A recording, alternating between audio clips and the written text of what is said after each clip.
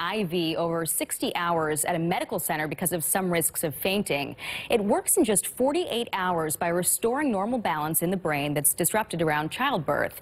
It's a breakthrough because it acts so quickly, and it bridges the gap until other antidepressants can kick in, which typically can take months. Patients in trials said they felt it working between just 12 and 18 hours after they got that infusion. Fox's Jackie Heinrich. It has a blockbuster price, though, $34,000, and that doesn't include the cost of a two-day hospital stay to receive it, though there is hope it may ultimately be covered by insurance. Postpartum depression is the most common complication of childbirth, affecting about 11% of new moms. A sour ruling for one candy maker in a lollipop war. In the battle of candy companies, a federal judge is siding with Spangler, maker of Dum Dums lollipops, in a lawsuit against its rival Tootsie Roll Industries. Spangler claims that Tootsie Roll's new Charms Mini Pops packaging too closely resembles Dum Dums packaging. And a judge says stop it, at least for now, and that Tootsie Roll is using packaging nearly identical to Dum Dums, right down to a red bag with white lettering. Spangler believes that the packaging is so similar that candy fans would easily confuse the two products. Fox's Hillary Barsky. I'm Lisa Brady. This is Fox News. Security Title is honored to join in sponsoring Ray Gibson on The Point. Half a day. I'm Mark Benventi of Santa Rita, and this is where I start my day, listening to the voice of our community and sharing thoughts and issues that affect us all. It all boils down to our people, our land. Protei Igumamo. Protect your home. When purchasing or refinancing your home, remember to call the professionals at Security Title, just like you call Ray Gibson in the morning. If you have family or friends getting treatment right now at St. Luke's Medical Center in the Philippines, we want to connect with you. Hafaday, I'm Joe Guam. Thanks to our partners, we're bringing Mes Samoru to St. Luke's in Global City. I'll be playing a free show on March 29th from 2 to 4 p.m. in the St. Luke's Piano Lounge for all our Guamanians out there. All family members accompanying the patient are invited to join us, but seats are limited, so please tell your family to go to joeguam.com to register online and reserve your spot. This event is presented by Guam Windward Memorial. Special thanks to our affiliate partners, Stay Well Guam, Take Care Insurance, Guam Hearing Doctors, Lombard Health Eye Clinic, Guam Premier Outlets, and Coast 360. Our contributing partners, Moylan's Net Care and Data Management Resources. Our supporting partners, American Music, Fizz & Co., The Coconut Tree Company, Kadu Restaurant, and our promotional partner, The Point, Sidus Mosids, and Biba Mes Samoru. I'm proud to be a Guamanian, where America's day begins. And I can't forget the women and men who fought for my brown skin.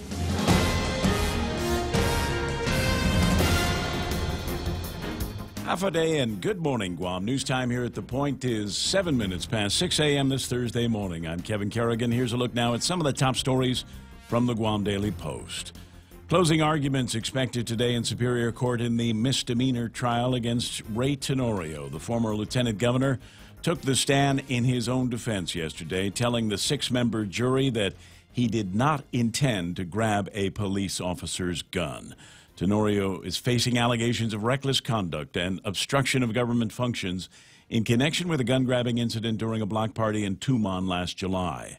Following that incident last year, Tenorio publicly acknowledged that he had approached Sergeant Carl Cruz from behind and lifted his handgun out of its holster. In his testimony yesterday, Tenorio explained that he had looked at the officer's firearm and knew there was something wrong. It looked like it was floating, he said. It wasn't properly seated. Tenorio said he'd lifted the gun out by the hand grip using his index finger and thumb. Tenorio said the gun came straight out to his surprise. Tenorio said when Cruz turned around, he held the gun at about eye level and told the officer, "Dude, take this." When Sergeant Cruz testified last Friday, he said that his gun had been properly holstered and secured at his side. Tenorio also said he did not have more than 2 or 3 beers that night last July, telling the jury, "I've not been drunk in a long, long time." Guam lawmakers headed back into session today. Senator Clint Rigel's recreational marijuana bill is on the agenda for debate. Governor Leon Guerrero yesterday said she supports the bill conceptually, and she thinks marijuana should be made legal.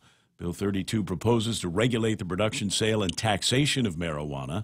Senator Rigel has said that the aim is to launch a new industry on island, create new jobs, and spur new revenues for GovGuam. The Guam Visitors Bureau, however, has cautioned lawmakers not to rush the legislation, saying a study should first be conducted to determine the impacts on the island's tourism industry.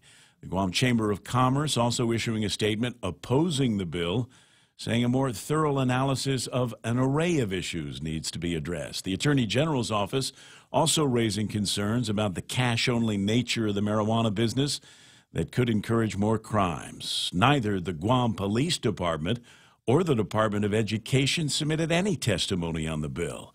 Yesterday, the Republican Party of Guam issued a statement saying they share the concerns raised by the Guam Chamber, the Guam Visitors Bureau, and the Attorney General.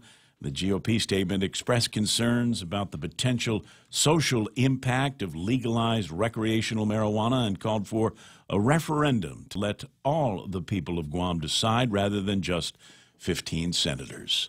We'll have more news after this.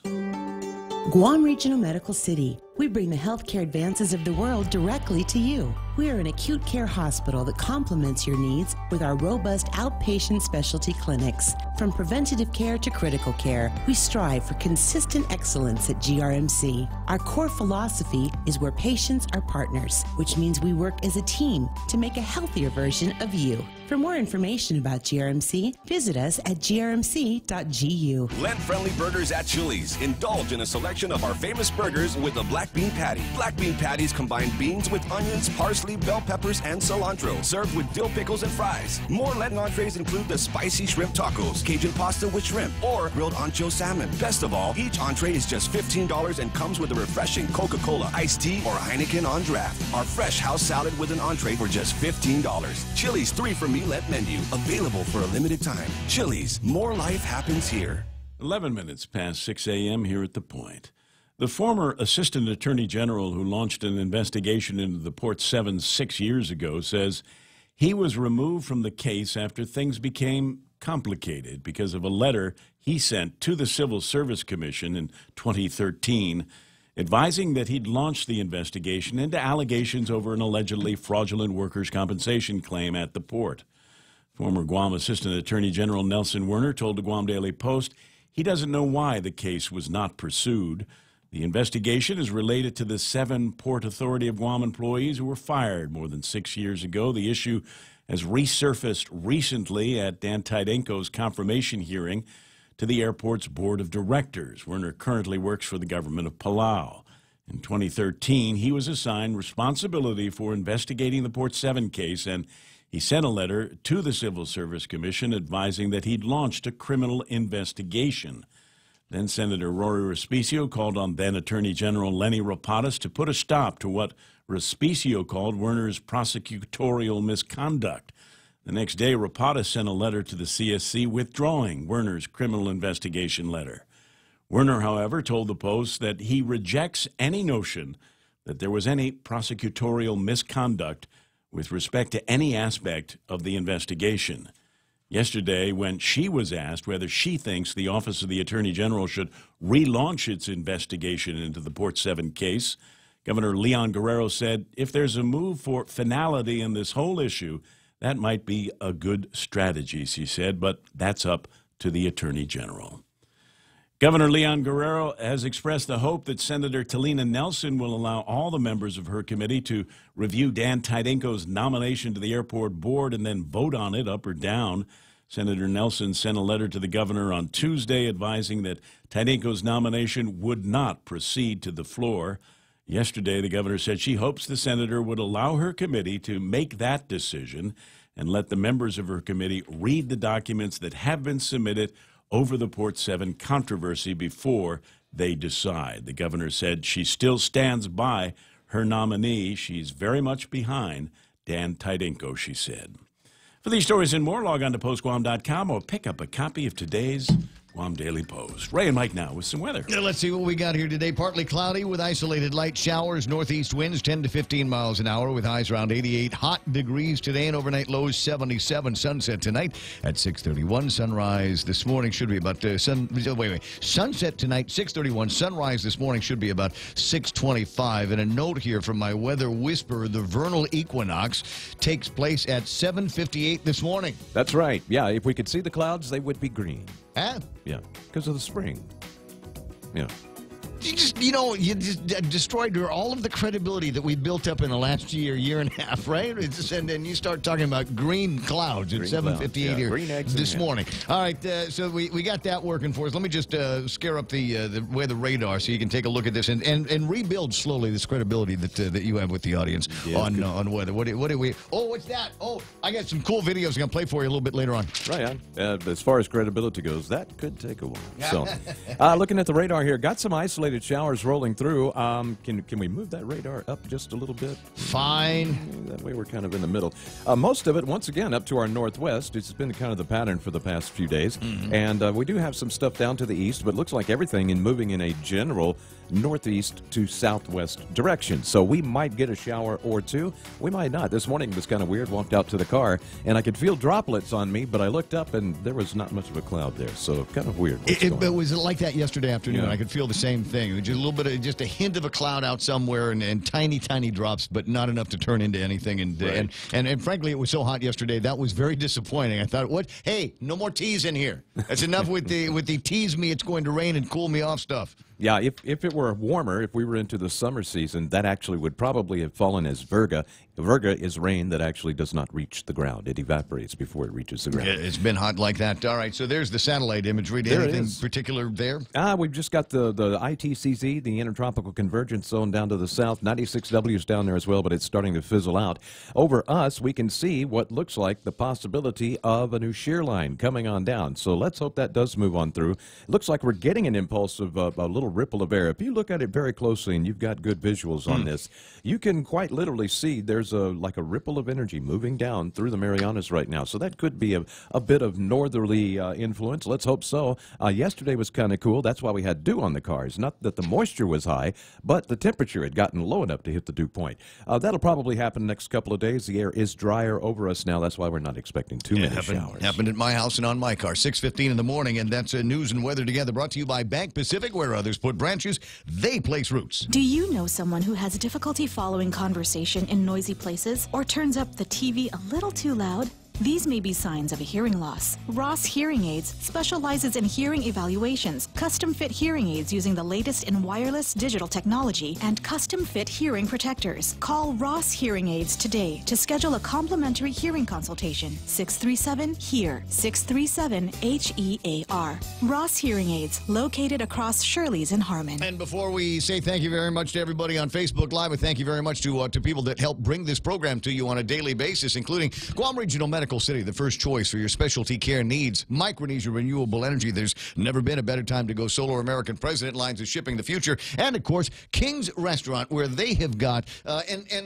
recognize there could be a thing. I'm always talking about parrotfish. And so they got 4 different ways that they've got parrotfish on their Lent menu. One of them is you take the parrotfish and stick it in the fryer and you eat the thing whole fried. Or you can have it in a parrotfish sandwich. Now, and that's good as well, but I will tell you, having recently had a parrotfish sandwich, it's different. You know what I missed? I missed taking the fish apart. Right? You get a parrotfish sandwich. Somebody else has already done that. You got the filet, and it's on the bread and the lettuce and tomatoes and everything like that. It's really, really good that way. But personally, I think part of the fun of eating a parrotfish is taking the thing apart and being able to get through and chew on everything, eyeballs included. So make a decision on how you want it, and then head to King's. The GCC Votech Class of 79 is back. Join them on April 27th at the Onward Beach Hotel for a night of dinner, dancing, skits, and reminiscing. It's been 40 years since graduation, so take advantage of this once-in-a-lifetime chance to relive the memories. There's also a memorial mass on Friday, the 26th, at the Santa Teresita Church. Be there at 5:30 for candle placement in honor of classmates who've gone before. Tickets for the reunion on the 27th are on sale for $40 a person. For details, find Connie Kittigwas and Nicholas at 488-6108 or Kathy Diaz, 777-3243. Bebus 79ers. I got you. Somebody on Facebook Live talking about sugar honey iced tea because it's Thursday. Hey, don't take that apart. Sugar, honey, iced tea. I think I know what you're trying to say here.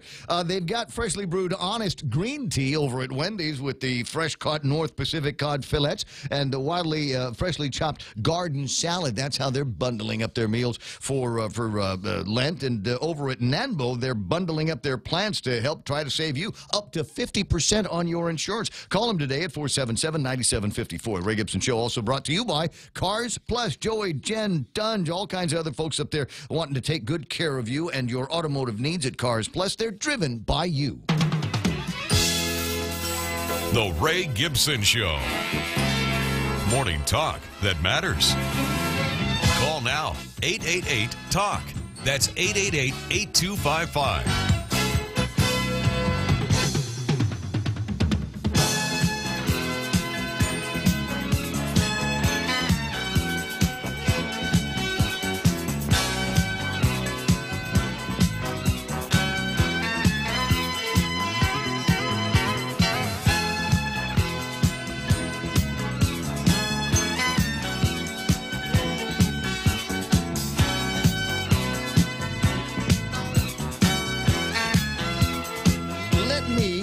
To this before I get to that, got to do shouts to everybody on Facebook Live, because there are a bunch of people coming in, and because they're curious what sacred wisdom will Ray pass along here today.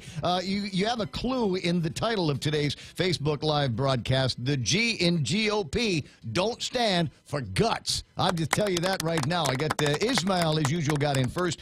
Ken LG lamenting again about how he has not had a chance to come in first. You gotta wake up real early, and you gotta kind of know when I'm reaching for the button. Run, Forrest, run! Cousin Tommy Barcinas is there. I see Shar Marcia So, John Torres saying, morning, Rayman. Yeah, I like it when people call me that. Chris Valencia, I got John Ray Titano with his buenas. Happy Friday's Eve. Back at you, bro. Bob Ellsworth saying, mini Friday. Greg Massey is joined. Ken LG says, the day I get ahead of you, Ismail, I buy a Powerball ticket and change my life for the better forever. Forget living on a cruise ship. I will live the endless flight on a 747 SP. Only real 1980s long-haul travelers will know what that is.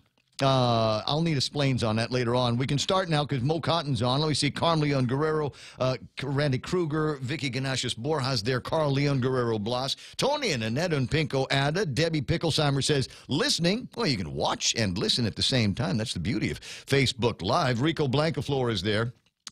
And Ismail responding to something. I was listening to Kevin talk about the Tenorio trial, and the quote of the day is going to be, it looked like it was floating. It looked like it was floating. Now, I don't know about you, but, you know, after a couple of Heinekens, I get that same feeling. Don't you? Let me see. Paulie Bloss is there. Avakaskated Dude. Good morning, Guam. And the point, John Dell says, damn, how many times do we have to vote yes? What have I got here? Frankie Gutierrez is online. Pat Norma, Jean Flores, Cheryl Ochai. John says, Rayman, wondering if the marijuana bill passes, could the federal government stop or cut some federal programs or funding to Guam since they still consider it illegal? And the federal government can do whatever it wants to, and you know, there are times where I don't know that they've done that with any of the states that have passed in their own states any marijuana deregulation. I don't know. I haven't heard of any federal programs that have stopped as a result. Pam Duvall's there. Commissioner Roy Gamboa, Yoich Rengil Tutao, my friend. Mike Stell says hello from New York, USA. New York, the USA version of New York? Really? I'm just playing around. Anita Mofness has got the pretty Valentine's eyes. Juanita Machi is waving. So is Joe Flores, Eddie Artero, Adonis Mendiola. And he says it's Down Syndrome Awareness Day. And I've never heard of this before. Wear some odd socks to celebrate. That's interesting. Is that a thing? That you should wear mismatched socks today? I've never heard of that, but my socks are pretty odd. Yeah. You know, I can't do that. Yeah. I cannot do that. Really? Got OCD about that? I only have one kind of sock. Oh. I'm serious. Yeah. Every once in a while, I'll go to Kmart and I'll buy, 3 or 4 batches of the same kind of black sock. Right. And then go home and throw the other ones away. Yeah. And the reason is because it's easier for me to sort when I'm doing laundry. Right. Is all of the socks are the same. So there's no way that they can be mismatched. Yeah, along the same lines, I buy maybe 1 or 2 different kinds, but same thing. Yeah, I mean, this makes it a whole lot easier. Governor Carl T.C. Gutierrez online. I see Auntie Lou Sanchez is there, Debbie Wise, Rod Rosgrino, Andy Hendricks, and more as we make our way through this particular Thursday morning. And like I said, the theme here today is the G in GOP don't stand for guts, which is disappointing because the P in GOP actually stands for party. And I think they've forgotten a little bit of that in a recent memorandum that the Republican Party of Guam had sent out last night. I'll read bits and pieces of it to you. But Cousin Troy is on the line. Good morning, Cuz. Good morning, Cousin Ray. How's Nova? No, you know what? Nova's doing our. Nova's the dog at the house, and we recently got Nova, but Nova doesn't like me, and I'm sure that's going to be distressing to Ismail, who's listening this morning. Nova, I don't know, is a real skittish dog. And so when I come around, like, come on, Nova, let's go play. I got a treat. I got snacks. She'll duck under the couch. I'm thinking maybe she's just not used to me, and she's still, I think, only about 7 weeks old. So it might actually take some time. It's either that or the dog has just got very, very good instincts and just doesn't like me. No, I think, I read this book once by that Caesar, whatever his name is, the dog whisperer. Oh, right. And he said, like, rather than, especially if it's like a puppy, rather than being completely sweet and almost subservient to the dog, you have to be a little stern in the beginning, especially to a puppy, so that they know that they like it when they have a pack leader or something. Oh, so I gotta be the alpha male. I think so. I'll work on that. I don't want to scare. I don't want to scare it. I don't want to scare it any more than it is. So I think I'm just taking everything one day at a time with the dog. She's actually very smart. She's almost completely house trained. Believe it or not. Oh God, your one dog is better than my 100. I'll help you with that. So I want to congratulate you to a degree. You have your name now is now. How do I say this? Adjective or it's a verb? Because they're all saying that that Dan Tedinko got Troyed. You have no idea how happy that makes me. No, I think I do actually. I think I've, I watch the videos every once in a while. You've got this glee, like I don't know, like you're floating. You're light. It's floating. Everything looks like it's floating. Sorry. Without drugs. I wonder if the prosecutor picked up on that line and was like, "Well, let me ask you again, Mr. Tenorio, since you saw the gun floating." Were you not intoxicated? All right. Somebody says better.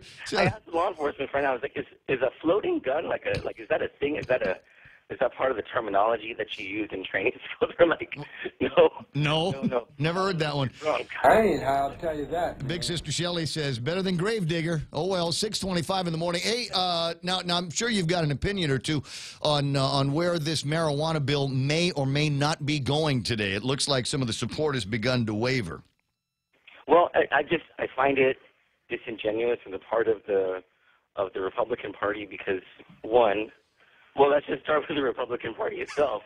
It's a party of personal responsibility and freedom and liberty and civil liberties and all that stuff. Well, at least it used to be.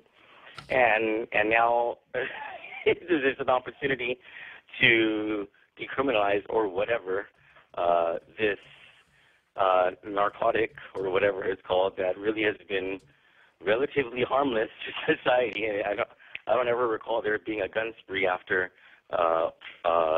someone smoked a joint or a case of domestic violence because someone was stoned. I think they just go to Payless and blow their wad on Doritos.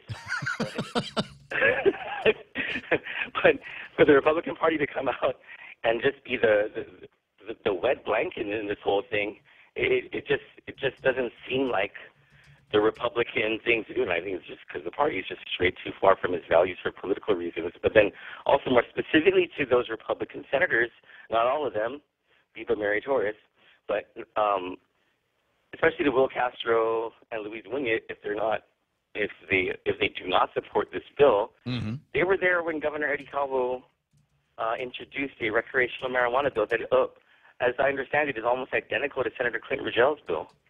And so why the change of heart all of a sudden? Why are you wavering if that's the case? So the conspiracy theorist in me, and I've got just a little bit of that gene. I think you got the most of it in the family, but the conspiracy theorist in me suggests that they haven't gotten enough time to figure out how they're going to capitalize on it. So let's hold off and wait until the 2020 election, and by then they will have figured out how to find a way to scoop up all the dough and leave the scraps for everybody else.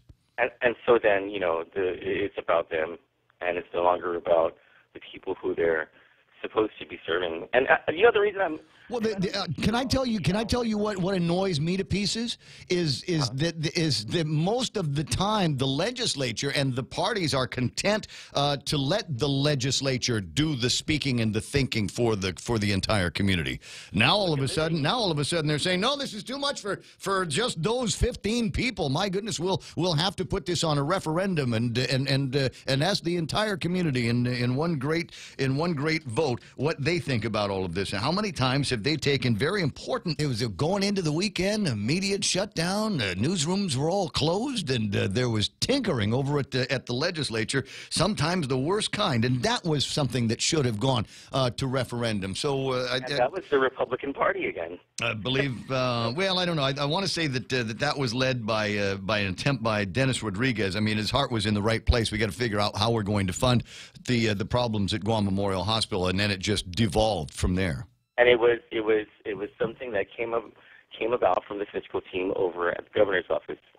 I can give you first-hand information about that. You got my email, bro. Hey, I got to run because it's about that time.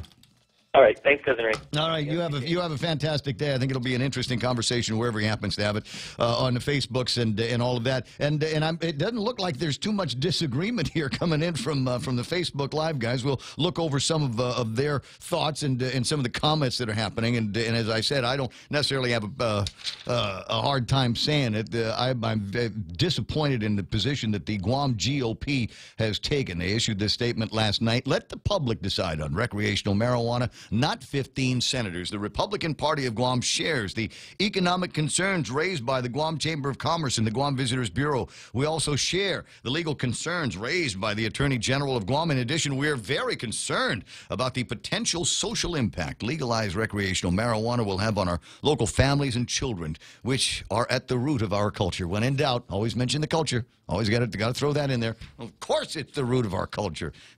Cockamamie statement is that. We believe that this decision should not rest in the hands of 15 senators, but rather the community at large. We encourage senators to amend the bill and put this decision in the hands of the people of Guam at the next election.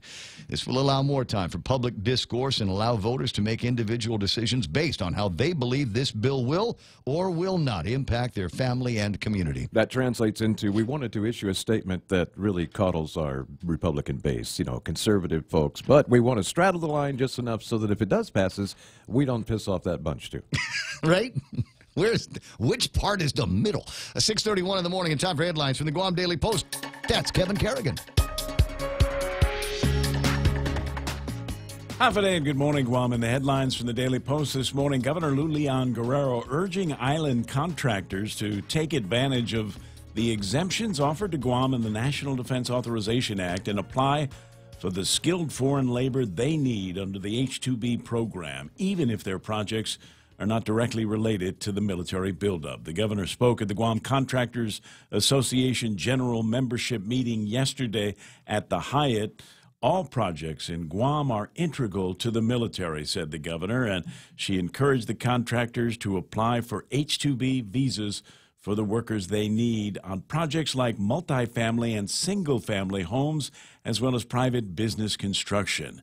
She said employers should take a chance on those projects. She said her administration is cautiously optimistic that applications, if filed correctly, may get approved. Senator Pito Terlahi is still waiting on certain documents before his committee can act on the nomination of Steve Ignacio as chief of the Guam Police Department. Senator Terlahi would not comment on the type of document he's waiting on, but he referred to it as necessary in order for him to begin the discussion on Ignacio's confirmation as chief of police. Ignacio has served more than 31 years with the Guam Police Department, most recently serving as commander of the Agana Precinct Command. Governor Leon Guerrero yesterday reiterated her support for Ignacio, saying he possesses the capacity and capability to run a good police department. Senator James Moylan introducing a resolution calling on Governor Leon Guerrero to continue deporting non-U.S. citizens who have been convicted of felonies. In his resolution, Moylan states that DOC still holds over 100 non-U.S. citizens convicted of felony crimes here on Guam. And the former governor, Eddie Calvo, initiated that program for alien prisoners housed at DOC. that removed more than 70 inmates from DOC and sent them back to their native countries. For these stories and more, log on to postguam.com or pick up a copy of today's Guam Daily Post. It's 6:33 in the morning. The preceding newscast brought to you by Michael Knight, the VO Pro. Huh? Do you like that? I just came up with that. That can be your slogan. No charge. Nice. No charge. The VO Pro. Yeah, VO Pro. VO stands for voice over, and I don't know if everybody, if you follow me on Facebook, you should also be following Michael Knight, and Michael Knight's got a Facebook presence there, and is now available for voice work. So listen when he's talking. I want you to listen to the sound, the gravity of his voice, this cavernous sound, and that can be in your next commercial or a telephone answering message. Or some of the other things that voiceover pros do, right? Yeah, absolutely. I mean, I will do as much as voicemail messages, message on hold, audio books, whatever. Whatever they want done. First 3 orders get 20% discount. So hurry and find Michael Knight on Facebook using that name, Knight spelled Knight, the way it's supposed to be done. 6:34 in the morning. That's also iConnect time for 2019. Get Michael Knight's voice on your message and stick that on the mobile phone that you're going to get, and also bring up the internet and push to talk with iConnect.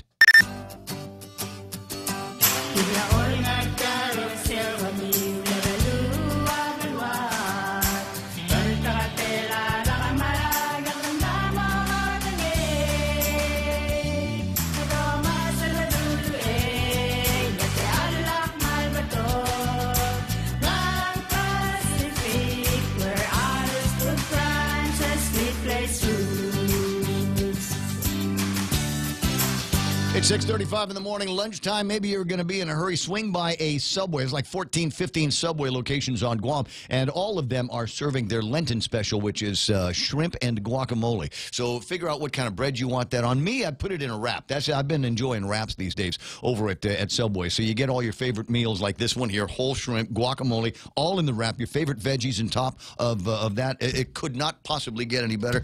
Take it to Subway today. It's Micronesia Mall's 30th anniversary, and to celebrate, we are giving away a new Kia Soul LX, a Mazda 3i Sport, the popular Honda Civic LX, and 30 Manila Flyaways during our 30th anniversary Drive-Away Flyaway. Win 3 great cars from Triple J Auto Group, 30 Flyaways from Philippine Airlines, plus thousands of prizes from Burger King and Foot Locker when you play Micronesia Mall's 30th anniversary Drive-Away Flyaway. Traffic Gizmo time. It's probably not going to be too much of it here this morning because it's still kind of early out on the roadways. But I'll scare it up and see what it says out there. Whether there's anything that you need to worry about. Stand by one. Let me press the button and see. Yeah, that's what I thought. There might be a little bit of traffic southbound Marine Corps Drive up in Gigo, right around the Payless and the gas station area. Might also see a little bit of traffic on Route 10 Alpha. That's the airport road over by the intersection there. That it looks like a little bit of northbound traffic might be slow through there, but should be all right. Traffic around the intersection over at Kmart northbound is a little bit slow this morning, but everything else seems to be moving all right. Nothing major in front of Big Navy in PD and Sumai. Nothing in front of Navy Hospital right now. Certainly nothing seems to be working up at Anderson Air Force Base. Maybe the military's taking the day off. I don't know. 6:37. That's right now traffic here on The Point. Here at APL, our core values give the company its heart and soul. Whether it's connecting your business with our global network through our newly enhanced service or investing our efforts into giving back to the community, APL is committed to serving you. We humbly honor the opportunity to find innovative solutions for you and your business. To learn more about our enhanced service, call 588-4651 or visit www.apl.com/Guam for more details. The Coconut Wireless is back. The Ray Gibson Show. Call now, 888-TALK. That's 888-8255. Who's playing around my Facebook Live now? Andy Henricks is there. Mingo Ree. I got my pal Ray Haddock, Rosita Mahoney. Hey there. Tai Fanakbu. That's Lasia. Hi, Tai Fanakbu. Ethel Reed. Carl Fakuta's online. Dion Shinahara. Mary Park because she's got an E at the end of that name. Ken LG asking, what about Munoz bill in the last session? Paulie Blas says they should all smoke a joint and go into session and vote Biba Buds. Brad Hewitt's online. Carlos Barreto. Heather Perez is playing around. Paulie says, and invite all the food trucks back to the old Department of Administration buildings. I see my world traveler friend Arlene Collins has chimed in. If you follow Arlene on Facebook, nothing but pictures of some of the prettiest spots in Europe, made even prettier because she's there. James Howard with an interesting and longish kind of post here says, they're panicking, and for good reason. The time has come. This letter and suggestion is another blunder and will position the Republican Party in dire straits should this position be taken. The people have spoken. Yes, the X factor will be the 10s. Says 10Z, the impact this time around if voted again. I see. The X factor will be the 10 times the impact this time around. They once again have miscalculated as they did in the last election. It's just a matter of time, my friends. Our will and heart has led the way, and the truth is no longer silent. Ricky Orsini's there. Joe Blas, good morning. Big Abetta. There's Chris, Mark Mendiola, Jackie Cabrera, Pan Cal. Welcome to the program. Excuse the mess. I got Sonny Cruz, Melissa Salasaki-Moto, Dave Duenas, Bob Lizama, and Richard Arroyo. Says, good morning, Marathon Ray. Well, yeah. And a little bit of training yesterday, got a little bit of training tonight, and then I'm going to see if I can find a way to take it easy. But there are going to be marathoners that are going to be out this weekend. The Guam Marathon that is hosted by the Guam Running Club, 48th, is going to be taking place early Sunday morning. So if you're going to be out and about, watch out for them. Actually, you know, watch out for everybody. Let me throw a concept here. Wondering what it is that the government of Guam might be able to do with whatever revenues they derive from the taxes and the fees and the overall goodness that this industry that they're talking about might be able to bring into the government of Guam. If we don't automatically squander the money, which is a point Jeff Pleadwell was making a couple of days ago, is great. Another way for us to throw money at the government of Guam that they can squander. I see your point there. I'll raise you this, though. It occurs to me that one of the things that we really ought to do with this money is plow it into mental health. Because is it just, maybe it's just me, because I'm, you know, it's the crazy stuff that is showing up on my WhatsApps these days. I think just about everybody is. I consider something viral if it shows up in more than one or two of my WhatsApp chats these days, and that's the case with the video I got overnight. But it seems to have gotten a whole lot of traction. Let me put it up here. I don't think there's any audio here, so we don't need to worry about bringing the audio up. But it is a video now of a car pulling up, and they're going to zoom into it now. If you're watching this on the Facebooks, you'll be able to see what it is. Those of you that just open up your WhatsApp, I'm sure it's there already. Is a guy pulls up in a black station wagon, and that might be the thing. He's just, you know, off his tilt because somebody's making him drive a station wagon. I don't want to drive a station wagon. It's 2019. And gets out of the car, out of the truck, blue jeans and a blue shirt, and what looks like a pistol in his hand. I don't know if you can see that well on the Facebook, but he's hollering off at somebody, and he's got a pistol in his hand, and gets back in the car. After bobbing everybody, or what, I don't know, whatever it was that he was hollering at, gets back in the car and drives away. And that's not something normal people do. And it's not, it certainly doesn't go along with the training that most people will get in terms of firearm safety. I hope that somebody over at the police department has got a handle on the video here and might be able to determine what kind of car that is that he's driving. It looks like there's a little bit of parallax going on, a compression on the screen. But maybe somebody over at the police department might be able to get a handle on who that guy is and go out and look, we've got you on tape here. We've got a clear violation of a gun law, so you're going to have to talk to us. And it might be, you know, maybe the guy's just having a bad day, or maybe he's having a bad life and it's in his head. And ask me, you know, among the people that ought to be the beneficiaries of any additional revenues that come into the government of Guam, especially the ones that come in from the conversation about taxes and additional revenue from the marijuana, needs to be talking with these guys. at mental health and see if we could take some of that dough and apply it to some of the mental health issues and the mental cases that we have on Guam. Police called by Rebecca Kitachai, who stated that she was in her motor vehicle in the parking lot of Goody's store. I can tell a cop wrote this. In her motor vehicle. You mean in her car? Okay. Waiting to turn left onto Fahrenholt Avenue. The victim then saw a male, later identified as Ricky Phillip, lying on the pavement. The defendant then rolled to the victim's direction, pulled out what appeared to be a black and gray gun. The defendant then pointed the gun at the victim. The victim believed the gun was an actual firearm in fear for her life and was able to drive away and call the police. A witness saw the defendant throw the gun under the vehicle in the parking lot at Oka Plaza. This guy was moving around a lot. Police confiscated it, which was later determined to be a pellet gun. Again, people don't normally do this. We've got some issues around here with mental health, and we've got to try to get to the bottom of it. Isn't my neighborhood wonderful? So exciting. Right? Well, so there's another story about this guy out in Taitano Road on the Mickey Miyake Nukos.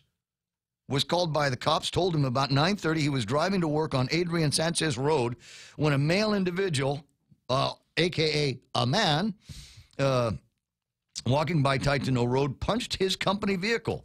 The punch caused a dent in the rear door. When the reporting person exited the van and asked the male why he punched the vehicle, the male said, "I want to play basketball." The male then took off his shirt, covered his face with his hair, and ran towards S.J. Mart. He was described as wearing black shorts. Of course, the cops eventually caught up to him, and he was so messed up, the cops had to hold on to him. He had bloodshot, watery eyes, difficulty maintaining his balance, slurred speech, the odor of an intoxicating beverage emitting from his breath, just muttering something about everything is floating. It all looks like it's floating. Now, I'm messing around. I just put that last part in myself. What? I'm like that. I'm irascible. Didn't anybody told you? 6:45 in the morning, 888-825-5888-TALK.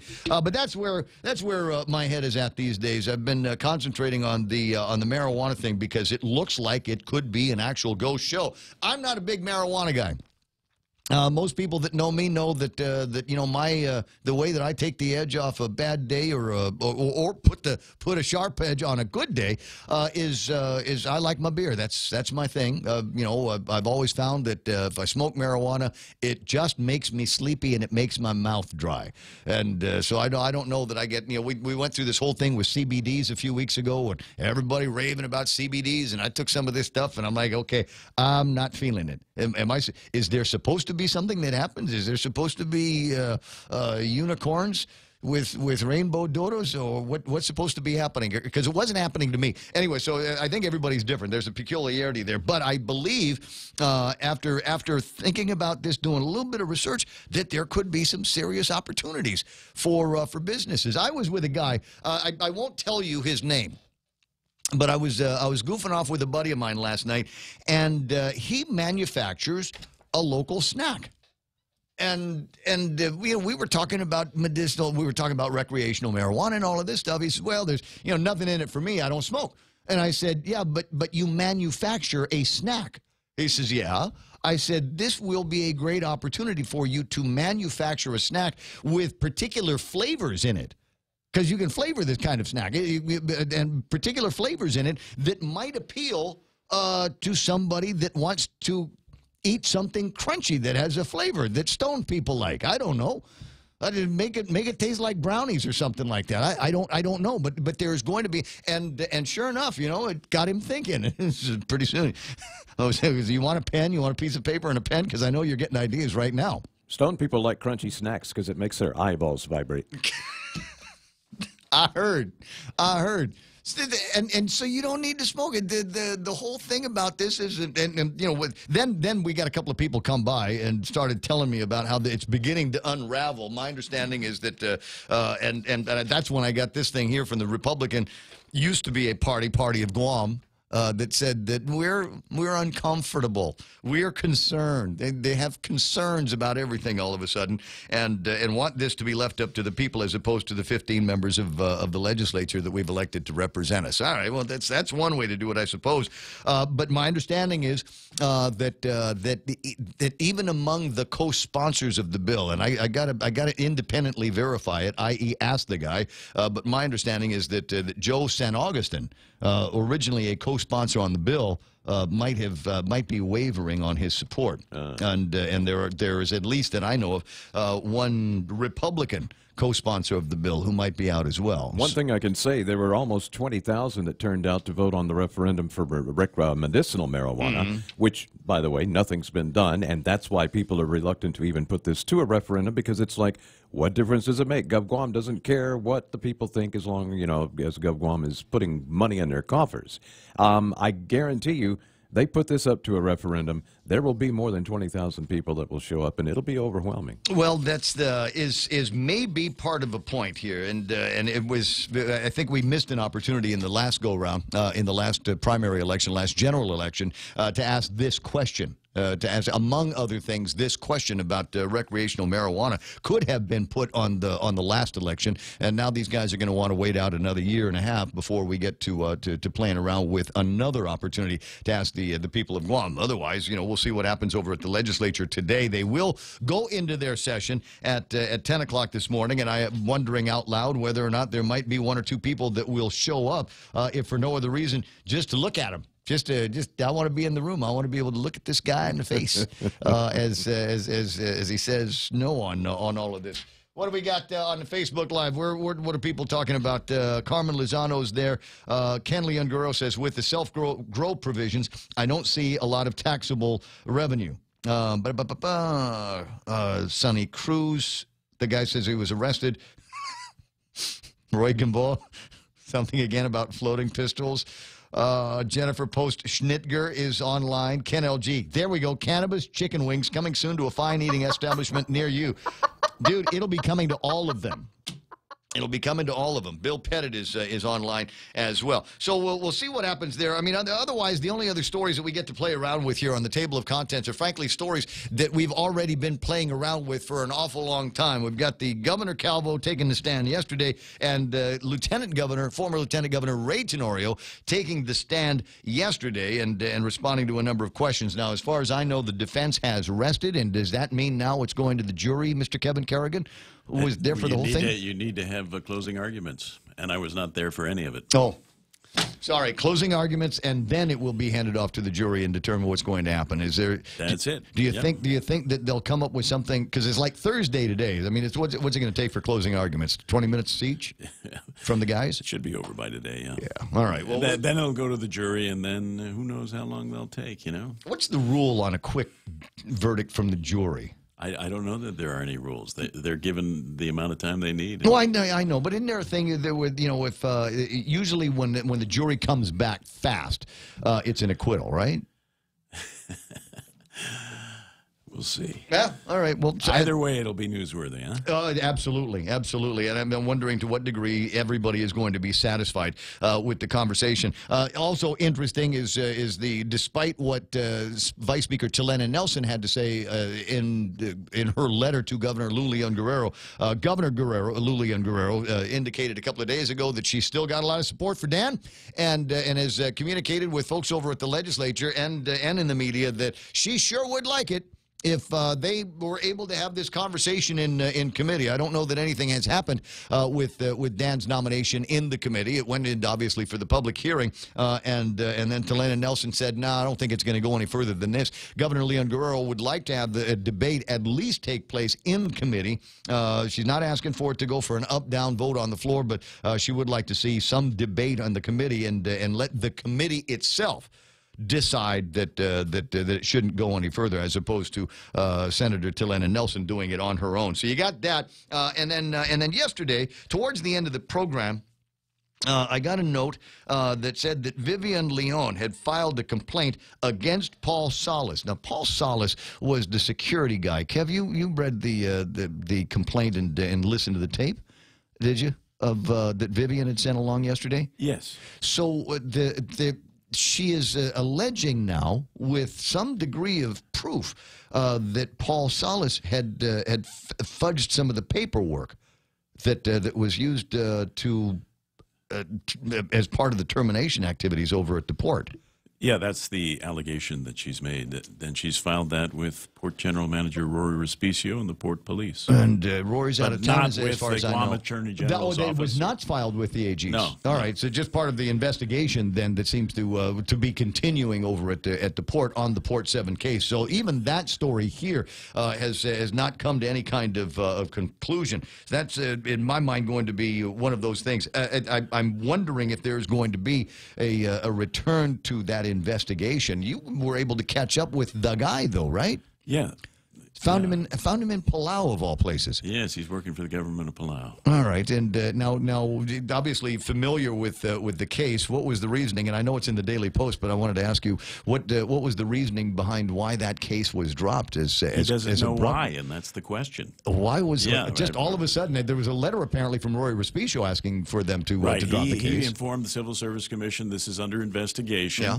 Rory Respicio at the time was a senator. He protested, called it prosecutorial misconduct. Yeah. Then Attorney General Lenny Rapadas wrote back and said withdrew the letter, and the investigation ended. Huh. And that's that. And he split. Prosecutorial misconduct. Yeah, we've tried to get a response from Lenny Rapadas, but he has not returned our request for comment as to why that investigation was terminated. And Rory's unavailable? Rory's off island. Off island, okay. Yeah. All right, so there's the story on that. So obviously this case is, there's the possibility that it could actually go someplace one of these days. We'll have to watch and see what happens. I was mentioned yesterday that Governor Lulian Guerrero was going to be sitting in front of the contractors that we have on Guam and try to give them some advice. You know, she's been on these morale building tours lately. Went on a morale builder over at the port, and now everybody is happy over there, and my guess is that she's picking and choosing which departments and agencies that she wants to bestow with her magical morale building qualities. But at any rate, she was in front of the guys over at the Guam contractors and said basically what I said. And it's not one of those things. I'm not claiming to have any incredible amount of common sense. But when we heard, you'll recall, when we heard that the Tsubaki Towers was considered, for all intents and purposes, part of the military buildup around here. That was my response was, well, then maybe we ought to go and declare everything part of the military buildup. All construction on Guam needs to be part of the military buildup, and she had mentioned that in Washington, D.C., is that there can only be, you guys have given us this, the verbiage here, one Guam. And one buildup, and it's going to benefit everybody. So when it comes to being able to get H-2B work done on Guam, it has to occur everywhere, not just on one side of the base. If we're building a restaurant in Anigua, no doubt there's going to be military that show up at this restaurant in Anigua. I take a drink over at Mosa every once in a while, and my guess is about 25–30% of the customer base in that restaurant and bar are members of the Armed Forces of the United States of America. So if Mo wants to add to the patio outside, as far as I'm concerned, that ought to be considered part of the military buildup. Yeah, but I think as a one-up to the military, we should have a part of town where they can't come in, because that's what they do to us. I can't go to the base. Yeah, so there should be a part of town where military is just not allowed. No, it's just ridiculous. No, get out of here with that kind of thinking. Senator Judy Guthertz mentioned something like that. There ought to be a toll they pay to get into the other side of it. If you were able to get a job on the other side of the fence, you would probably take it very, very happily. 6:57 in the morning. So in my mind, she's on the right track, and I agree with her that if you've got a piece of construction that you need to get done and you don't have the bodies to do it, go and petition for them to come in under the military buildup. I think it would be a stretch, personally, but I've complained about not having my reception area done here because we can't find the labor. Right? I mean, all kinds of construction companies, and I've had all kinds of guys come in here and give me quotes. I said, when can you start? He says, when we get some bodies. when I get done with this one project, and there's 20 other projects I got to do after that. And so it's been virtually impossible for me to get any kind of work done. Now, I did get a note from somebody yesterday, and I'm not going to tell you, but it's somebody that we all know. And apparently there's a couple of these small-ish organizations. You can find them on Facebook that can do, you know, a little bit of concrete work here, a little bit of tile work here, maybe some cabinet work over there, because there is some of that work going on. You just got to know the guys. You just got to know who to talk to about that. But is it possible that my reception area could be considered part of the military buildup? You know, as many people in the military that listen to this program. Well, it's possible that yeah, we could. Come on by here. This is where you want to go and pick up your prizes that you won while you were listening on base. 6:58 and change coming up. Fox News Live, and we are going to try to get hold of Jimmy Moreland this week. We've been trying this week, but he's been terribly busy. Because he's got an interesting measure that would help us save some money over at the Department of Corrections and help clean up the island from what some people would say are deplorables. I'm not that kind of guy. Not deplorables, but in my mind, they are deportable. And so we'll talk about that probably in the next hour of the program. Plenty ahead. Your comments are welcome at Facebook Live or on the WhatsApp, 988-5874. And again, let me give you that number, 988-5874. It never fails. I'll read that number on the air, and then 2 minutes later on Facebook Live, somebody will say, hey, what's the WhatsApp number for The Point? 988-5874. We're KUSG. I got you. Stand by. Fox News Live is coming up next.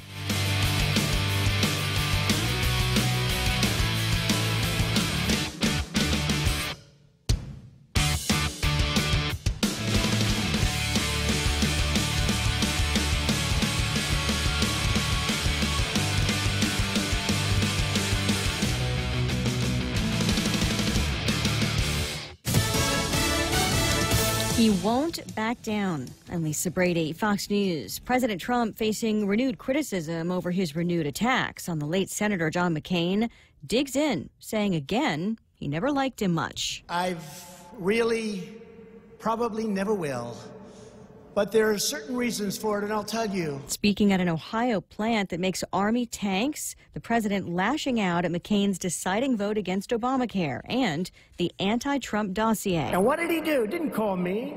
He turned it over to the FBI, hoping to put me in jeopardy. This just hours after Republican Senator Johnny Isakson, in a Georgia Public Radio interview, called the president's attacks deplorable and said he will continue to speak out against them. The president also continuing a public feud with the husband of senior counselor Kellyanne Conway, calling George Conway a whack job, as Mr. Conway questions the president's mental health. Kellyanne Conway stayed silent until today when she did a brief phone interview with Politico in which she said of the president, quote, "But do you think he shouldn't respond when somebody, a non-medical professional, accuses him of having a mental disorder? You think he should just take that sitting down?" Kellyanne Conway siding with the president over her husband, going on to say, "The president is obviously defending me." Fox's John Roberts at the White House. The Fed backs off, not only leaving interest rates unchanged, but now projecting no hikes for the rest of this year, tapping the brakes in part over concern the economy might. Well, the U.S. economy showed little evidence of slowdown through the end of 2018. The limited data we have so far this year have been somewhat more mixed. But Fed Chief Jay Powell also says the central bank continues to expect the U.S. economy to grow at a solid pace. An anxious end of the day, though, on Wall Street, the Dow dropped 142. This is Fox News. Lent-friendly burgers at Chili's. Indulge in a selection of our famous burgers with a black bean patty. Black bean patties combine beans with onions, parsley, bell peppers, and cilantro. Served with dill pickles and fries. More Lenten entrees include the spicy shrimp tacos, Cajun pasta with shrimp, or grilled ancho salmon. Best of all, each entree is just $15 and comes with a refreshing Coca-Cola, iced tea, or Heineken on draft. Our fresh house salad with an entree for just $15. Chili's 3 for Me Lent menu. Available for a limited time. Chili's. More life happens here. In 1972, Jesus S. Leon Guerrero pictured a brighter future for our island and its people. With the trust and support of the community, he founded Bank of Guam. In celebration of our 47th anniversary, we're offering a Founders Day loan for up to $50,000, as low as 4.70 annual percentage rate. Visit any branch or bankofguam.com for more information. Subject to bank's lending criteria, terms and conditions apply. Offer valid until March 29, 2019. Bank of Guam, member FDIC. Investigators not yet confirming reports about what's on a black box from the first of two recent Boeing crashes. These are new revelations about Lion Air Flight 610, which crashed into the Java Sea off Indonesia in October, killing all 189 people on board. Reuters reporting that sources say the cockpit voice recorder from that flight captures the pilots scrambling through a handbook, trying to learn why the plane was lurching downwards. But before they could find an answer, it hit the water. Experts investigating the second crash in Ethiopia say there are, quote, clear similarities between the disasters. Fox's Simon Owen, and at this hour, there's a report that the FAA is saying Boeing is developing a service bulletin instructing airlines to install new flight control computer operational program software on those grounded Boeing jets. Spring is here, on the calendar at least, officially arriving later this hour. And right on cue, baseball season underway. While the other 28 Major League Baseball teams will open their regular seasons March 28th, the Seattle Mariners and Oakland A's are playing their first two games in Tokyo, part of MLB's International Series, to open the season. 5 home runs hit in today's game, including 2 by players making their first appearances with the Mariners. Santana drives one the opposite way, hit pretty well. This one is gone! On ESPN, Domingo Santana cleared the bases in the third inning, first grand slam of the baseball season. Tim Beckham hit a 2-run shot, went 3 for 3 in his first game for Seattle, which beat Oakland 9-7. Fox's Jared Max. Teams play again tomorrow at Tokyo Dome. March Madness also underway. The last 2 play-in games are tonight to finalize the bracket of 64 teams competing for college basketball's championship. It's like the lottery's version of March Madness. Tonight's Powerball jackpot, 8th largest ever, $550 million. This is Fox News.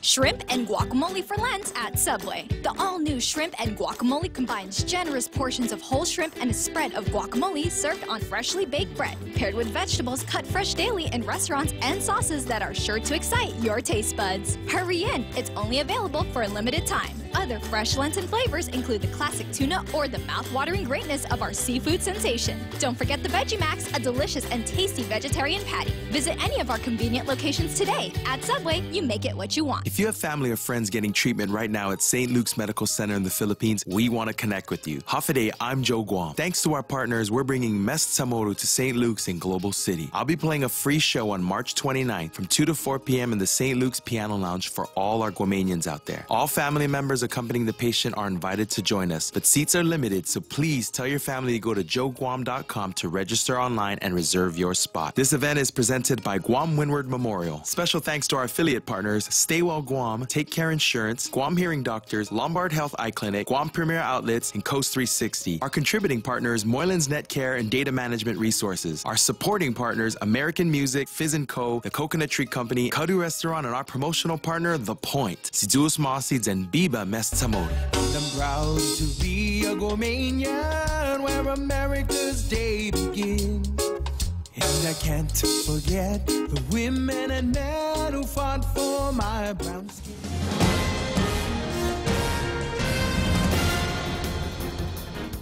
Half a day and good morning, Guam. News time here at The Point is 7 minutes past 7 a.m. this Thursday morning. I'm Kevin Kerrigan. Here's a look now at some of the top stories from the Guam Daily Post. Guam lawmakers heading back into session today, and Senator Clint Rigel's recreational marijuana bill is on the agenda for debate. Governor Leon Guerrero yesterday saying she supports the bill conceptually, and she thinks marijuana should be made legal.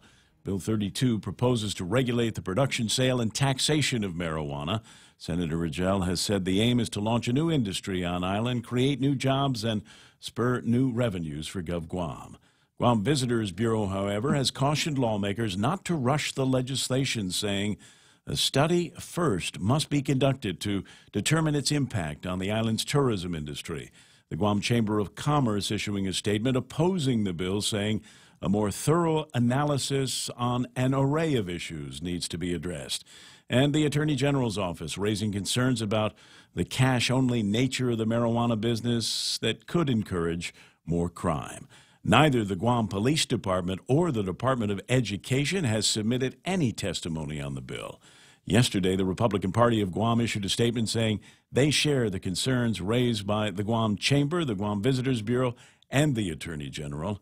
The GOP statement expressed concern about the potential social impact of legalized recreational marijuana and called for a referendum by all the people of Guam rather than letting the 15 senators decide. Closing arguments expected today in Superior Court in the misdemeanor trial against Ray Tenorio. The former lieutenant governor took the stand in his own defense yesterday, telling the 6-member jury that he did not intend to grab a police officer's gun.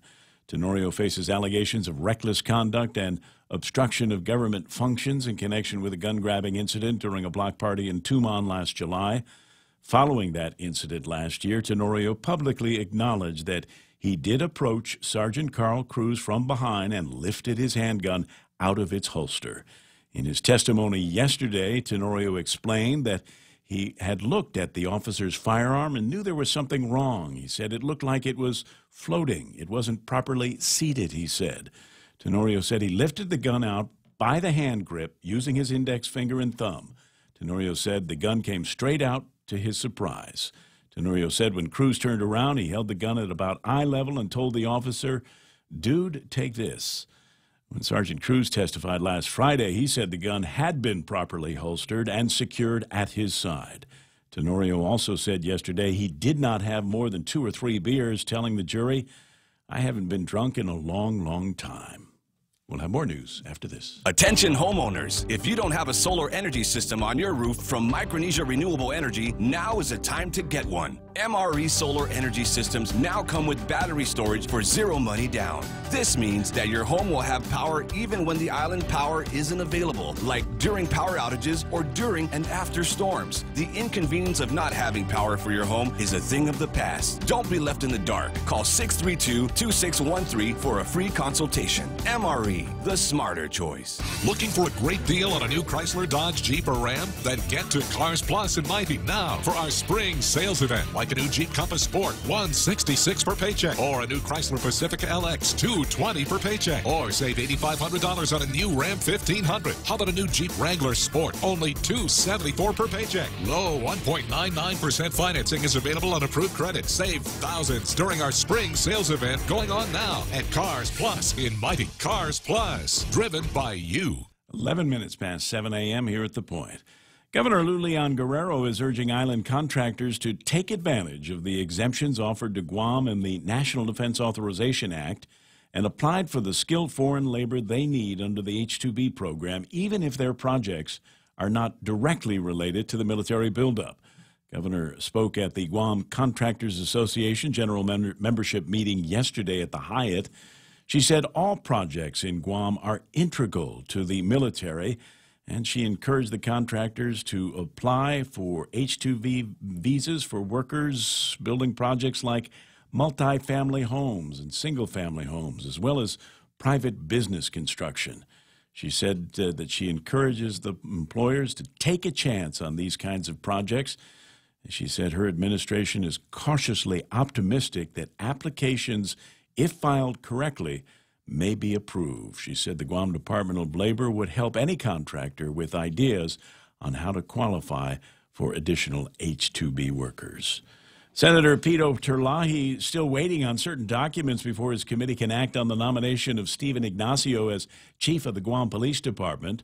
Senator Terlahi would not comment specifically on the type of document he's looking for, but he referred to it as necessary in order for him to begin the discussion on Ignacio's confirmation. Ignacio has served more than 31 years with the Guam Police Department, most recently serving as commander of the Ganya Precinct Command. Governor Lou Leon Guerrero yesterday reiterating her support for Ignacio, saying he possesses the capacity and the capability to run a good police department. For these stories and more, log on to postguam.com or pick up a copy of today's Guam Daily Post. Ray and Mike now with weather. Just a note here, high risk of rip currents along east-facing reefs. If you need to dip into the water to cool off, may I suggest a swimming pool or something on the west side of the island. Partly cloudy today with isolated showers. Northeast winds 10 to 15 miles an hour. My prediction is it's going to be another hot one today. 88, maybe 89, 90 degrees. Overnight lows tonight, cool, 76, 77. Sunset at 6:31, sunrise at 6:25. And in less than 50 minutes, we ought to be at the vernal equinox, and for Guam, the actual beginning of spring. That's right. Yeah, for all of the Northern Hemisphere, actually. If you remember last week, we actually hit our equinox when we got to an even portion, 12 hours of day and night. It happens a little earlier for us because we are south of the Tropic of Cancer. So everybody else in the Northern Hemisphere now gets in on the act today, starting at 7:58. Laggards. Yeah, I know, right? Yep. Guam leading the way, as we do every day. Yeah, we are where America's Day begins. All right, let's take a look at the internet thing and see what the radar is looking like. Looks like the sun drying out some of these lesser showers. The stronger ones off to the northwest, they are still hanging in there. And I have to really believe that that's a shear line up there and supplying some lift for whatever little bit of moisture is out there. Hopefully that will make its way down to us. We'll have to see how that works. In the meantime, just look for very isolated showers throughout the day today. You probably won't see any rain today, and the reason why is pretty clear on satellite. Yeah, it's pretty clear over us, really. We've got nothing there. Yeah, there's stuff way, way down south, several hundred miles away down in the intertropical convergence zone. Actually, looking at the satellite here, we can see some of those little purples and pinks in the blue.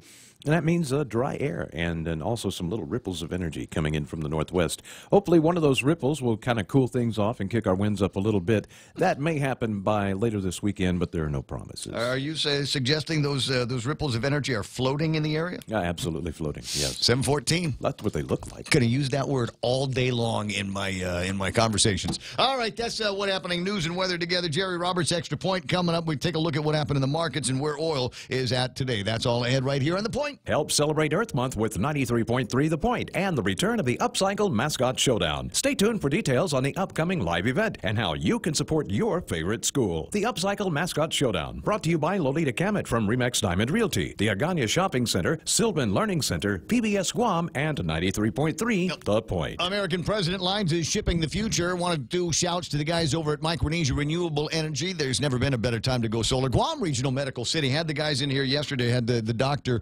an actual brain surgeon here in the studio yesterday, and it was creepy because he was showing pictures of what it looks like when they relieve, because on television they say, oh, we got to drill a hole in the guy's head and relieve the pressure from the swelling he got from the concussion, and he says, no, it doesn't work on television. It's Grey's Anatomy is not real life. What they would actually do is take something the size of a bowl off your head, and that will relieve the pressure and make it so you don't get a stroke. Anyway, so they're all about that specialty care over at Guam Regional Medical City. And now that I'm talking about gross things like taking off a piece of your skull the size of a bowl, I was referring to the kind of bowls that the soup comes in over at King's.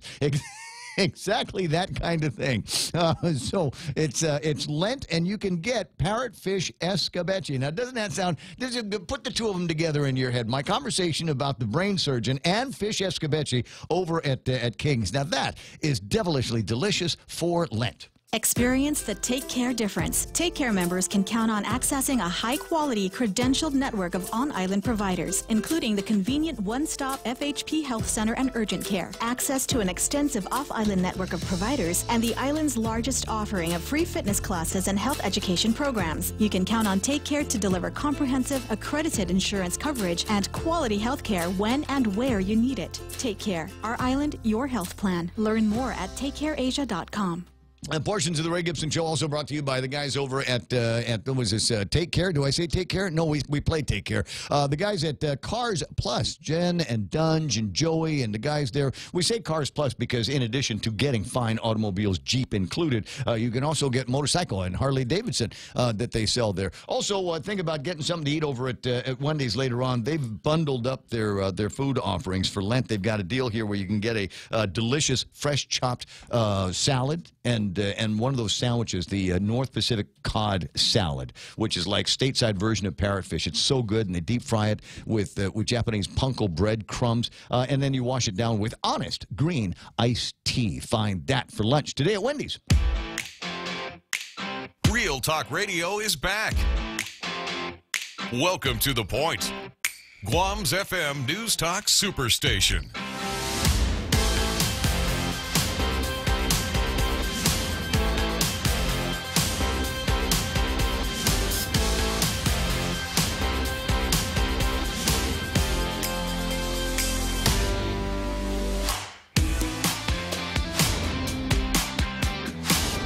I got a note from Ethel. Says, Mike, I got a call from Pasadena, Texas, and they said the fire is completely out with the V8 tanks. I'm assuming you know what that's talking about because Ethel's one of your people. Yeah, over in Deer Park, Texas, which is just east of Pasadena, which is just east of Houston. Yeah, that's where they were showing on the news where they had the storage tanks there on fire. Yeah. I grew up there around the refineries, which kind of explains what may be wrong with me. And so some of those refineries and those tanks, they caught on fire and they started burning. Things like, what was it, fingernail polish remover, some gasoline tanks and other things. Really? Yeah. Oh, yeah, and they've been trying to put the thing out for like 3 or 4 days Have there now. been any explosions? Because there was an initial, it had the around the ring, the top of the tank looked like it was on fire, but it doesn't look like it had exploded or went to anywhere else. Yeah, I think it was an initial explosion that actually set off several of the tanks in the area. So one tank did explode. They were able to keep the others from exploding because out at those refineries, they have very, very stringent fire control systems in place. And so as soon as the one went, the systems went in place for the protect refinery. The other ones, and then, of course, then local fire departments. And I mean, they'll come from miles away to come help put these things out because, quite frankly, if that whole area were to blow up, Houston would cease to exist. So they want to try to put that stuff out. Interesting stuff here. Mark Colby's going to be on a little bit later on the program. Chalorna Laurent on Facebook Live with us now. Lillian Cruz and D. Chaco, Rudy Magallanes, Michelle Pierre, who is easily one of Guam's finest artists. Follow her on Facebook. I think she posted up a bunch of like Laddie Stone, different versions of her Laddie Stone art that she'd be able to get for you in print form. And if you've got, like, if you're in an office or something like that, and you've got this massive space that you'd like to get some great artwork on, you can commission her to do that as well. What do we got here? Ismael chiming in. Wait. Create new jobs? How? You can only grow it in your garage for self-use and not sale. Is this considered self-employment? Oh, there could be more of that. Let me got Greg Karabrox on there. I was talking about using the word floating, and Ishmael says, okay, takes this on. So Senator Rigel's bill is now... what is that? What is he saying? So Senator Rigel's bill will have jobs floating everywhere. Taxes will float into the Department of Revenue. Yes, it's exactly that kind of irascibility we're looking for here this morning. Mark Cruz is on, and Michelle saying, thanks for the art shout-out, Ray. Michelle Pierre, P-I-E-R is how she spells her name if you're going to find her and her incredible work. I think some of it's still hanging over at Moses, too. 7:20 in the morning, and time to take a look at what happened on the market. Anything in there that's worth talking about? No. Mixed closings. The Dow's down by 141 points, 25,745. But, given the size of the Dow Jones Industrial Average here, that's actually a fairly narrow trading range for it. NASDAQ at 77.28. That's up by 5 points. The S&P 500 loses 8 1/3 points to close at 2,824. Amazon blocking ads for unprofitable products as part of a plan to bolster its bottom line. Blocking ads for I got to read that because I might have mentioned this earlier in the week. I've noticed that I am buying more stuff that's being advertised on Facebook. Because there's some real clever things that they've got. I don't own a chainsaw, but Facebook and Instagram have got this ad for it's a Snap-on chainsaw blade sharpener, right? I need one of these. Even though I don't have a chainsaw, I may eventually get one, but I need one of these things, right? They love to see you coming. They got tactical pants for sale. Right? Tactical pants. They're waterproof. They're stain resistant. They've got a little place there on your kneecap that you can take a bat with barbed wire on and smack it, and you're not going to feel it on the inside. Totally. It's got a place for your guns and your knives and stuff like that. Totally tactical. I am not an army man. I don't need it, but I'm looking at these things going, that's a nice pair of pants. It's got a lot of pockets. This is some place for me to lose my keys and my cell phone in. And Mark Zuckerberg, knowing that you're online, is smiling. Exactly. There's all kinds of other stuff, and I'm an absolute sucker for those kinds of things that you can find on Facebook. So I hope they're all profitable, and I hope we don't eventually lose those kinds of things. I don't have a problem with advertisements on Facebook, frankly, because we will boost our own posts from time to time around here. If you happen to be in the impulse product business. I have somebody right here in the studio who's right in your radar. It's the end caps at Payless. Yeah. I cannot pass by an end cap without looking to see what it is that they've got, because it's always going to be something I know I'm eventually going to need another jar of mayonnaise, right? Of course. And if it's on sale, it's at the end cap, something like that, then I'll pick it up. They put the Heinekens at the end over there. Every once in a while, they'll do a thing with bachelor soups, the ramens and things like that. I'll take advantage of that. Well, those things are normal, and we're conditioned to look at end caps, and that's why the people at the grocery stores charge the vendors a whole bunch of money to be there, on the end cap. Eye level, or at eye level. Yeah, for people that don't know. Most I'm not sure to what degree Mike Benito and Kathy Scrow do this at Payless, but most grocery stores back in the mainland, they are for sale. It's a real estate operation. Yeah. You are paying for prime real estate at eye level, as you say, near the cash register, right in the cash aisle, right? Things like that. So, and end caps. I don't even like Altoids. Yeah, but they're there, right? I mean, you're standing in line, you're waiting for the guy in front of you, and the price check and all of the other stuff, and then you just kind of looking, going, yeah, maybe I do need the Altoids. Maybe I'll just get a couple. Now, of those you things. mentioned Facebook. I did. Now, Facebook happens to be a great place to go if you're doing crowdfunding. Yes, they do. I mean, that's headquarters for crowdfunding, and you go there. There's always something going on with regards to that. You know what I'm noticing? I'm seeing more of on Facebook. Speaking of crowdfunding, is later on today it'll be somebody's birthday. I'll announce somebody's birthday, and it's not because I know it's their birthday. It's because I get a thing from Facebook every day that says your friend Jerry Roberts has a birthday today, right? Yep. And so more often I'm beginning to see more and more people that are saying, don't bother putting a thing on my page wishing me a happy birthday. Instead, go here and fund cancer research for children. Sure. Right? Or rehabilitation for politicians, whatever, floaty things. so you're starting to see more of that kind of thing. But crowdfunding's fun. I've encouraged people to do crowdfunding in the past. Well, there's crowdfunding for social reasons, and there's crowdfunding for medical issues, and there's crowdfunding for new products. So the new product guys are going right there to Facebook. Could we crowdfund, say, I don't know, my next birthday party? Absolutely. Let's do it. I've asked for donations for the Association of Hair Lip Dogs because they bark funny.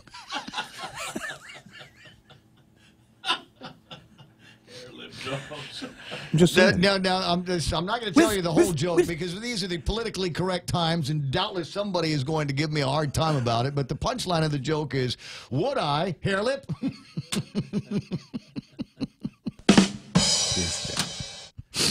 So West Texas crude trading at $59.99 today. That number is up from where it was yesterday by about 70 cents. And we've got $71.10. That is a fresh number for Tapis crude. That's up by $1.80 or so from the last time we looked at it yesterday.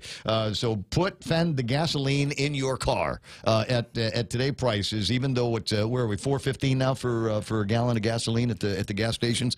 Because there is the possibility that there could be a rise. $1.80 is a pretty substantial bite up for the price of Tapis crude. But there's no logical reason why it should go up today based upon historical reasons. None whatsoever. No. That's just roll the dice. You just never know. What they want to do. 7:26. Jerry Roberts in the studio, as you can tell. I can tell he's got a little bit of frisky in him today. Do we have a frisky extra point? No, we don't, actually. Not a frisky one today. This actually came as a result of something you said a couple of days ago, and I decided to sit down and think about it and came up with something that a lot of companies will face at one point in time.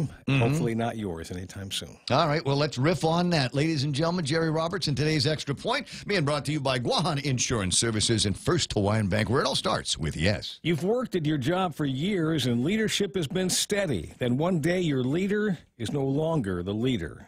Today, a few thoughts on how to see things when leadership changes on the Extra Point. It's important to have claims process that works for you. At Guahan Insurance Services, we make things simple and convenient. Same door you walk in to purchase your insurance is the same door you open to file your claim. We can't pretend that the car insurance claims process is fun, but we can promise a hassle-free and speedy recovery without any runarounds.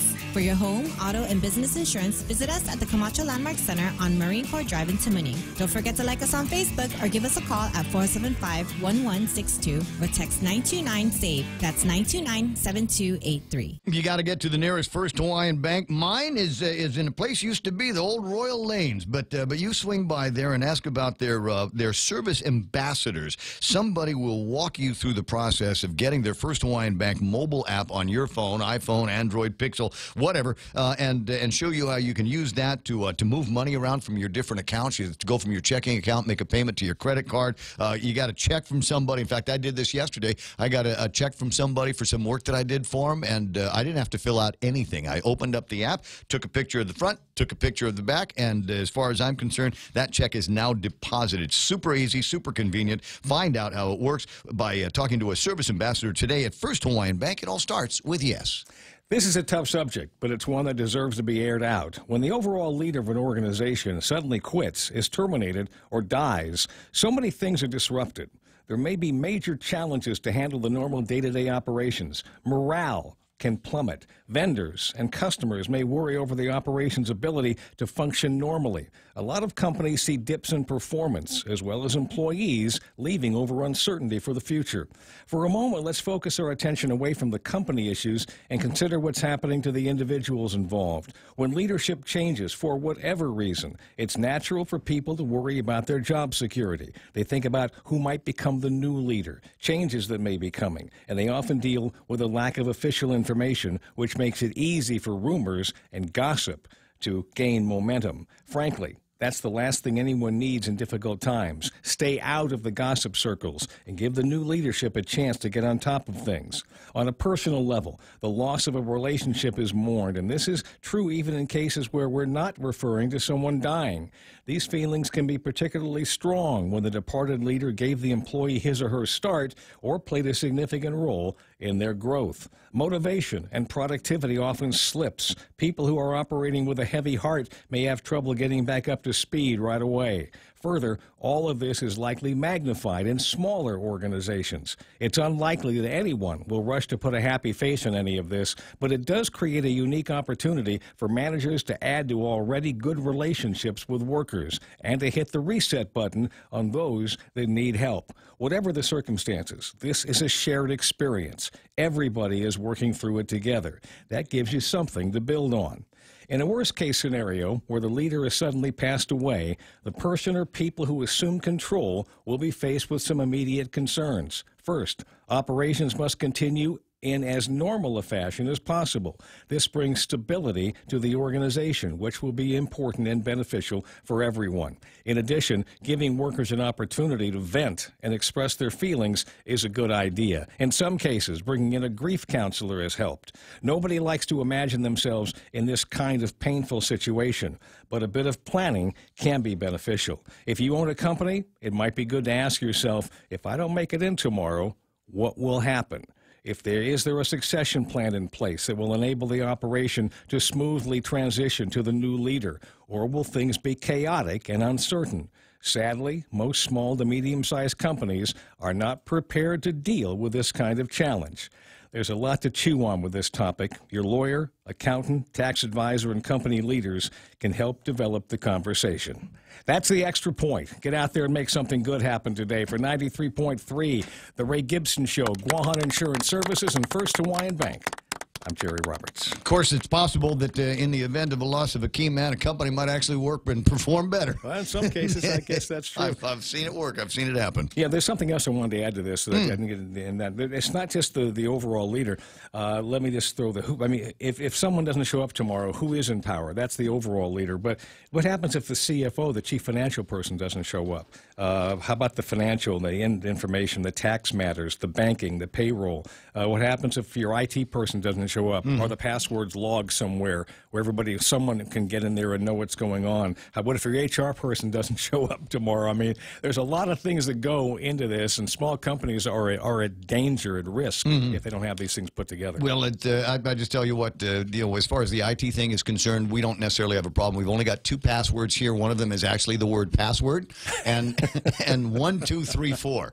Okay, that's good. is the way it works. So we don't have to worry about having having to worry about some IT guy getting sick or absconding with passwords and stuff like that. Hey, I'm just kidding. But I recognize for some people, you've probably got some mission-critical equipment somewhere in the building, and you might still be using the default passwords that came along with it. Today ought to be a day where figure out, if not today, then tomorrow, but soon, figure out a time where you can sit down and go through all of the equipment that you have in the building and catalog the passwords and make sure that you've changed the default passwords. Yeah. One thing in a very small organization, and sometimes this is even true in up to medium-sized companies, the owner of the company may be the only one on the signature card at the bank. And if that's the case, that could be cause for all kinds of misery. Right. I mean, you got payroll coming up. Who's going to sign the checks? I mean, can you get the money out of the accounts? I mean, if you're in that situation, if you got a small organization and you're the only one with the signature card or with the signature on the card of the bank, you're the only one that is the primary person in all the financial issues and all that. You better sit down with somebody and start talking. Yeah. Find somebody you trust to share that load with. Well, get with your attorney and get with your accountant and map out a plan that if worst case scenario, nobody likes to think about it, but if that's the situation, and what's going to happen to your company, and therefore if the company is the sole support of your family, what's going to happen there if you don't show up tomorrow? If they can't get the money out of the account, 733, you got to wait out the probate, and sometimes that can take a while. I know that they've taken some steps to reduce the time to get from point A to point B on checking accounts for persons. I don't know if that still applies, how that applies to businesses. Better talk to my lawyer. It's 7:33 in the morning. That's Jerry Roberts from GuamTraining.com. Find that and other extra points at GuamTraining.com and the World Wide Web. Right now, headlines from the Guam Daily Post and Kevin Kerrigan. Half a day and good morning, Guam. And the headlines from the Guam Daily Post this morning, Governor Lou Leon Guerrero urging island contractors to take advantage and apply for the skilled foreign labor they need under the H-2B program, even if their projects are not directly related to the military buildup. The governor spoke at the Guam Contractors Association General Membership meeting at the Hyatt yesterday. She said all projects on Guam are integral to the military buildup. She encouraged the employers to take a chance on applying for projects like building multi-family homes and single-family homes, as well as private business construction projects. She said her administration is cautiously optimistic that applications for those kinds of projects, if filed correctly, can get approved. She said the Guam Department of Labor would help contractors with ideas on how to qualify. Senator Pito Terlahi is still waiting on certain documents before his committee can act on the nomination of Stephen Ignacio as chief of the Guam Police Department. Senator Terlahi would not comment on the type of document he's waiting on, but he referred it as necessary in order for him to begin the discussion on Ignacio's confirmation. Ignacio has served for more than 31 years with the Guam Police Department, most recently as the commander of the Agana Precinct Command. Governor Leon Guerrero yesterday reiterated her support for Ignacio, saying he possesses the capacity and the capability to run a good police department. Senator James Moylan has introduced a resolution calling on Governor Lou Leon Guerrero to continue deporting non-U.S. citizens who have been convicted of felonies. In his resolution, Moylan states that DOC still holds over 100 non-U.S. citizens at a cost of about $108 a day to Guam taxpayers. Former Governor Eddie Calvo initiated the deportation program for alien prisoners housed at the Department of Corrections. More than 70 foreign inmates were deported under his administration. Governor Lou Leon Guerrero has not said she opposes the program. However, there have been no deportations since she took office in January. For these stories and more, log on to postguam.com or pick up a copy of today's Guam Daily Post. It's 7:36 in the morning. That's iConnect time. In 2019, iConnect has the right mobile phone for you, the right internet plan for you, and even if you're in the business, maybe like Jerry was talking about, the push-to-talk, so you can find each other when you need each other. There's great plans they've got for you. Find out how they'll make it fit for you at 888-8888. Laddie Stone Entertainment and the stations of Choice Broadcasting proudly present the Miss and Mrs. Curvy Guam Pageant on Wednesday, April 3rd at the Sheraton Laguna Guam Resort. Tickets are $25 in advance and $35 at the door. VIP tickets are $50 in advance and $65 at the door. Tickets available at the High, Misa Zone, the Vault, and from any of the lovely curvy contestants. Doors open at 6 p.m. and the show starts at 7. Hosted by yours truly, Ryan the Mixologist, and the beautiful Liza Camacho. Special thanks to Pitbull Empire, Local Promos, Figure 8, One Punch Media, and the International Sports Center.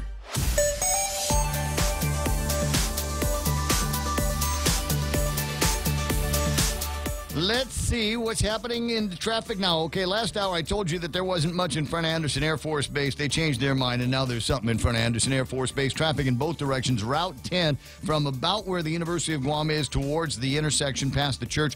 Expect slower traffic moving through there. A lot of cars seeming to be on the road today. 8, 10, and 16, busy up, as you might imagine, at drive time. You'll see a lot of traffic between the post office and Happy Mart. Once you make it through that intersection, you still got slow traffic because there's only one decent way into Teedson. Also got some traffic that is in front of Untalon Middle School on Route 10. Expect some delays as you make your way through there. Once you get on the roadway, should be all right until you get down into the Agana area. Looks like there's lagging traffic at the intersection of 8 and Marine Corps Drive in both directions. 8 and 4, 4 and 1 are also busy. Actually, a lot of traffic on 4 as you get around the Agana Shopping Center and the Bank of Guam area. Looking at, what do we got here for, that's Navy Hospital starting to busy up as people starting to show up for work there. And on the way into Big Navy in Sumai, there's a little bit of traffic through there as well. Watch traffic trying to get into the village. I think that's where the majority slowdown is. 7:38, and that's right now traffic here in the Point.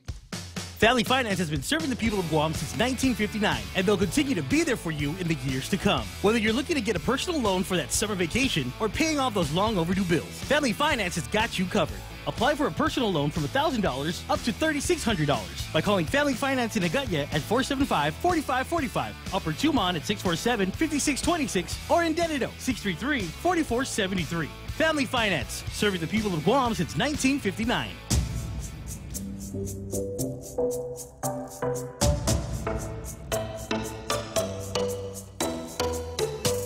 See, I'm not the only one. Facebook and the ads. Rudy Magallanes says, yes, all those tactical pants, love them. Love them. Ismael, so tactical pants to wear while fighting Negan on The Walking Dead. Yeah, and I don't know if anybody's noticed, but I've trimmed up my beard a little bit. I don't like it as bushy as I thought I would, so I've trimmed it down a little bit so there's a little bit more face that comes through, and the colors are a little bit more Negan-like, I guess, as some people have made the comparison. Let me see who's playing around on Facebook Live. Keith Parsky online. Rose Bill Murphy. That's my buddy, Sergeant at Arms. Used to be Sergeant at Arms over at the legislature. He's still my bodyguard when we're hanging. Joe Leasealangi is out there. Saw Mrs. and your daughter last night. It was nice. Marvin Iseki, Tedo from the ranch, Ed and Karen Untalan. I got Richard Leon is on. Johnny Rosario, Hafalai. Lakeisha Pareda is online. So it's so cool that you were here. Waiting for the greeting. There you go. I see you. It's nice to have you on board with the Facebook Live. Jump in with it. If you got questions, comments about whatever it is that's going on, that'd be all right. Anything new from Carl Gutierrez and business? You know what? I've been in an offline conversation with the Gov on a separate topic, and it's going to remain offline. But I will tell you that he and I have been talking about a couple of things. I have not yet. I was going to ask him, and thanks for reminding me. I was going to ask him if he's been up to anything. You know, chief advisor to the governor on economic opportunities and international and national affairs. I don't know that we have any deliverables yet from Uncle Carl, but I'll be sure to ask him. He's online now. He might just chime in himself. 888-825-5888-TALK is a telephone number around here. Is that who I think it is? There it is. Senator James Moylan. Good morning, Jimmy. Hey, good morning, Ray. Listen, you've been unbelievably busy over at the legislature these days, huh? Yes, working hard for the people. I enjoy it. There was a hearing that you guys had earlier on your customer service legislation. Can we touch on that real quick before we get to your resolution? Sure, absolutely. Did anything come of it? Well, there was good points made. There was support that did come out in favor, and actually, what the public had to say was they want more meat to it. They see it needs to be done. and they want to ensure that it's done. So customer service is an issue that they wish to address. And we also had a GPD came on out at the public hearing as well, and they brought out all the rules and regulations and how they've started their own, following their statutes, and how they follow it. You mean the police department has a certain customer service ethic? Yeah, they do as well. I've seen that before, and I'll tell you where it works perfectly, at least for me. And I can only speak for myself, and also as a senior citizen. I've gone to the records and ID more frequently, but because I need to get stuff renewed and like that. So when I had my gun permit renewed, I had to go over there, and there was this whole process. And I must say, in terms of customer service, if you were going through the senior citizen lines, seemed to be working. Didn't see anybody complaining. It did not see a whole lot of long lines at records and ID. So I think they've done a good job of it there. And when I call, somebody answers the phone. Correct.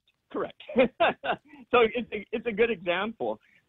We also had comments from other agencies where some of the suggestions were let the Department of Administration create the total guidelines. Basic stuff where from there the agencies can break it down even further for their specific roles and what services they provide. So that was some good suggestions too, but I believe that this bill is moving forward and we can provide better service with new leadership from our governor, who wants to do the best for the island, and these new directors that are excited to work for our community and their different agencies and wanting to do their best. So now it's a great time, I feel, that start with the customer service plan. That would include the waiting lines, that would include answering the phones, that would include training. For the actual kind of service.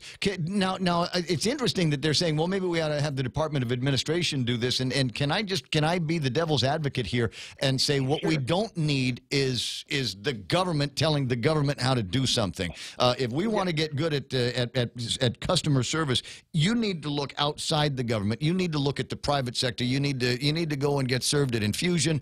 You need to talk to the guys in the telecom industry and see how they are working their customer service. I mean, organizations like Docomo and GTA, et cetera, they've got thousands of customers. And as you might imagine, in a technical business where a lot of the plant is outside, there are going to be issues from time to time. So how do we deal with those kinds of things in the private sector and apply that then to the public sector?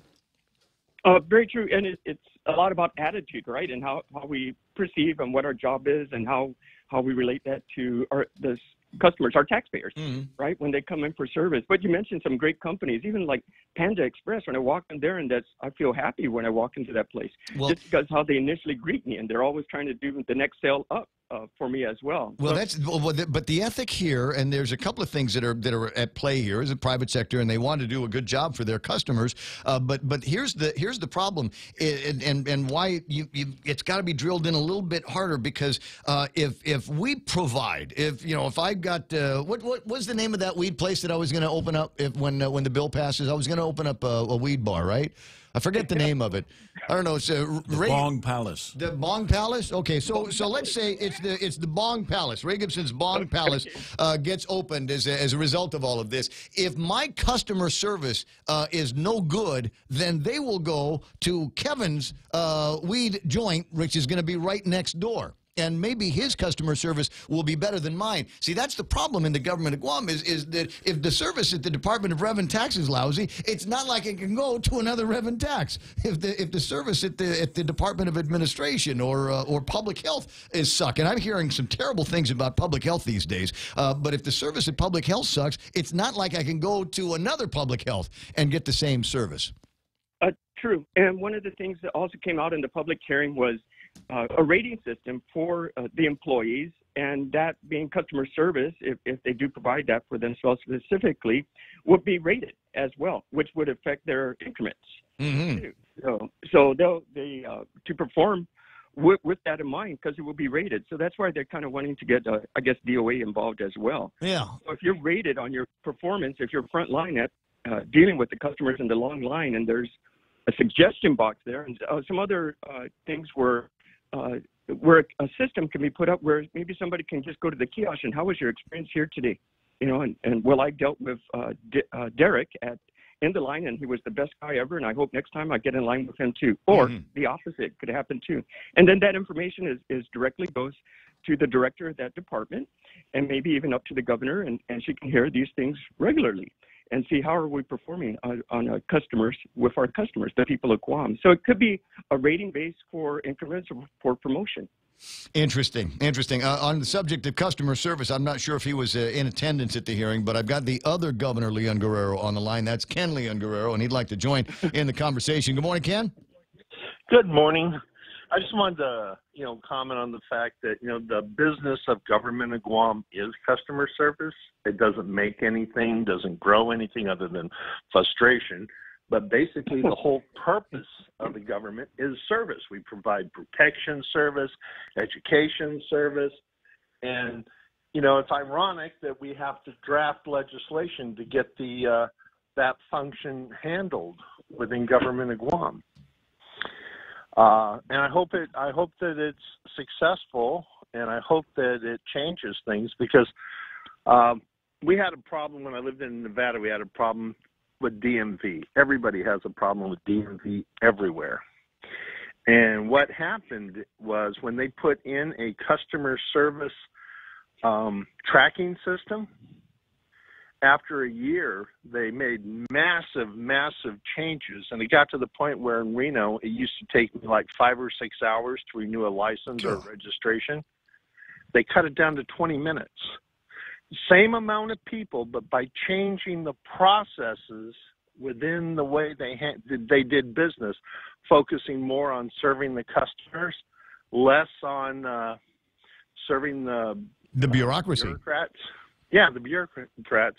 It made a huge difference, and I hope this initiative drives that type of thing here in government of Guam, because until I got gray hair and was able to move to the head of the lines, so to speak, it was a never-ending source of frustration. It still is in some areas, but at least, like when you go to One Stop and places like that, you don't have head-of-the-line privileges.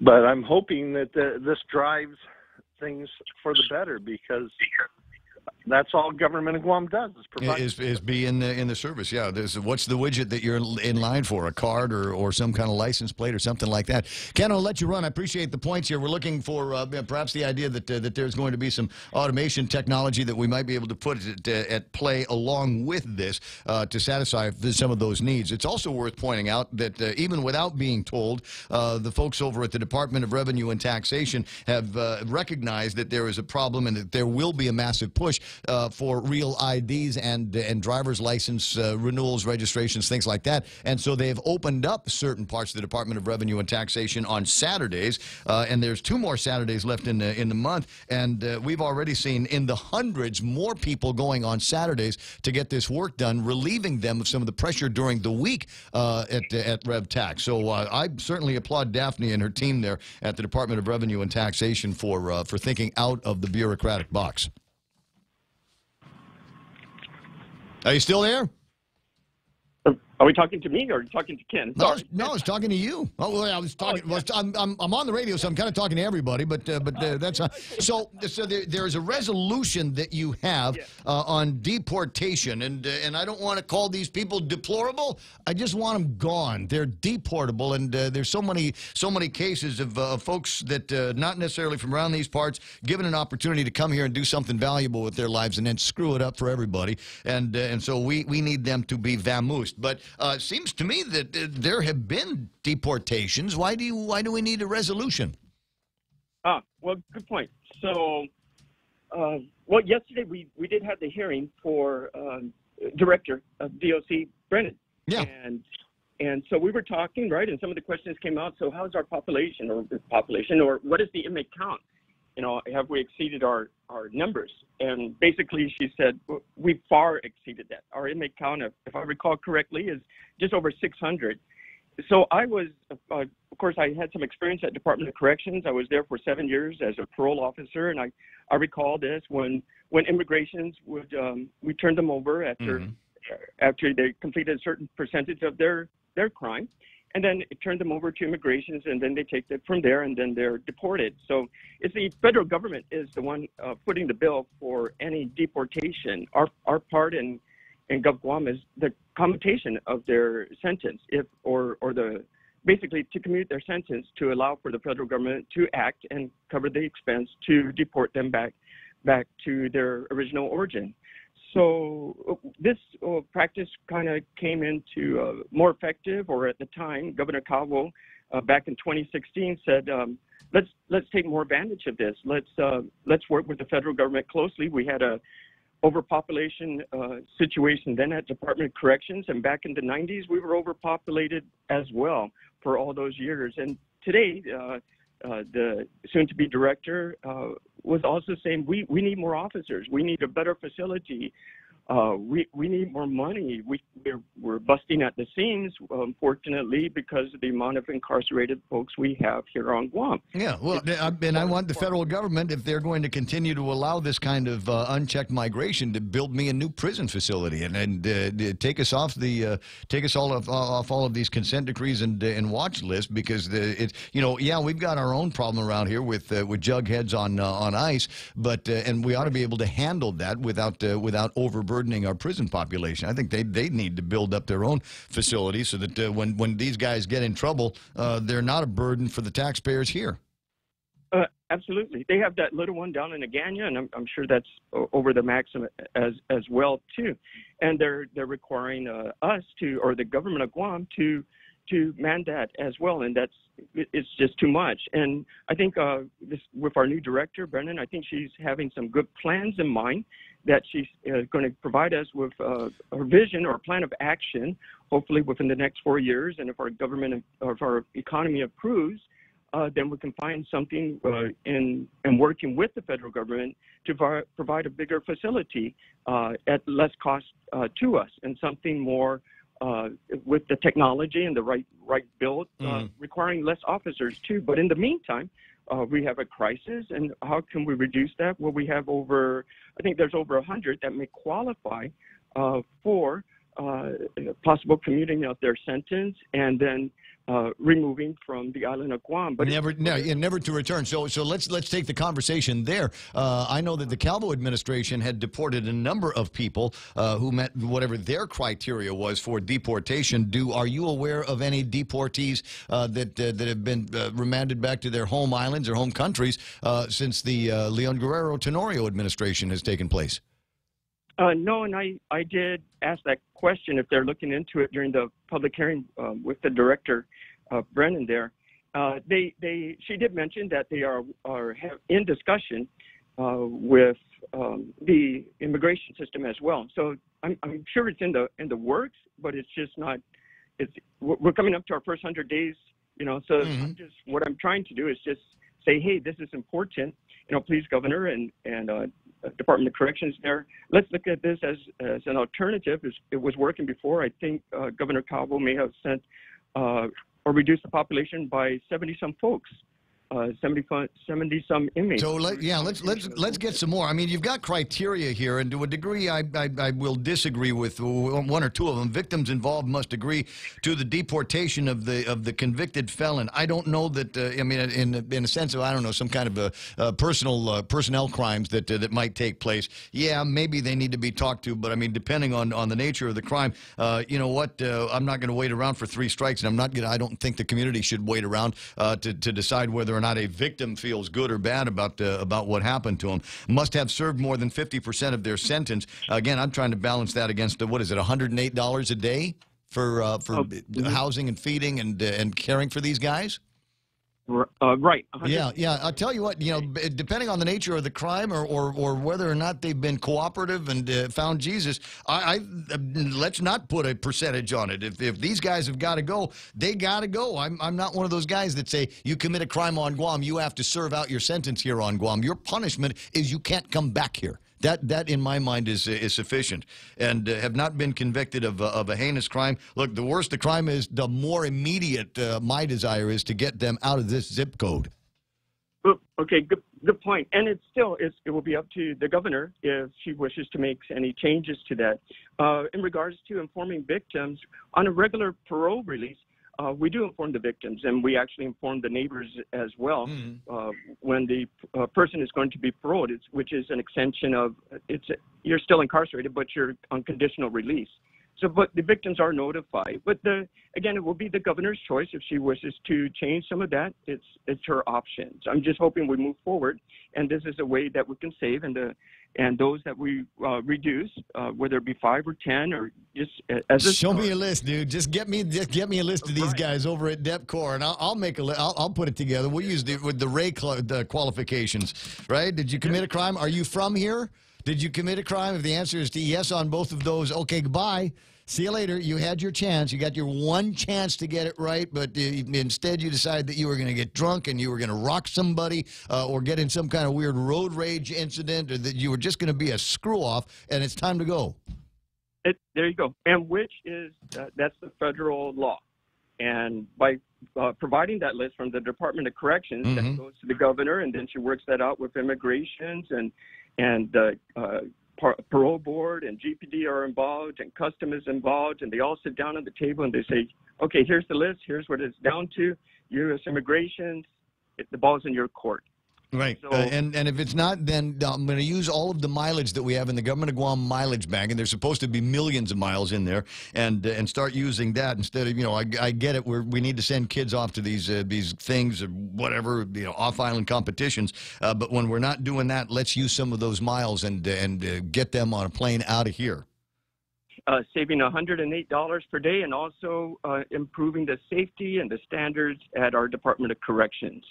So that's a great plan. Well, I'm just thinking of the streets of Guam personally, and you and I lurk around some of the same Agana streets, and see people who are supposed to be here for work or supposed to be here for school that don't seem to be of any kinds of means or support, and just become a nuisance around here. And I appreciate what it was that maybe they were trying to do, but they haven't been able to achieve it, and now they're a burden on our systems, and they got to get out of here.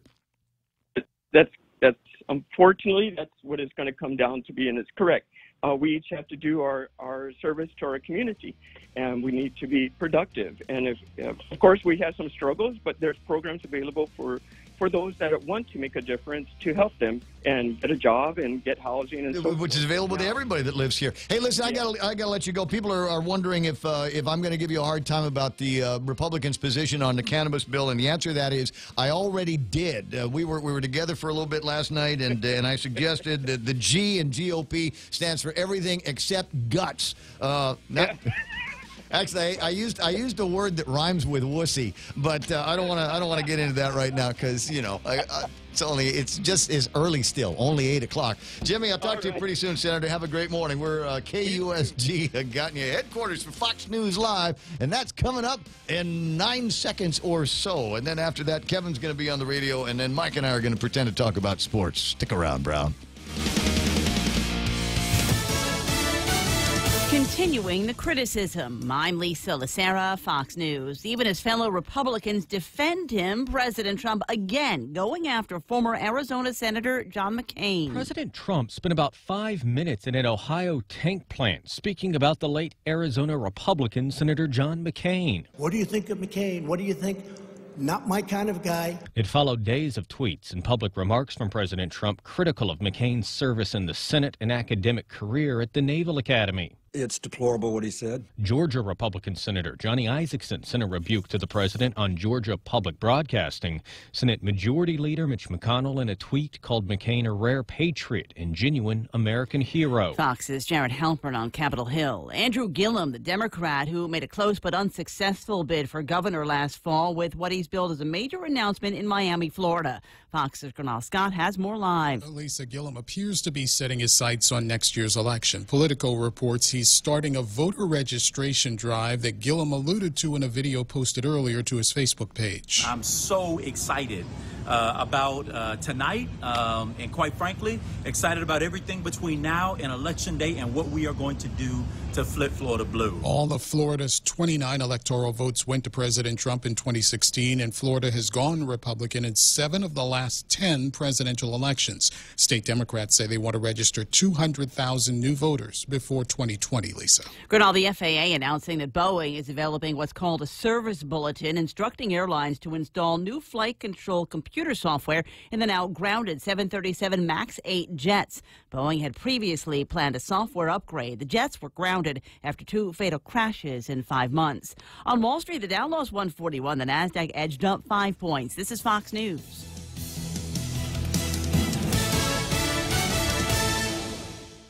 Save big. Save really big when you bundle up your insurance policies with Nanbo Insurance. Insure your home, auto, motorcycle, or business with Nanbo and enjoy great savings, up to 50%. When it comes to insuring your property, no one knows better than the company with over 50 years of service to the community. Don't compromise the things that matter to you most. Call Nanbo today at 477-9754 or visit nanbo.com for more information. Nanbo Insurance, serving you since 1968. The stations of choice broadcasting are celebrating April 2019 as National Earth Month with the return of our Upcycle Mascot Showdown. We've invited the public elementary schools to set the example and build their school mascots completely out of recyclable material. Stay tuned to our stations to see how you can vote for your favorite school this April. Celebrate Earth Month with our students in the 2019 Upcycle Mascot Showdown. Brought to you by the Agania Shopping Center, Lolita Kamet from Remax Diamond Realty, Sylvan Learning Center, Family Finance, and the stations of choice broadcasting.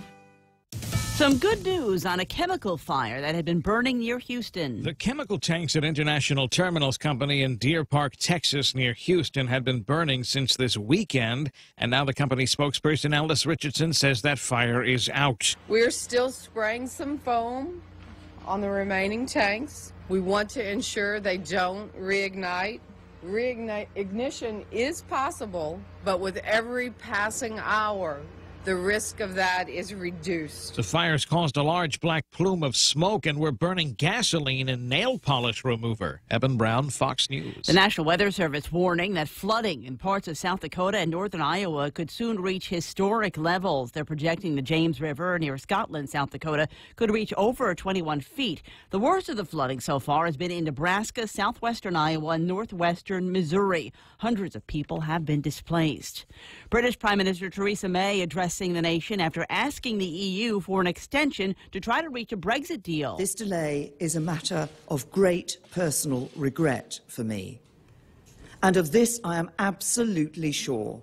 You, the public, have had enough. The head of the European Commission said a short extension is possible on the condition that British Parliament approves the Brexit deal they've already rejected twice.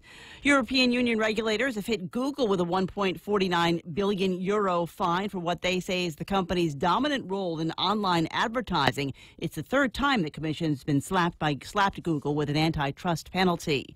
And the lineup for this year's Lollapalooza tour has been announced. Ariana Grande, Childish Gambino, 21 Pilots, and The Strokes are some of the acts scheduled to perform. More than 170 will perform on 8 stages on Lake Michigan near Chicago. The festival begins August 1st. I'm Lisa Lacera, and this is Fox News.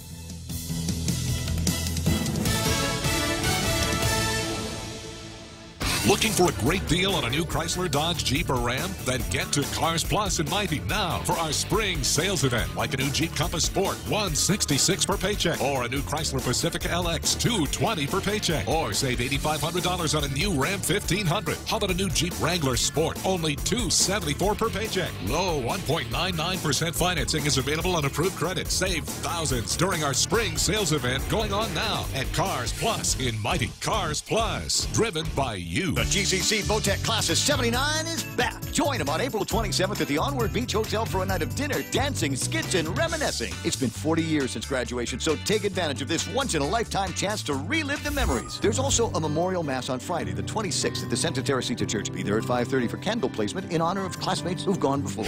Tickets for the reunion on the 27th are on sale for $40 a person. For details, find Connie Kittigwas and Nicholas at 488-6108 or Kathy Diaz, 777-3243. Bebus 79ers. Okay, I think it's coming up soon.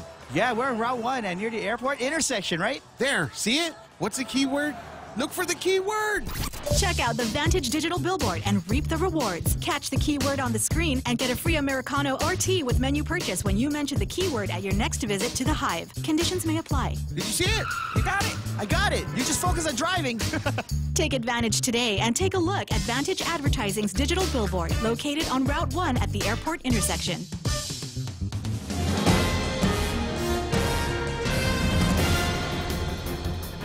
Half a day and good morning, Guam. News time here at The Point is 7 minutes past 8 a.m. this Thursday morning. I'm Kevin Kerrigan. Here's a look now at some of the top stories from the Guam Daily Post. The former Assistant Attorney General who launched an investigation into the Port 7 6 years ago says he was removed from the case after things became complicated because of a letter he sent to the Civil Service Commission advising that he had launched an investigation into allegations over an allegedly fraudulent workers' compensation claim at the port. Former Guam Assistant Attorney General Nelson Werner telling the Guam Daily Post yesterday he doesn't know why the case was not pursued. The issue has resurfaced recently following Dan Tydinko's confirmation hearing to the Airport Board of Directors. Werner currently works for the government of Palau. Back in 2013, he was assigned the responsibility for investigating the Port 7 case, and he sent a letter advising the Civil Service Commission that he had launched a criminal investigation. Then Senator Rory Respicio called on then Attorney General Lenny Rapadas to put a stop to what Respicio called Werner's prosecutorial misconduct. The next day, Rapadas sent a letter to the CSC withdrawing Werner's criminal investigation letter. Werner told the Post yesterday that he rejects any notion that there was any prosecutorial misconduct with respect to any aspect of the investigation. He said he left Island for personal reasons and he was not dismissed. He also said that indictments were not imminent since the investigation he launched had just begun. Yesterday, when the governor was asked whether she thinks the Office of the Attorney General should relaunch its investigation into the Port 7, Governor Leon Guerrero said, if there is a move for finality in this whole issue, that might be a good strategy, but that's up to the Attorney General, she said. Guam lawmakers headed back into session today, and Senator Clint Rigel's recreational marijuana bill is on the agenda for debate. Governor Leon Guerrero yesterday said she supports the bill conceptually, and she thinks marijuana should be made legal. Bill 32 proposes to regulate the production, sale, and taxation of marijuana. Senator Rigel has said the aim is to launch a new industry on island, create new jobs, and spur new revenues for GovGuam. The Guam Visitors Bureau, however, has cautioned lawmakers not to rush the legislation, saying a study first must be conducted to determine its impact on the island's tourism industry. The Guam Chamber of Commerce issuing a statement opposing the bill, saying a more thorough analysis on an array of issues needs to be addressed.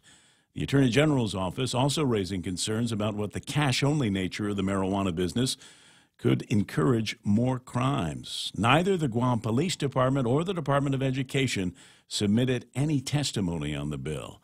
Yesterday, the Republican Party of Guam issued a statement saying they share the concerns raised by the Guam Chamber, the Guam Visitors Bureau, and the Attorney General. The GOP statement expressed concern about the potential social impact of legalized recreational marijuana and called for a referendum to let the people decide rather than the 15 senators. We'll have more news after this. Security Title is honored to join in sponsoring Ray Gibson on The Point. Half a day. I'm Rita Tidegui of Manila, and this is where I start my day, listening to the voices of our community and sharing thoughts about issues that affect all of us. It all boils down to our people and our land. Ingatan ang iyong tahanan. Protect your home. When purchasing or refinancing your home, remember to call the professionals at Security Title, just like you call Ray Gibson in the morning. Experience the Take Care difference. Take Care members can count on accessing a high-quality, credentialed network of on-island providers, including the convenient one-stop FHP Health Center and Urgent Care, access to an extensive off-island network of providers, and the island's largest offering of free fitness classes and health education programs. You can count on Take Care to deliver comprehensive, accredited insurance coverage and quality health care when and where you need it. Take Care. Our island, your health plan. Learn more at takecareasia.com.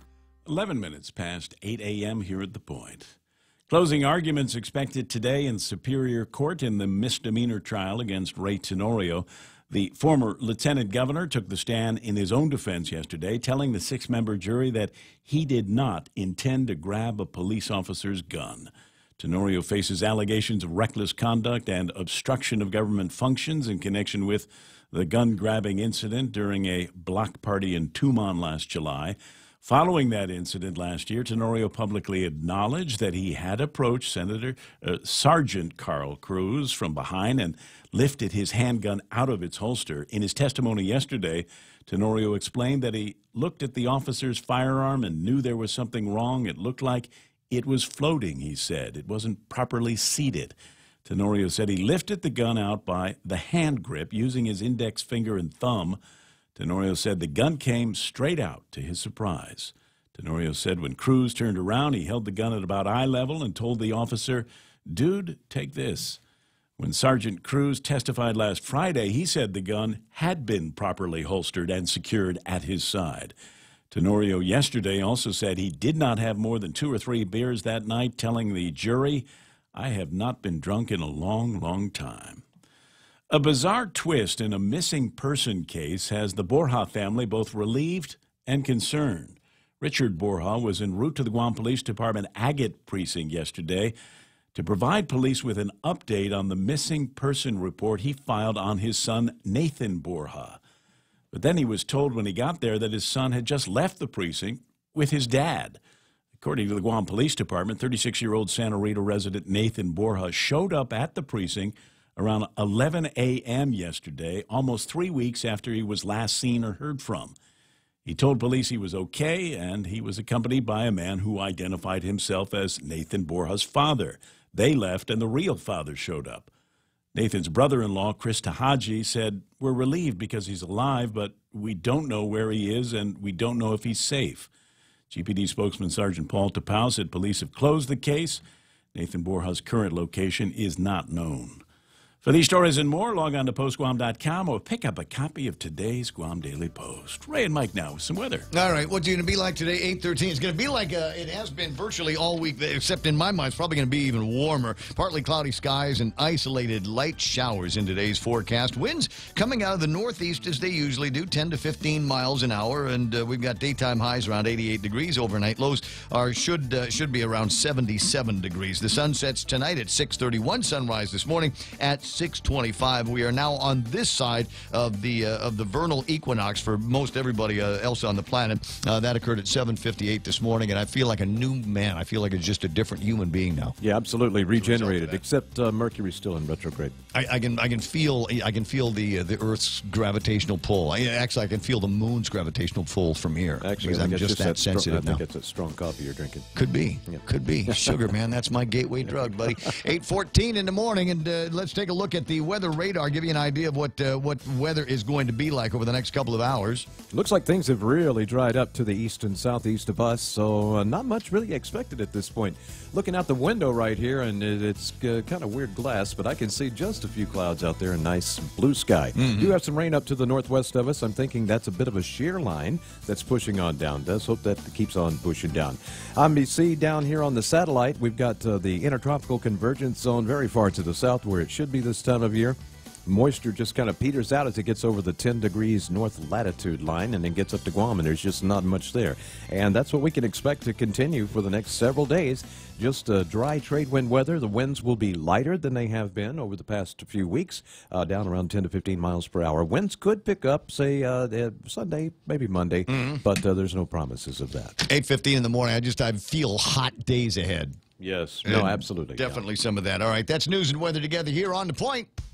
Family Finance has been serving the people of Guam since 1959, and they'll continue to be there for you in the years to come. Whether you're looking to get a personal loan for that summer vacation or paying off those long overdue bills, Family Finance has got you covered. Apply for a personal loan from $1,000 up to $3,600 by calling Family Finance in Agutya at 475-4545, Upper Tumon at 647-5626, or in Dededo 633-4473. Family Finance, serving the people of Guam since 1959. Yep. All right, where am I now? 8:15 in the morning. Portions of the Ray Gibson Show brought to you by King's, featuring this incredible Lenten menu. All of your favorite kinds of seafoods and all kinds of different recipes, so you can eat there every single day during Lent and never touch the same meal twice. But you're going to want to. Trust me on that fried parrotfish. Also brought to you by Guam Regional Medical City, the first choice for all of your specialty care needs. APL is shipping the future. And MRE. Joe and Jeff say there's never been a better time to go solar. It's Micronesia Mall's 30th anniversary, and to celebrate, we are giving away a new Kia Soul LX, a Mazda 3i Sport, the popular Honda Civic LX, and 30 Manila Flyaways during our 30th anniversary Drive-Away Flyaway. Win 3 great cars from Triple J Auto Group, 30 Flyaways from Philippine Airlines, plus thousands of prizes from Burger King and Foot Locker when you play Micronesia Mall's 30th anniversary Drive-Away Flyaway. Portions of the Ray Gibson Show also brought to you by Ron and Kim and the family over at Security Title. If you've got issues with the land in your family, maybe somebody needs to buy something, maybe somebody needs to sell something, you don't know what the heck is going on with the title, call them up and they'll do the research and let you know who had their hands on it most recently. Also brought to you by Take Care Insurance, Cars Plus, with my friends Jen and Joe and Dunge. Been running the place, father-daughter combination there, and I want to say 20 years this year of being Cars Plus. So go visit them today, and the guys over at Subway, and they've got lunch ready for you. In fact, right up the street from Cars Plus is a Subway. You can go in there and get the shrimp and guacamole, whole shrimp, guacamole spread all over everything, including your favorite veggies, and after effects, if you will, when you enjoy your Lenten meals at Subway.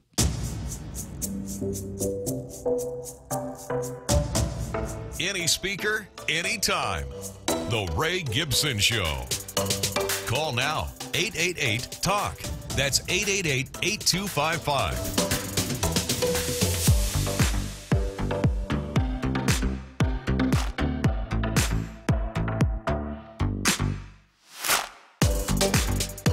Right. So what I thought we'd do here on the sports report, Blake's out of the studio for the next couple of days. So what I thought I'd do is maybe just by way of pretending to do something sports-like, we could take a look at the front page of ESPN.com. And see if there's any stories here that have any meaningfulness or relevance to either one of us. Oh, okay. Ready? Right, Let's just look at like the top 5. In like a Zion, out like a lamb, ranking the tourney's top 25 players. I assume here that we're talking about the Final Four. That's right. Yeah, the NCAA tournament, actually. Yeah. Final Four is the end of the NCAA tournament. But, yeah, the March Madness is how they refer to it. Okay, that's what I was trying to say. So Zion Williamson is like the new basketball messiah, right? He really is right now. And so if he can stay healthy, he'll have a pretty promising career in the NBA, I think.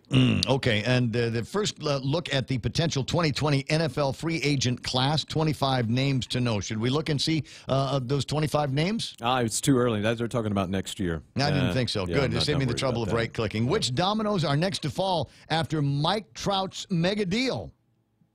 Yeah, he got paid huge. $430 million. They're calling it a bargain. I think the next one actually now, one of the players on my team, Alex Bregman, who's actually a pretty good ball player. The Astros just lucked out and signed him to a 5-year, $100 million extension.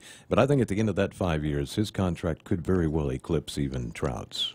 This kid's good. I'm just trying to figure out if there's anybody in the baseball that's worth that kind of money. And apparently there is. I am right-clicking on this one because it talks about why this guy $430 million deal, right? But why even that may be considered a bargain. What is it that he brings to the game that nobody else can? Yeah, he's an all-around great player. What they call 5 skills. He's got it all. And it should be noted that statistically speaking, he's actually ahead of Barry Bonds, well ahead of Barry Bonds after just 7 years in the league in terms of batting percentage, home runs, and everything else. Mark Colby, what do you think?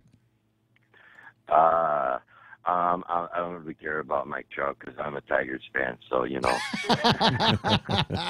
Oh, it's like that. It's like that. Okay, it got the voice of GML on the line. Mark Colby's taking a couple of minutes off of his regular routine to spend some time with me on the radio here in 93.3 The Point. And tomorrow we've got the star of the GML, right? Fingers crossed. Yeah, I have not heard from the commissioner to push the season back, so I'm assuming we're for a go tomorrow night, 7 p.m. Paseo Stadium. Gotcha. And do we know who's going to be playing tomorrow night, 7 p.m. at Paseo Stadium? Okay, so the defending champs from last year, the ITV Rays, are going to be taking on, I believe, the Royals, who are formerly known as the Orioles. And that'll be tomorrow, 7 p.m. Can you give me any kind of indication on why there was a short delay in getting the season started? Yeah, apparently, according to the commissioner, we were good to go about 3 weeks ago. He's given me the date. I started advertising. I started announcing it, getting the word out to the media. And then as they were having their meetings, what happened was with the time, and I believe we now have 8 teams. I have not gotten confirmation from Roki on that. But, we still had 7 teams. We were a go. And Roki sat down. The commissioner started working on the schedule and realized that if we of course, GML now is only going to be playing Tuesday, Friday, and Sunday. Okay. No longer are we playing Thursday night games. Okay. So what happened was with 3 nights, the commissioner sat down with the 7 teams making a schedule and realized we're going to be playing well into September, October again. Right. So he had to have an emergency meeting to talk to the teams to figure out what to do. And they opted with the commissioner to make we're going to stick to Tuesday, Friday, and Sunday. However, it's going to be Tuesday and Friday, 7 p.m. games. And on Sunday, we'll do a doubleheader starting at 3 p.m. and then at 7 p.m. Yeah, that makes sense. That makes sense. That'll shorten the season, get you out before summer is over. Well, don't forget, we still got all the rain delays. And, I always anticipate at least 6 to 8. And I'm pretty much always on key with between 6 to 8. Gotcha. Well, all right. Well, yeah, we'll factor all of that stuff in, although we might be the only ones that factor in any kind of rain events. We had a lot of rain last year. I don't see why we need so much this year. I think pretty much of that monsoon and all that stuff kind of came out of our area, especially earlier this year with what was that one little rinky-dinky thing that just passed by, but it just barely nipped us on the bottom. Right.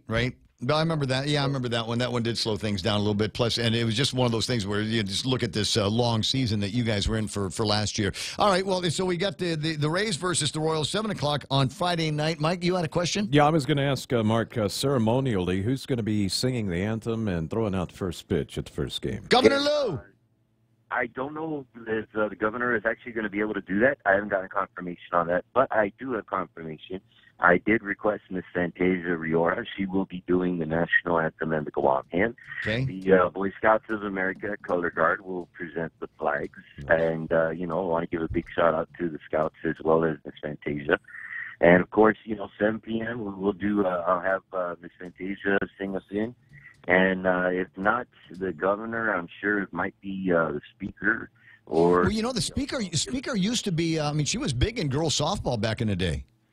Oh yeah, and she's a big advocate and supporter of the GML because her sons play. Right.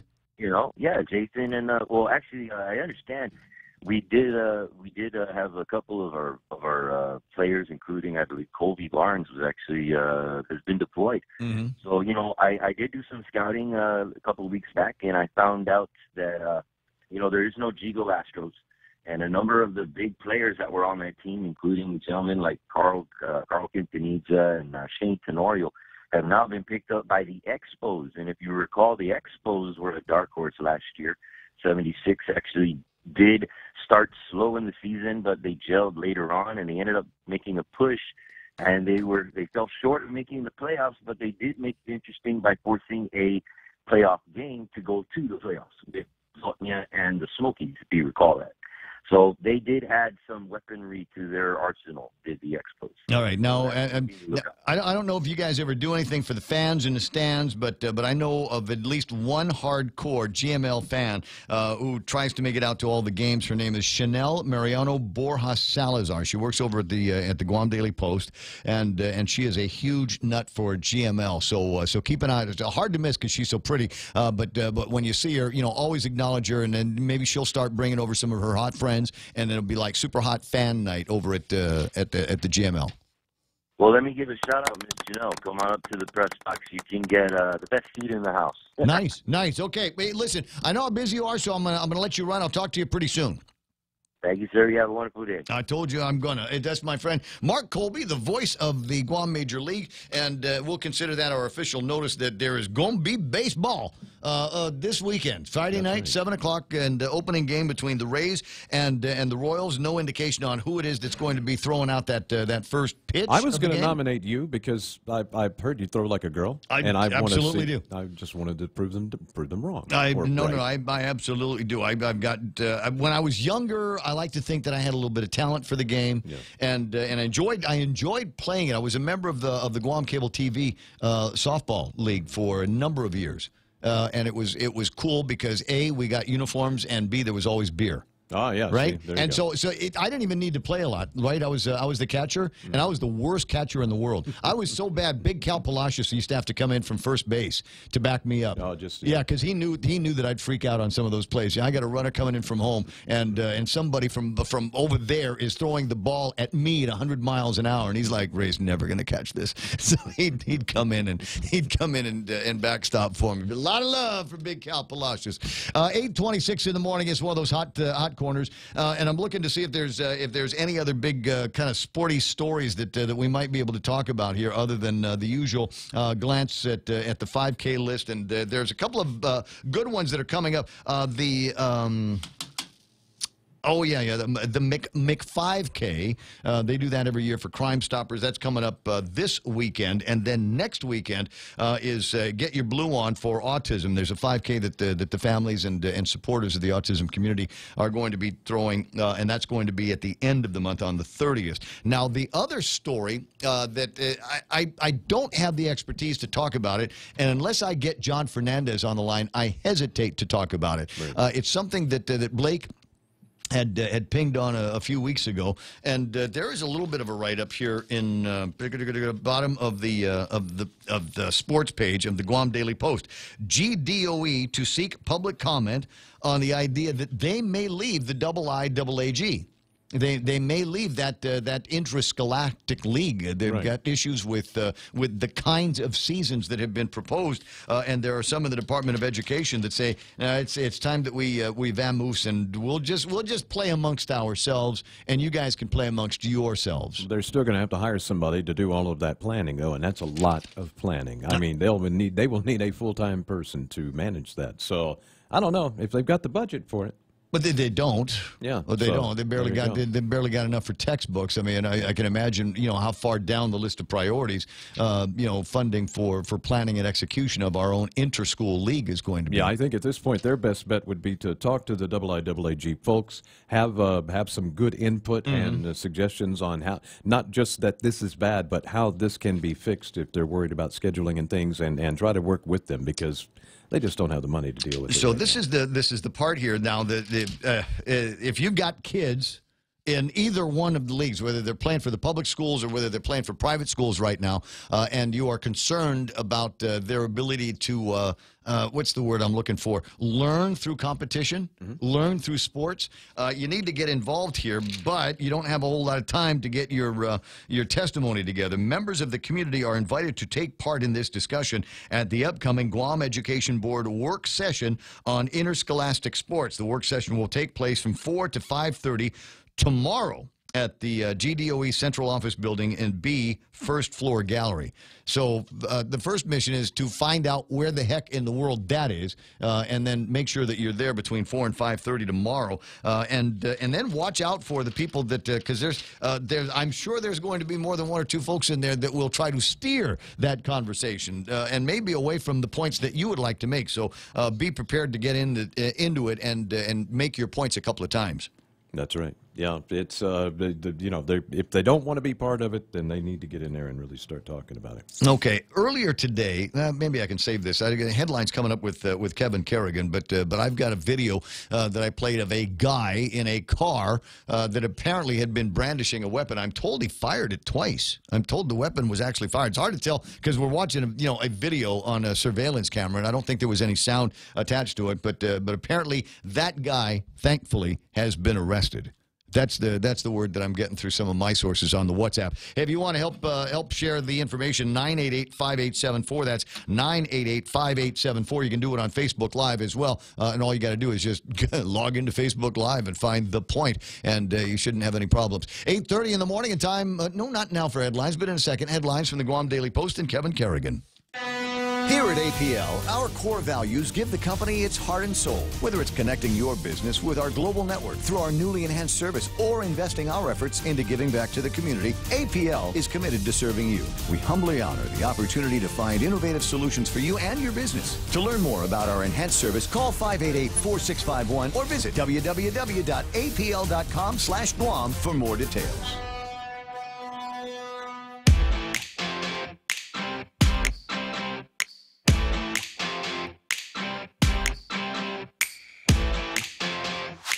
It's 8:31 in the morning, and still an hour and a half before I get to call it quits for today. And among the topics that we've only just begun talking about, yes, is the Republican Party of Guam and their statement on Bill 32-35, where they share everybody's concerns about the cannabis legislation that is being forwarded over the legislature. In fact, they'll be talking about that. Should be first thing about 10 o'clock this morning. We believe this decision should not rest in the hands of 15 senators, but rather the community at large. So we encourage senators to amend the bill and put this decision in the hands of the people of Guam at the next election. These are some of the same guys that were floating the idea that we just absolutely had to have an increase in the business privilege tax, something that should have gone to the population to vote on, but they did not. No, at the time they felt that decision could be made over at the legislature. So all of a sudden they're going to abdicate the responsibility and send it back to the voters. Yeah, I think if it were a Republican majority there, that letter would be far different. Well, if it was a Republican majority out there, and a reminder now that the idea first started getting seriously floated in 2018 by a guy named Eddie Jerome Baza Calvo, who at the time was the Republican governor of Guam, because he wanted to do anything that would help bring in some additional dough to the government. So hypocrite much? The G in GOP does not stand for guts, but the P should still stand for pate. It's 8:33 and time for headlines from the Guam Daily Post. Here's Kevin Kerrigan. Half a day and good morning, Guam. In the headlines from the Guam Daily Post this morning, Governor Lou Leon Guerrero expressing the hope that Senator Talina Nelson will allow all the members of her committee to review Dan Tadenko's nomination to the airport board of directors and then have a chance to vote on it as a committee, up or down. Senator Nelson sent the governor a letter on Tuesday advising that Tadenko's nomination would not proceed to the floor for a vote. Yesterday, the governor said she hopes the senator would allow her committee to make that decision and let the members of her committee read the documents that have been submitted over the controversial Port 7 case before they decide. The governor said she stands very much behind her nominee, Dan Tadenko. Senator James Moylan has introduced a resolution calling on Governor Lou Leon Guerrero to continue deporting non-U.S. citizens who have been convicted of felonies. In his resolution, Moylan states that DOC still holds over 100 non-U.S. citizens at a cost of $108 a day to Guam taxpayers. Former Governor Eddie Calvo initiated the deportation program for alien prisoners housed at the Department of Corrections in Manila. More than 70 foreign inmates were deported under the prior administration. The current governor has not said she opposes the program. However, there have been no deportations since she took office in January. A bizarre twist in a missing person case has the Borja family both relieved and concerned. Richard Borja was en route to the Guam Police Department's Agate precinct yesterday morning to provide police with an update on the missing persons report that he filed on his son, Nathan Borja. But when he got there, he was told that his son had just left the precinct with his dad. According to the Guam Police Department, 36-year-old Santa Rita resident Nathan Borja showed up at the precinct around 11 a.m. yesterday morning, almost 3 weeks after he was last seen or heard from.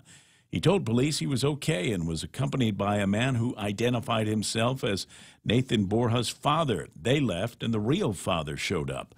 Nathan's brother-in-law, Krista Haji, said, "We're relieved because he's alive, but we don't know where he is, and we don't know if he's safe." Chief ED spokesman Sergeant Paul Tapau said police have closed the case. Nathan Borja's current location is not known. For these stories and more, log on to postguam.com or pick up a copy of today's Guam Daily Post. Right on, can do. It's 8:35. That's Kevin from the Guam Daily Post. My name is Ray, and iConnect time is 8:35.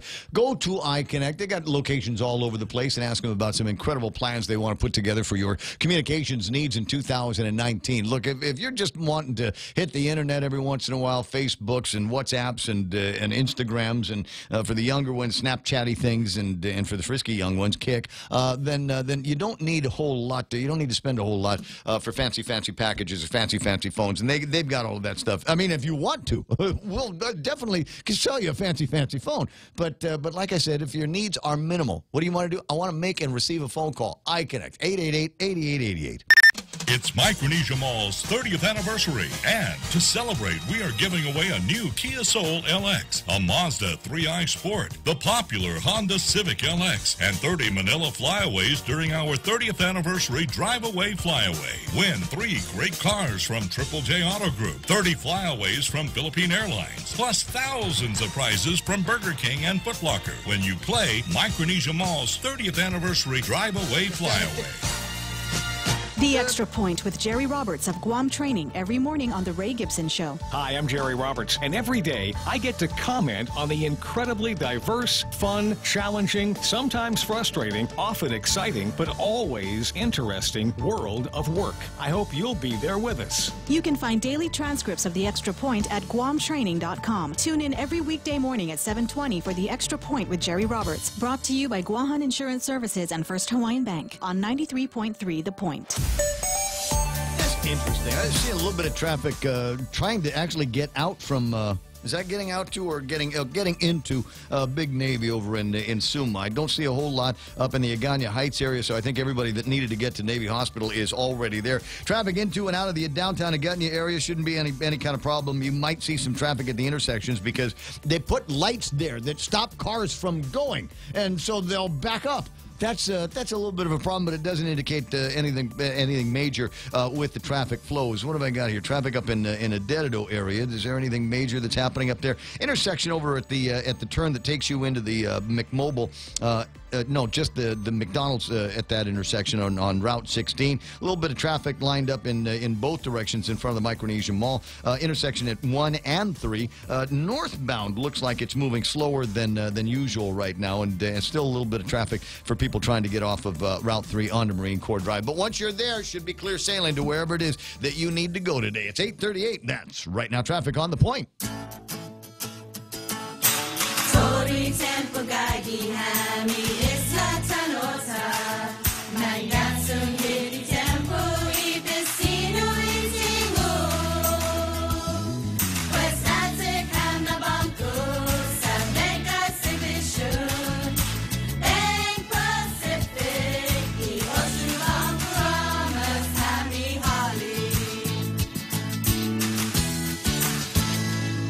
Friendly burgers at Chili's. Indulge in a selection of our famous burgers with the black bean patty. Black bean patties combine beans with onions, parsley, bell peppers, and cilantro. Served with dill pickles and fries. More Latin entrees include the spicy shrimp tacos, Cajun pasta with shrimp, or grilled ancho salmon. Best of all, each entree is just $15 and comes with a refreshing Coca-Cola, iced tea, or Heineken on draft. Our fresh house salad with an entree for just $15. Chili's 3 for Me Let menu. Available for a limited time. Chili's. More life happens here.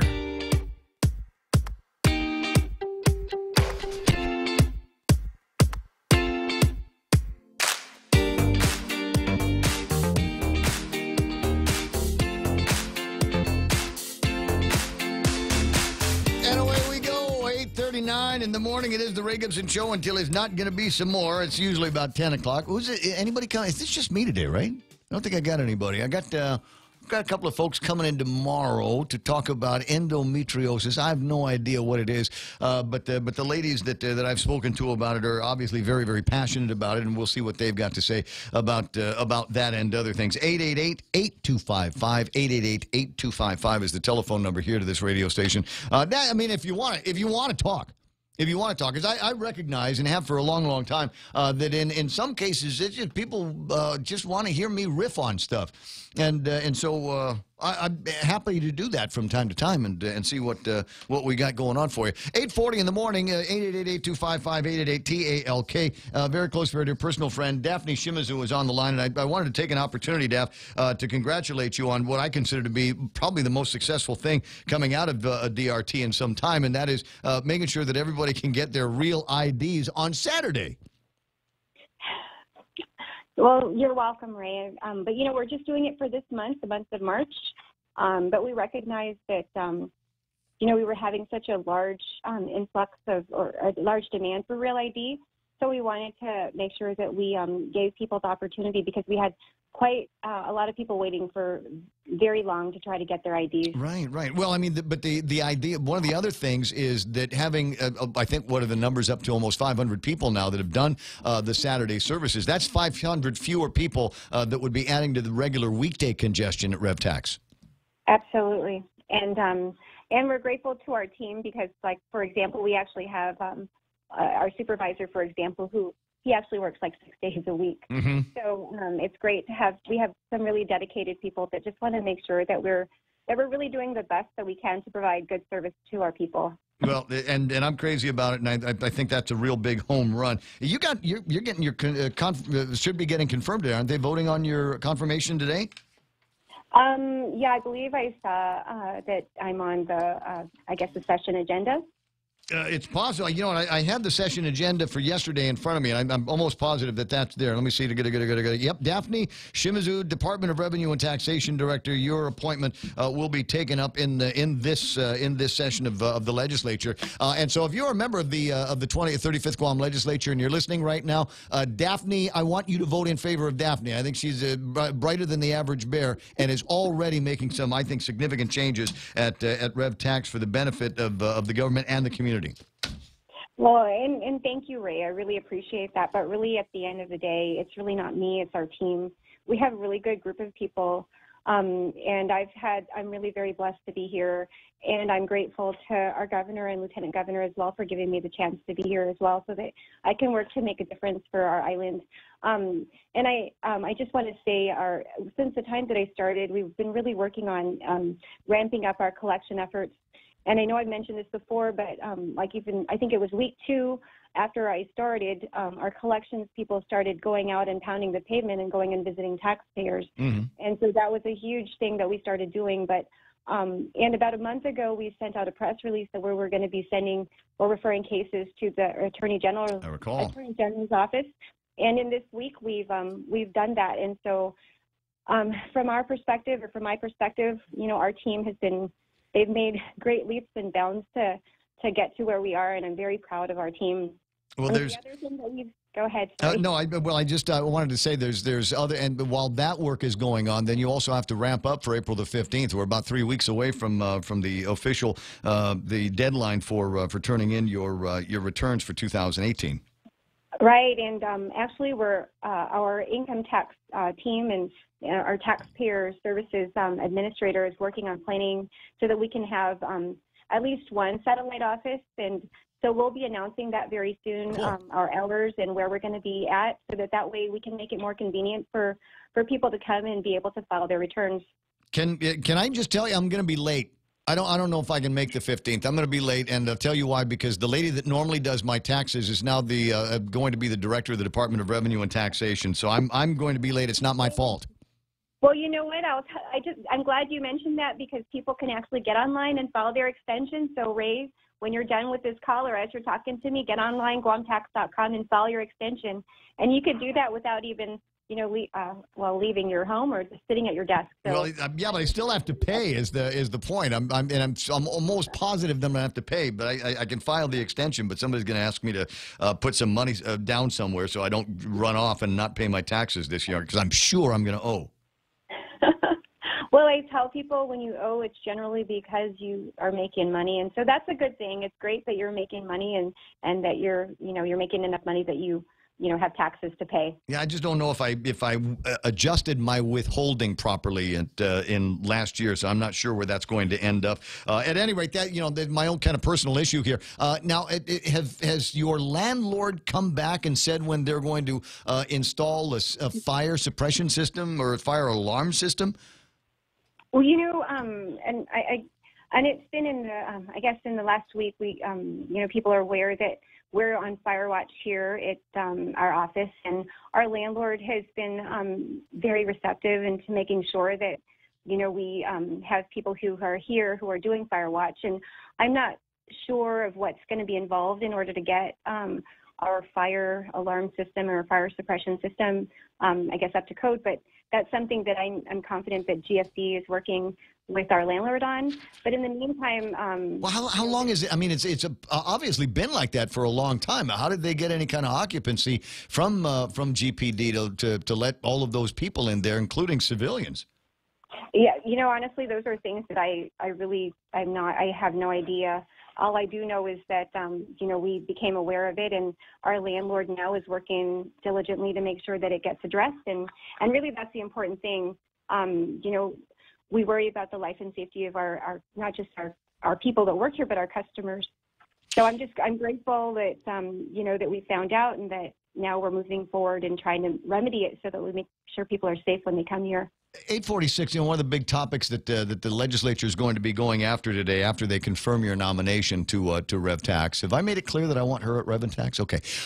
Is they're going to be going after? They're going to be talking about the Cannabis Industry Act of 2019. I know that's kind of a big deal out there. And the questions that people have asked me, and I'm not sure what the answer is the ability of the Department of Revenue and Taxation to be able to follow from seed to sale the transactions on marijuana on Guam, so that we might be able to reap the benefits on the tax side. Have you guys done any numbers on what it's going to take to beef up Rev and Tax so that you will be able to do that?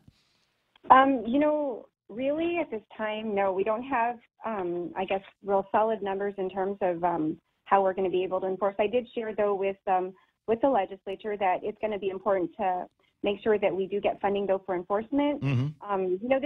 This is something that we've never, I guess, dealt with before, and so it's going to be important that we have people who are trained.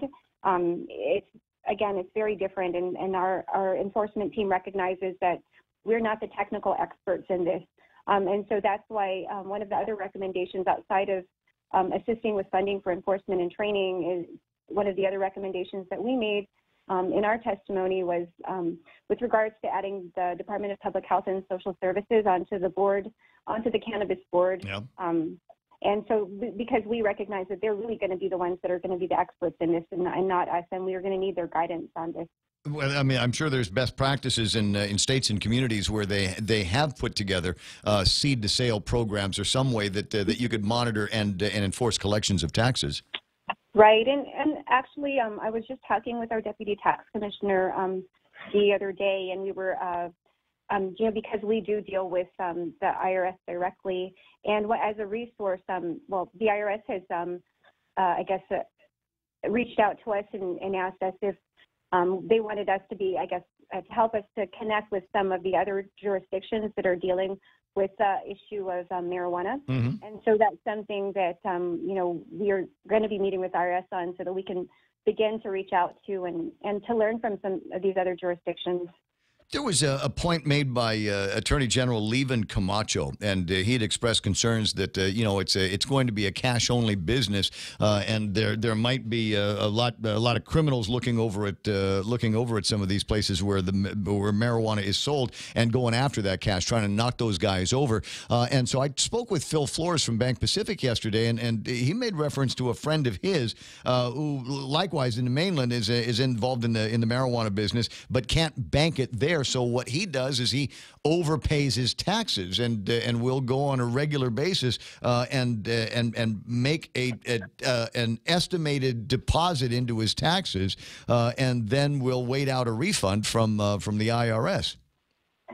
I've never heard of that, but I'm glad you're mentioning that. I mean, I suppose that's another place that we can look, but I've never heard of that. But, right, we do, again, in our testimony, we did mention because under our House is not only the regulatory and enforcement side that would come with regards to the industry, but we also do in our House, we have the branch insurance and banking.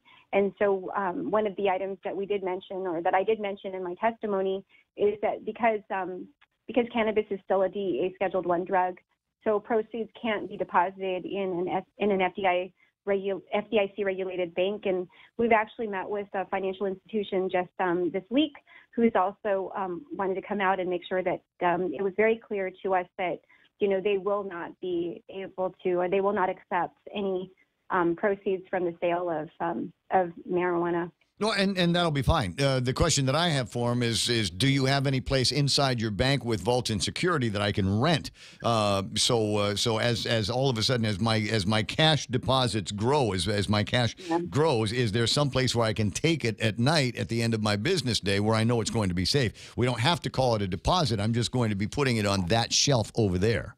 Right. And so it's interesting that you mentioned that I guess that one mechanism or avenue that some people, I guess, are taking is to try to, I guess, put the money with the government so that they get a refund. And, because also the financial institution that we met with the other day as well, they talked about, I guess, just different, in terms of how to catch that is through really intense monitoring and making sure that they know the profile of customers. And I believe that, I've been a big advocate in our agency for data.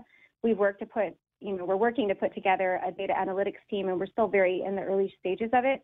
But definitely it's going to be about monitoring and making sure that we're looking at, kind of what's going on with trends in different areas, perhaps in GRT and other areas, because that's where, I believe that's where the financial institutions are able to catch this. It's going to happen one way or the other, and either it's going to happen as a result of a local law being passed, maybe a referendum. I don't know. That's the direction the gutless GOP is going this morning, or maybe it'll come to us by way of the federal government. There are going to be some changes, no matter what. If I don't ask the question, somebody on Facebook Live will give me a hard time about it. And his last name is Magallanes, I believe. Is there any money in a tax refund fund right now? Are you aware of any collections that you guys have made that should be being deposited now into a tax refund fund? So as monies come in and as the clock starts ticking on tax refunds, there's capital in the source fund for them. That's more of a question for DOA or Director Burns. I see. And so that's something in terms of our roles. And DRT, our role was really the collection. And so in fact, when we were going to be processing any payments, I actually worked to coordinate with DOA because we can't even print refund checks without making sure that we have the funding. So DOA is really probably the better agency to refer that question to. I'll bug him later. Yeah, and Director Byrne, I work with him, and he's excellent, and I'm sure he'll have an answer for that. Well, I wanted to take a minute to see what was going on at Rev and Tax. I think I got an earful this morning, but I wanted to make sure you also knew that I was pulling for your confirmation at the legislature. Well, thank you. And, I want to thank everyone that even came out to come and support me. And, at the end of the day, again, I'm very grateful just to have the opportunity to work for our government. And, I'm a local girl. I'm from Mauricio. I'm probably as kind of I'm probably like the most islandy kind of as you can get. And so I really just love our island, and I want to do some really great things for our people. And I, and so that's really what I want to do. And me, Ray, I just love to work, and my husband knows me very well too. Mm-hmm. I love to work, and I just want to work for our people. And I really want to work to make our island, the best place it could be. And so thank you. Thanks for taking the time to talk to me. No problem. Thanks for thinking outside the box, the bureaucratic box, and saying, what, we can work on Saturdays to help people get some of the things they need without them spending their entire day at the Department of Rev and Tax. All right. Well, thanks again, Ray. Have a great day. I will. I'll talk to you pretty soon. 8:54 and change. Daphne Shimizu over at the Department of Revenue and Taxation.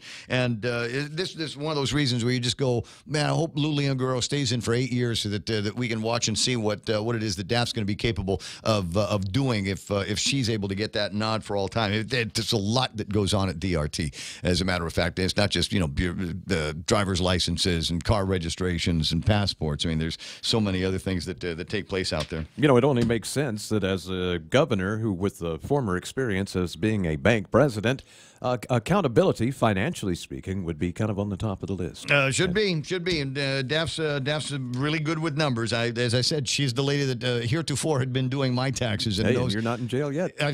Yet is the operative point. You know, like I said, she's not doing them now because she got this other gig, right? Yeah. I don't know that she would, even if she did. How even many if she frequent could. flyer miles do you have? Well, enough to get out of town. I suppose I could do that. I'm going to go end up somewhere where I'd have to pay taxes anyway. It's just that, you know what? Can I just say it? I'm the laziest guy in the world. Everybody knows that. I've said it on the program a million times, right? I'm lazy. I have on the kitchen table all of my receipts, all of my paperwork for 2018. Yeah. See, you and I are the same way. Yep. I got it on my dining room table. It's been sitting there for about 3 weeks now. Yep. And every once in a while, I'll open up another envelope and say, okay, that needs to go on the table. And eventually I will make my way through some kind of a return form. But I'm wary of what that number at the end is going to look like. Yeah, that's the tricky part. What's that going to feel like? I wonder, because it's either going to be below zero, not likely, or above zero, but a big above zero. I know. Anyway, we'll watch and see what happens with all of that. Watch and see what happens is going to be the thing for today. 10 o'clock this morning, the legislature will be going into session Thursday, March 21st, 2019 at 10 a.m. The Speaker, Antonio and Pinko Legislative Session Hall in the Guam Congress Building. It's going to be ledge session, and what is it that they're going to be talking about? Maybe marijuana is going to be a topic, or maybe not. You know what? It's possible. Anything is possible. And I don't want to put any kind of money odds on this. Here's one of the things is I got the feeling last night after reading a few things from GVB and the Republican Party of Guam, party poopers, killjoys. There's other words. But anyways, as I'm going through this, I was thinking, all right, it's either going to go. Clint's either going to get the votes that he needs to send it to the governor's office, all right? Because, the GOP only accounts for a minority of people over at the legislature, and it's possible that there are going to be people at the legislature that are going to run counter to what the GOP wants. Just because the GOP says to do something does not mean that Will and Louise and Tello and who else is Jimmy and the others there's nothing that prescribes them to follow the GOP memo. Right. All right. It's also possible that there's going to be that there might actually be some us versus them. Right. So if the GOP is coming out and saying we've got concerns, and the Chamber's got concerns, and Levin Camacho and GVB has got concerns, that might be the fuel for the Democrats to say, oh, that's how it is. You guys over there on that side of the aisle. Right? That's where you guys are. Well, we're different because we're for the people. We're the Democrat Party of inclusion, and we're for the people. And we're now we want to do it even more. Now we want to pass this legislation even more because you guys are drawing a line in the sand. Yeah, what I expect to happen is them to look at the GVB letter and go, hypocrites, and look at the Attorney General and say, yeah, well, maybe let's give it a try, and then pass the thing like hugely. The GVB letter really surprises me because, if they pass it, GVB will create an app like Green Guam or something. Where you can find it. Yes. Just silly. Wait a second. Hold on to that idea. With the idea that you just heard, unhear it. Unhear it right now. You're giving up ideas on the radio. What are you doing, man? That should have been our deal. That should have been Ray and Mike's green app. To find out, guys working on it. The weed-friendly stores, the weed-friendly mom and pops, the weed-friendly cafes, all of that. Shh. Because I got it. Because I've been working on another one that I can't talk about on the radio just yet. Anyway, so where do I need to go? We were talking about the letter from the GVB, and I meant to read that one, not in full, but a little bit later on in the program. I might do that in the next hour of the show. 888-8255-888-TALK. What is it that you guys are talking about over on the thing? Lady D says, I'm going to be watching the Legislature channel this morning. Good thing they're happening at 10. Pam Duvall, buzz kill. Those are some of the words that I was looking at. James Howard says, Daphne is awesome. That's nice. Yeah, a couple of other ideas on how to deal with the money aspect that Lieben brought up. Hey, it's 9 o'clock in the morning. We're KUSG Aganya. Stand by now for Fox News. They're calling it an agency priority. I'm Lisa Lacera, Fox News. The Federal Aviation Administration developing new instructions for airlines who use the Boeing 737 MAX 8 jet. Fox's Steve Rappaport has more live. Lisa, the FAA saying Boeing will instruct airlines to install new flight control computer software for the MAX 8. The agency adding its ongoing review of this software installation and training is an agency priority, as will be the rollout of any software training and other measures. Boeing planned a software upgrade after a MAX 8 crash in Indonesia last October. Many countries grounding that model after an Ethiopian Airlines crash this month. Authorities saying data from the black box recorders shows clear similarities between both accidents. Meanwhile, the Transportation Department's Inspector General plans to audit the FAA certification of the MAX 8. Lisa? Steve, months after his death, President Trump again taking aim at Arizona Senator John McCain. When he finally had the chance to do it, he voted against repeal and replace. He voted against at 2 o'clock in the morning. Remember, thumbs down. We said, what the hell happened? He said 2 hours before he was voting to repeal and replace, and he went thumbs down. The president with the comments at a tank plant in Ohio. Georgia Republican Senator Johnny Isakson saying what the president said about McCain was deplorable. There was a deal in place yesterday, but now an NFL owner in trouble with the law may pass on it. CNN reporting that New England Patriots owner Robert Kraft will turn down a plea deal from prosecutors that would have had the charges against him dropped if he admitted after reviewing evidence that he would have been found guilty at trial. That would have placed Kraft in a diversion program requiring him to complete community service, pay a fine, undergo an STD screening, and attend a class on the dangers of prostitution. This as attorneys for the Patriots owner Wednesday filed a motion to suppress video evidence described as graphic that shows Kraft receiving services at the Orchids of Asia Day Spa back in January. Fox's Matt Napolitano. This is Fox News. If you have family or friends getting treatment right now at St. Luke's Medical Center in the Philippines, we want to connect with you. Hafaday, I'm Joe Guam. Thanks to our partners, we're bringing Mes Samoru to St. Luke's in Global City. I'll be playing a free show on March 29th from 2 to 4 p.m. in the St. Luke's Piano Lounge for all our Guamanians out there. All family members accompanying the patient are invited to join us, but seats are limited, so please tell your family to go to joeguam.com to register online and reserve your spot. This event is presented by Guam Windward Memorial. Special thanks to our affiliate partners, Stay Well Guam, Take Care Insurance, Guam Hearing Doctors, Lombard Health Eye Clinic, Guam Premier Outlets, and Coast 360. Our contributing partners, Moylan's Net Care and Data Management Resources. Our supporting partners, American Music, Fizz & Co., The Coconut Tree Company, Kadu Restaurant, and our promotional partner, The Point, Sidus Mosids, and Biba Mes Samoru. I'm proud to be a Guamanian where America's day begins. And I can't forget the women and men who fought for my brown skin.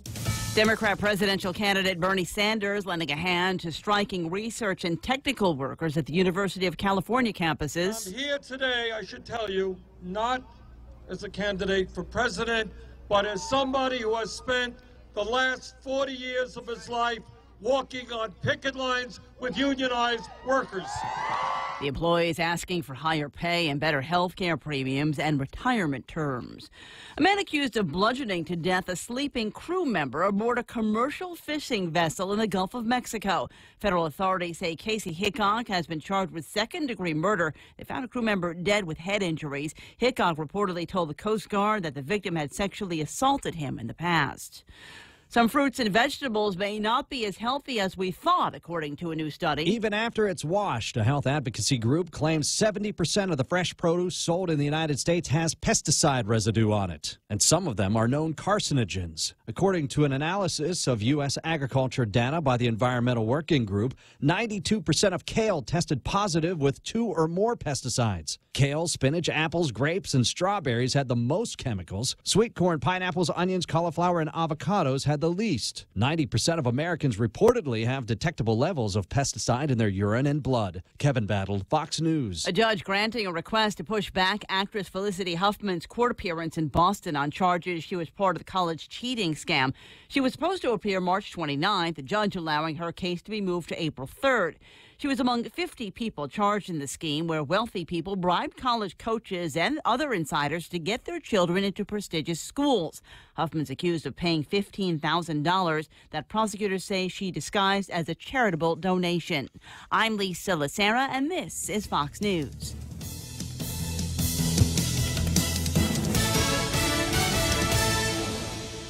Security Title is honored to join in sponsoring Ray Gibson on The Point. Half a day. I'm Rita Tidegui of Manila, and this is where I start my day, listening to the voices of our community and sharing thoughts about issues that affect all of us. It all boils down to our people and our land. Ingatan ang iyong tahanan. Protect your home. When purchasing or refinancing your home, remember to call the professionals at Security Title, just like you call Ray Gibson in the morning. The Ray Gibson Show is being brought to you by APL, American President Lines of Shipping, the future Guam Regional Medical City. First choice for all of your specialty care needs. I'd like to say thanks as well to the guys over at Micronesia Renewable Energy. You know, there's never been a better time to go solar. And then there's Dave and his team over at King's Restaurant. They got one in Tamune, they got one in Harmon, and just absolutely fantastic people. And just like you on Ash Wednesday, they went and they got the ash cross on their heads and begun to mark the season of Lent with some great menu items that feature all of your favorite seafood and all of your favorite seafood dishes for Lent. Try it today at King's. It's Micronesia Mall's 30th anniversary, and to celebrate, we are giving away a new Kia Soul LX, a Mazda 3i Sport, the popular Honda Civic LX, and 30 Manila Flyaways during our 30th anniversary Drive-Away Flyaway. Win 3 great cars from Triple J Auto Group, 30 Flyaways from Philippine Airlines, plus thousands of prizes from Burger King and Foot Locker when you play Micronesia Mall's 30th anniversary Drive-Away Flyaway. Yep, can do. Ray Gibson Show also brought to you by Jen and Joey and Dunge and the guys over at Cars Plus, absolutely driven by you. Nanbo Insurance, and they want to help you save money on your insurance this year. This is the easy stuff. You just give them a ring later on and ask them about their Bundle Up plan that could save you 50% on your insurance spend for 2019. Of course, Wendy's recognizes that it's Lent as well, and they put together the simple, clean, and honest menu for you, and you can get yourself salad for that's the simple part, just an easy salad to make, right? And the clean is going to be the the North Pacific filet sandwich. Love this great white meat fish, fried up perfectly. It's exactly the right kind of crunch and exactly the right color fried with this codfish. They use Japanese panko breadcrumbs, so you got an extra texture in there, plus pickles for an extra texture, plus the toasted bun for the extra. I mean, there's so much going on in there. And wash it all down with honest green tea. That's for lunch at Wendy's. The Ray Gibson Show, bringing you closer to the action. This is The Point, Guam's FM News Talk Superstation. Superstation! Man, we were going to talk to Heidi today. I'm not going to tell you why, because the guys at the other radio stations are listening, and then they're going to go and find out why. And this is my story. You can't have it. It's 9:08, 8 minutes after 9, 888-825-5888-TALK.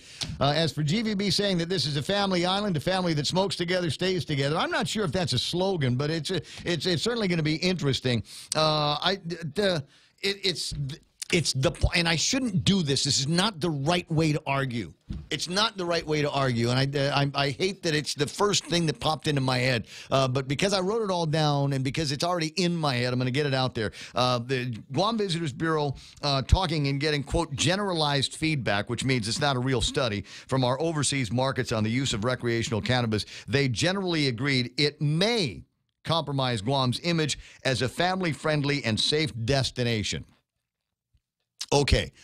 Sometimes we get guilty of paying too much attention to our own press releases. I live here. And did you watch the video of the knucklehead shooting off his gun earlier today? Does that strike you as a safe place? Clean family destination? With all of the abandoned buildings down there, the hawkers, the strip clubs. Not saying anything wrong with adult education. Certainly doesn't run up with the idea of family entertainment, though, does it? The vagrants that we seem to be putting up with more and more down there. dirty bathrooms in our parks, graffiti and trash everywhere. This is I don't know where these people are getting the idea that they have been the centurions, the safeguards, if you will, of this safe family destination that they're talking about. And if they believe that they've got it, they need to get out from under their silos and start looking around. We've got some real problems out there, problems that I think might be able to get solved if we were to look at this and say there's more that can be done. The same way that there is a tourist district, we could have a green district. If the tourists want to go there, they can go there. If they don't want to go there because they're worried about what may or may not happen to them in their countries when they get back, they don't have to go there, is a point. We've got to take a little bit more of an open mind here, and the idea that we postpone any legislative action on this bill as we begin our process of due diligence. Why is there not already a report? Why do we not already have a study on marijuana tourism? It's not like it's the first time anybody thought of it was when Clint Ridgell was talking about it, right?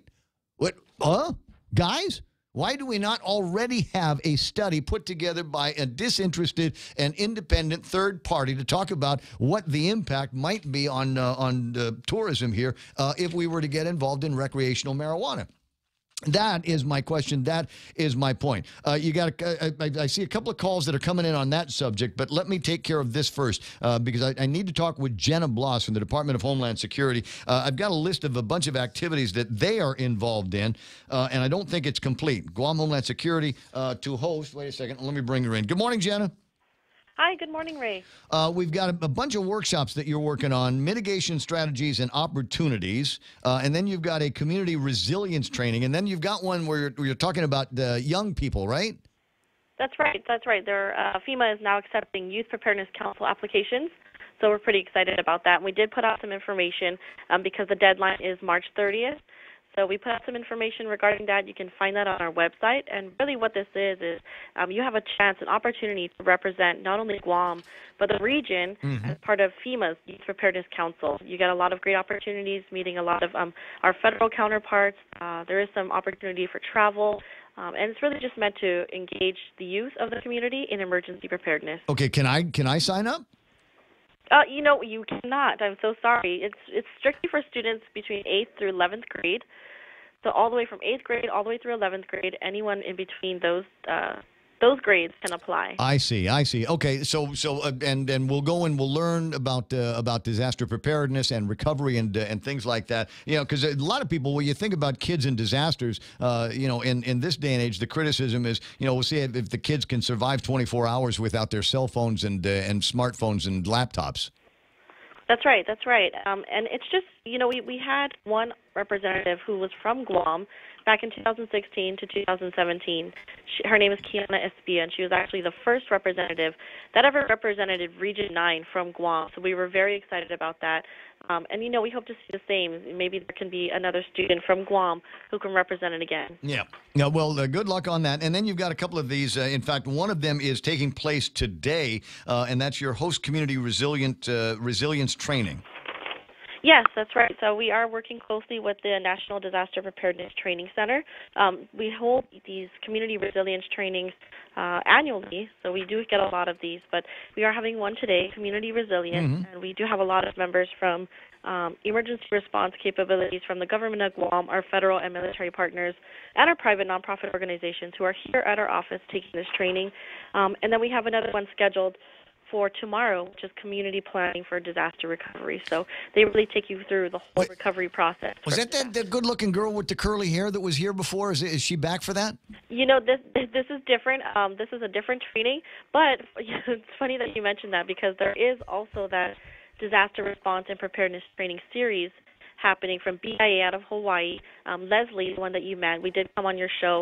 Unfortunately, she's not here yet, but I do believe she's in Saipan right now. And my understanding is she will be here tomorrow for that training that's being hosted at the University of Guam. Yeah, we need an excuse to bring her back in for an interview.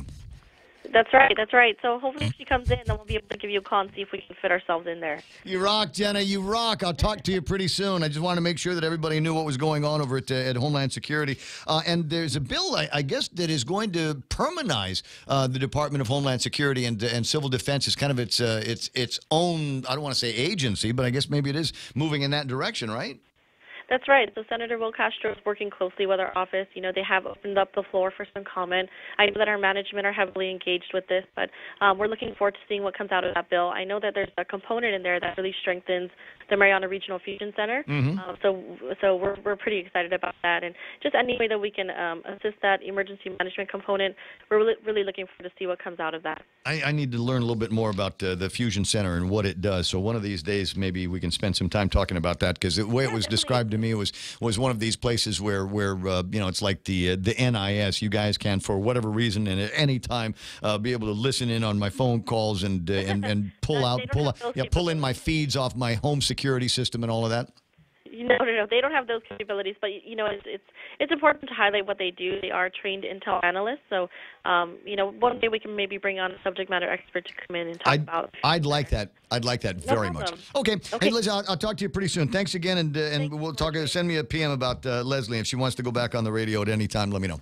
Okay, will do. Thank you. All right, Groovy, 915-888-8255-888-TALK. My name is Raymond, and it's great to be here with you this morning.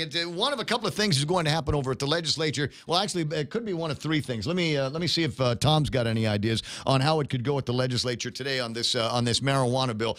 They could pick it up and have the debate, argue about it, scream at each other like a married couple, and decide that we like it and move it to the third reading file. They could decide that we don't want to have anything to do with it, send it back to committee, or otherwise take no action on it. What do you think is going to happen there, Tomas?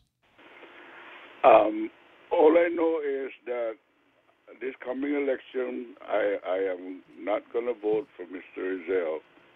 And also I'm going to be keeping an eye on any senator that votes to pass this bill. I am totally against this, okay? And we, the voters, we are going to be using our votes now, from now on. That's the only recourse we have. It's too late. It's just going to be a waste of time to have a recall election. Okay? It's going to cost money. So we're not going to do that. But this coming election, we already know who not to vote for, and there are thousands of people like me who are against this adult use marijuana. Because? I voted for the medicinal because I know that some people need it because it's a painkiller, but not for regular adult use. Okay? And I have my main reason against it. Although I know that they can make money out of this for the government, but for the future, our children is the future of this island, okay? And it's going to affect the students going to school. They're going to be dozing off in class instead of learning. And because even if they don't get their hands on marijuana to light up or smoke it, they're going to be inhaling the after smoke that's going to be coming out of the adults, because there are thousands of parents out there that are so irresponsible that they're just going to light up right next to their children. Then they're going to be irresponsible with alcohol. They're going to be irresponsible with methamphetamines. I don't know. I just, in fact, there's a story now that even without the law in place, there's a kid at Sanchez that got busted for bringing dope to the school. And so where are those parents now? That's right. They're always talking about the advocates of marijuana. They're always talking about they're going to regulate it, they're going to control it. They will not be able to control it because they cannot even control alcohol and tobacco right now, let alone weed, okay? Because... well, some people say that alcohol and tobacco are worse than weed. Yeah, marijuana is more addictive than alcohol or regular tobacco. It's not addictive, Tom. Who told you that? It's not. I can quit any time. Because, people are going to get tempted to get high because they will experience it. They're going to like the highness of it. and they're going to continue to get high. Yeah, I like my beer, and so when I get off of work, or if I'm having a great time with my friends, I'm going to drink my beer. That's my way of doing it, and it's perfectly legal. And if the government is doing its job right, they should be able to get the sin tax from every 6-pack of beer that I buy. I'm already worried about the safety feature of it, safety part of it. When we drive down the road, there's going to be idiots out there that's going to be drinking their alcohol, and in combination, they're going to smoke their weed, and the combination of those two in their brain is going to turn their brain into mush, and they're going to they're not going to pay attention of the upcoming stop sign coming up to an intersection. Yeah, and they're not going to be paying attention that the light is really turning amber, ready to turn red. They're just going to continue on because they'll be busy laughing their butts off inside the car with their companions, because the effects of that thing is that anything anybody says, once you're high on that stuff, anything that anybody says is funny. It makes you laugh. For no reason at all, people will be laughing. I have experienced it. So you're convincing me now we need this more than ever, because there's some people here that could use a good laugh every once in a while. That's true. It's just one of those things. It just while they're driving. I don't know. I don't. We've already got idiots on the roads right now, and some of them are idiots even without any alcohol, even without any marijuana. And I think one of the things that we can look forward to is once this is decriminalized, once it's been deregulated to this degree, we might even be able to find some money to fund more police officers on the streets that can go out and look for the real criminals with the real drugs. Tom, I know, but that's just a dream. But if we don't fund the dream somehow, it'll never ever come true. So let's find some guys and find a way to get more cops on the road, doing more pullovers, and maybe we'll find a couple of guys that deserve real jail time for hardcore drugs. I mean, I never heard of anybody breaking into a house, ransacking property to go and fence it so they could buy marijuana. They need that for their keki. And those are the guys that we need a lot more surveillance on. I don't know. We'll see what happens. We'll see what happens. I'll never forget about that guy, Mr. Peredo, up in Doña, who got killed for his plant, for his marijuana plant. I don't remember that story, but I do. Just a note here with regard to, did you already vote for Clint Rigel? Did you vote for him when he was running for senator? No, I did not. You did not. Okay. I will not ever. So he didn't. He's not losing a vote here. Hey, Tomas, I'm going to run. I'll talk to you pretty soon, Lane. Listen for you on Bob's show this afternoon. 888-8255. The co-sponsors include Tina Rose Munoz Barnes, Senator Joe S. in Augustin, but I'm told that his position might be wavering, and he may join the gutless GOP and pull his support behind this. Regine Bisco-Lee, Tello Taitigui, and Jose Terlai. But Tello's a Republican now. Is she gonna sign up with the Republican side and also waver on her original support for the measure? Don't know. What do you think, Ken? I have no idea how they're going to vote on that measure right there. It'll be just interesting to watch, because on one hand we have the headline bills, like Luis Munoz wrote one last year, that they haven't got a chance of passing, but they're writing it for the headline in advance of elections and stuff. And ultimately, it's going to come down to what the federal government lets us get away with. We have a better chance, I think, getting away with medicinal. But, we're subject to the federal government because we don't have our own constitution, which is what the states are hiding behind. But we're already doing medicinal now. There are already people that have gone through the process at the Department of Public Health, and they are already now approved by the government of Guam to be able to grow marijuana for medicinal purposes. It's still a Schedule I drug, is it not? Just because we've made it legal here on Guam doesn't mean that, for medicinal purposes, doesn't mean that it is legal in the eyes of the federal government. And I don't know anybody over at the FBI that said, hey, you guys knock that off. Well, it goes back to what I said. I think we have a better chance with medicinal, but that wasn't what I wanted to talk to you about. I wanted to talk to you. Earlier, you were on a rant about tourism, and I just had a conversation with a friend of mine in Hawaii a little while ago. And he told me that they're in the tourism industry over there, they're very concerned about Southwest coming in, because for the past 10 years, as they've been building up their tourism plan to attract a higher-end tourist, kind of like what we did here on Guam. Here comes the budgets. The tourists have been dropping in value. In other words, Airbnb has taken a significant chunk there in Hawaii, and it's also driving up rentals in the area as, you know, apartment buildings get bought, converted to B&B. Houses get, and we're having the same thing here. And now with Southwest bringing in more budget tourists, they're afraid that it's going to have a significant impact on the quality of the tourist experience. $100 round trips. $100 round trips, Ken. Yeah, the more people come, the more wear and tear on the tourist plant. Not the hotels so much as Hanauma Bay, the buses, Diamond Head, all the parks. And then the negative experiences are driving down the quality of the tourists, because when people go back to San Francisco and talk about all the homeless people living there on the beaches and, you know, things like that, it drives away the quality tourists. So I'm assuming that you're agreeing with me on the idea that you know, we've got these press releases, we brand ourselves as a safe family destination, yet just a walk up and down the beach, a walk up and down Tumon shows that is anything but. We've got these abandoned buildings, we've got hawkers, we've got the strip joints and the vagrants and the dirty bathrooms and the graffiti and the trash everywhere. Yeah. And then on top of that, you go to any tourist plant, and I say like Agana, for example. What do you have? You have the alcoholic, homeless vagrants and the panhandlers chasing down the tourist.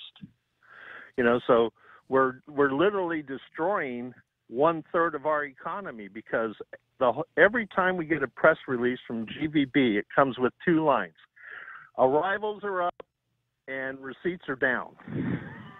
Guess what? Yeah. What's wrong with this picture? So I don't know, but my riff was on what was written by GVB and sent to the Speaker of the Legislature, suggesting that we postpone any legislative action until somebody has done some due diligence. It, in my mind, is the obligation of the Visitors Bureau as the leading industry organization to have already conducted the due diligence. We should not. Clint Rigel talking about this measure is not the first time we did. In fact, Eddie Calvo, when he mentioned it last year, Calvo, can I remind everybody, Eddie Calvo on this radio station, on this show, suggested that we go after recreational tourism, recreational marijuana, and see if we were able to tax it. At that point, somebody at GVB should have started some kind of a study to find out what the impact was. Here it is, a year later. And now they're saying that we'll hold off over in the legislature. We need to study the numbers. Well, you should have studied them last year. That comes under the category of too late smart. You know, it's like this wasn't, I go back to the Trump tax cut. It wasn't a surprise, contrary to what Eddie Calvo said. We knew for a year. He advertised it for a year, and he got in office. And he talked about what he was going to do. So it shouldn't have been a big surprise to government of Guam. Neither should this, when you consider that not only did the governor endorse the idea, but Luis Muñoz introduced a bill to support the governor's idea. So you're right, they should have done their due diligence, but they're in charge of protecting 1/3 of our economy, and they're not doing a very good job of it when you consider that the public bathrooms just behind their office are among the worst on the island. You know? There's your sign, as the comedian says. There's your sign. 9:28, dude. I gotta run. I'll talk to you pretty soon.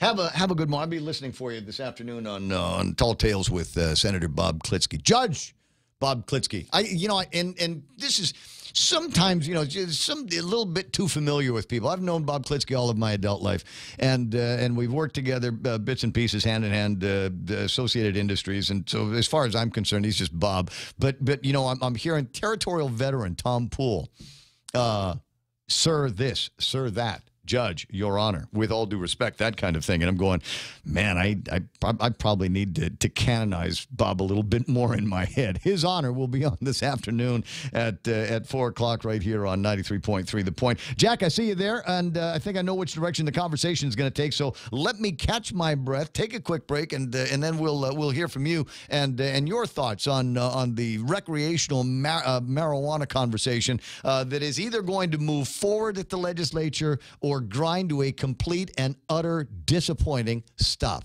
9:29 is iConnect time. Swing by the nearest iConnect and fall in love with the great plans and features they've got for you using some great affordable technology in 2019. Mobile, internet, great prices, push to talk, and they're the only guys on Guam that do that at iConnect. Do you know someone who has difficulty following conversation in noisy places or turns up the TV a little too loud? These may be signs of a hearing loss. Ross Hearing Aids specializes in hearing evaluations, custom-fit hearing aids using the latest in wireless digital technology, and custom-fit hearing protectors. Call Ross Hearing Aids today to schedule a complimentary hearing consultation. 637-HEAR, 637-HEAR. Ross Hearing Aids, located across Shirley's in Harmon. Valley Finance has been serving the people of Guam since 1959, and they'll continue to be there for you in the years to come. Whether you're looking to get a personal loan for that summer vacation or paying off those long overdue bills, Valley Finance has got you covered. Apply for a personal loan from $1,000 up to $3,600 by calling Valley Finance in Agutya at 475-4545, Upper Tumon at 647-5626, or in Dededo 633-4473. Family Finance, serving the people of Guam since 1959. Hi, Princess Natasha's online, and Yvette Ibanez. I haven't seen you in a while. We should go to Rotary one of these days and giggle it. We'll get high, and then we'll giggle at whoever's doing the presentation at Rotary. What do you say? Joe Cruz is there. Chris Abalencia says Tom did his research by watching Up in Smoke. Pam Duvall, who has already kind of outed herself as a supporter of the measure, says, ay, Tom, no disrespect, and I can hear your concern, and I feel for you, but I would rather have my adult children using marijuana instead of drinking or using meth. What's wrong with laughing? It's better than robbing people. And Chris reminding me that among the list of reasons that detract from our safe, wholesome family atmosphere down in the hospitality industry, among the list including abandoned buildings and graffiti and trash and dirty bathrooms and alcoholic vagrants and strip clubs and hawkers, he says the wholesome massage parlors that they've got down there. I am here to tell you from personal experience, as somebody that has a crick in the neck, every once in a while you can see me try to self-adjust. I've been to more than one or two of the massage parlors down in Tumon, right, and have discovered that at least the ones that I went to were straight up legit massage parlors. Yeah, well, you have to pay extra for the wholesome package. The wholesome package is extra. But, I mean, does that mean that you can't find what you're looking for in Tumon? Of course you can. Of course you can. It's 932-888-8255-888-TALK. My very close friend and personal friend. Sometimes we agree. Sometimes we disagree. Jack's on the line. Raymond, brother, how you doing, man? I'm doing all right. Everything seems to be floating well. You know, I would call in more often, but, you know, I'm looking at your website, I'm looking at your Facebook page, and now I'm looking at you live, and, you know, the carpet don't match the floor there, brother. I don't know what you're talking. Oh, wait a second. Are you talking about nothing has died. Nothing has died. I don't know what it is. I'm fortunate enough to have the Nagel gene in my head, which means that the hair is going to come out all one color, but the beard is going to come out in patches. And frankly, I kind of like the patchy way it comes out. Well, Raymond, no matter how you look like it, you still look like Ted Kaczynski, the Unabomber, to me. So you need to shave it off. Not a problem. No, I don't. I'm not going to shave it. I don't know. You know what? I'm thinking if I do shave it, I'm going to shave it for like a charity. You know how they do that St. Baldrick's things that I did a couple of years ago? I actually shaved my head for charity. I'm thinking maybe I could do the same thing with the beard. So I'd shave it off, and whoever for a bid, a couple of $1,000 and help out. I don't know, some organization. Well, let's put it this way. You've admitted that it troubles your daughter, so you're looking at a couple of $1,000 worth of psychiatric bills. Well, I mean, she stopped saying she hates it. How's that? Can I just do it that way? I mean, at first, I said, what do you think of the beard? And she just kind of rolls her eyes. And the last time I asked, she says, that beard has got to go. So, and how do I respond to that? I stopped asking her how she felt about it. That's usually how, maybe the same thing works with marijuana, but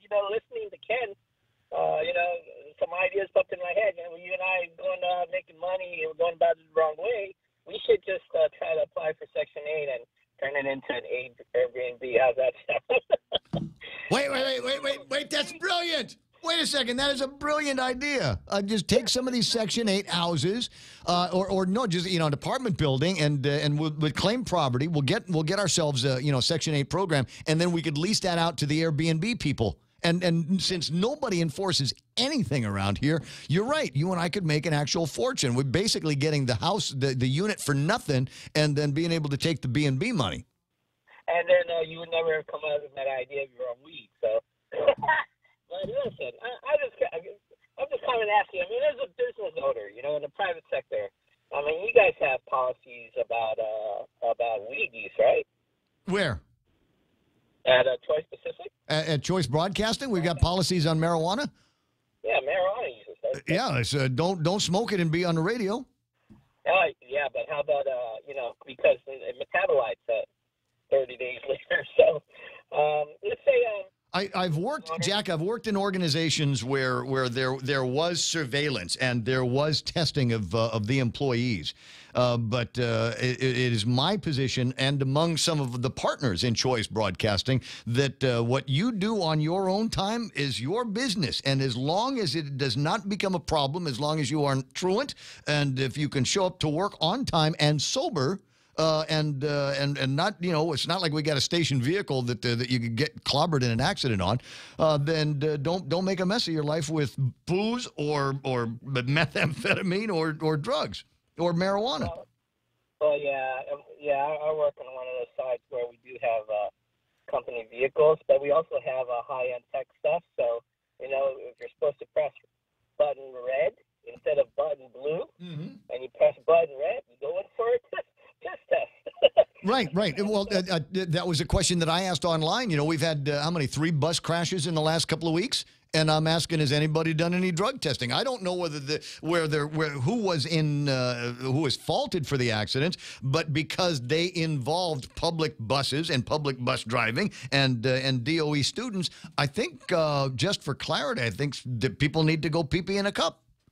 But also on the high end, I mean, you work in a high tech field with broadcasting, and you work around delicate instruments there, and I know you have engineers over there that are responsible for the blue buttons and the red buttons. And what happens if somebody presses the blue button instead of the red button? I mean, you're talking about like thousands of dollars loss of revenue. Yeah, my biggest concern, we don't actually have any blue or red buttons around here that could cause some kind of ruination. All of our transmitting devices have fail-safe modes, so they can't go over a certain power output. So that's not an issue. My big concern is what happens when it's time to climb towers, and I guarantee you that anybody that I send up a tower is not going to have any drugs, any mention of marijuana. Is not going to have any alcohol anywhere near their system for at least the preceding 8 hours. I mean, I treat it, as far as I'm concerned, it's like flying an airplane. You go climb a tower, and trust me, none of these guys will do it stoned. None of these guys will do it drunk because they know it'll kill you. Yeah, so you have to remember that with marijuana, it's more than 8 hours that it stays in your system. So, you get popped for that. They can't really tell whether you took it like, just the day before or during your vacation.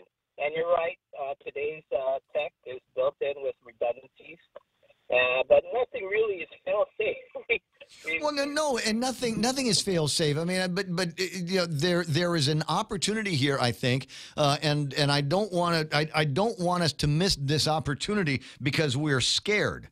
There seems to be this fear that we've got around here that is the second that this bill passes, everybody is going to start lighting up. I mean, there's still commissions and boards and things that need to get set up so that we can surveil the production and the sale of marijuana, and we can tax it effectively. At the end of the day, that's what we're doing. In the meantime, we can take all of the time that we need to start setting up all of the safeguards to ensure, and in fact, the safeguards that already exist, so that if somebody shows up at a school with marijuana or meth or a bullet or a gun, they're going to get caught, which is what happened at Sanchez the other day. So obviously, there are safeguards that are in place now that work. You're missing the main point, and the main point is I disagree.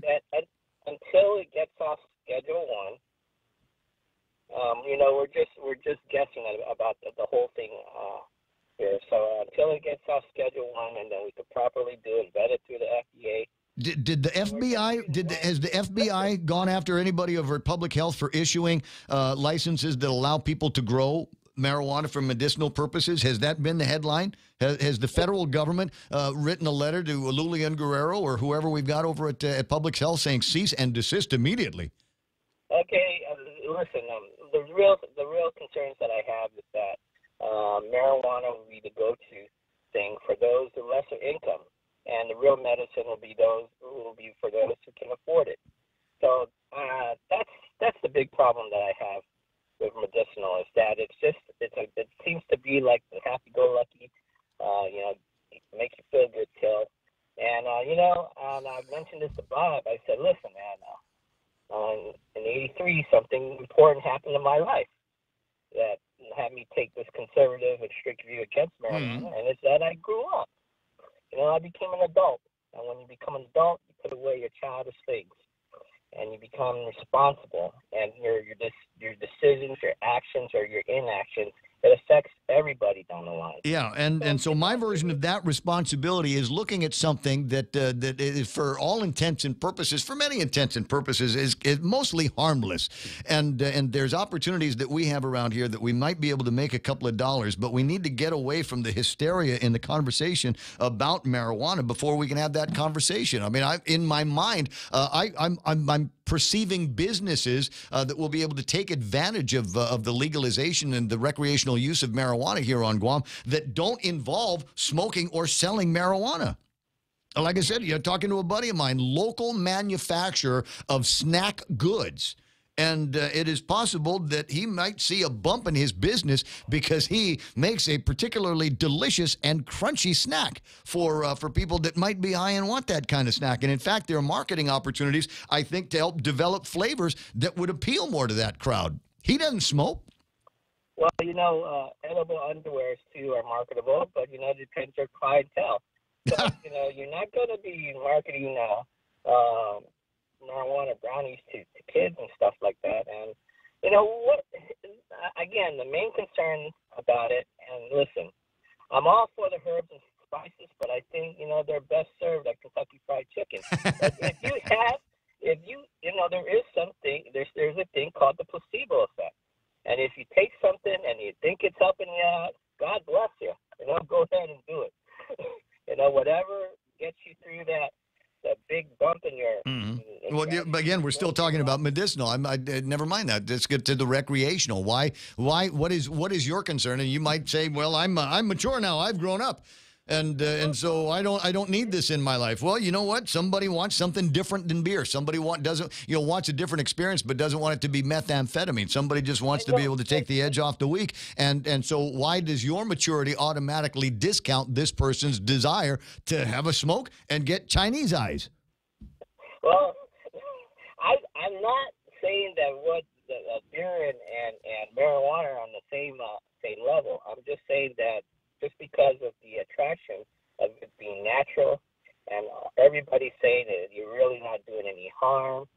Well, I think that the data is out there and it's coming in that, there are a cost risk to a society. Even in California, to get a medical use for marijuana, you have a migraine. Just go in there and get a script from somebody. A doctor says, I'm having this headache. It's not. It might as well be recreational. But are you really solving anything? Are you solving the problems of why they're using it, or are you just complicating it? Are you just putting in their place orders for no solution? And this is the problem I have with the fallback that marijuana helps cancer patients. Is that But that's never been my argument, and nor has it been my experience. Yeah, so I think that if that's why a lot of us said medicinal. Okay, we can understand the mind works in a mysterious way. People have different sorts of reactions, but when you come to just general usage, when you're trying to just just make it legal, just make it accessible to the nearest adult, make it accessible, selling it at the gas station, or even opening up a drive-through pot store. You're already having complications, you know.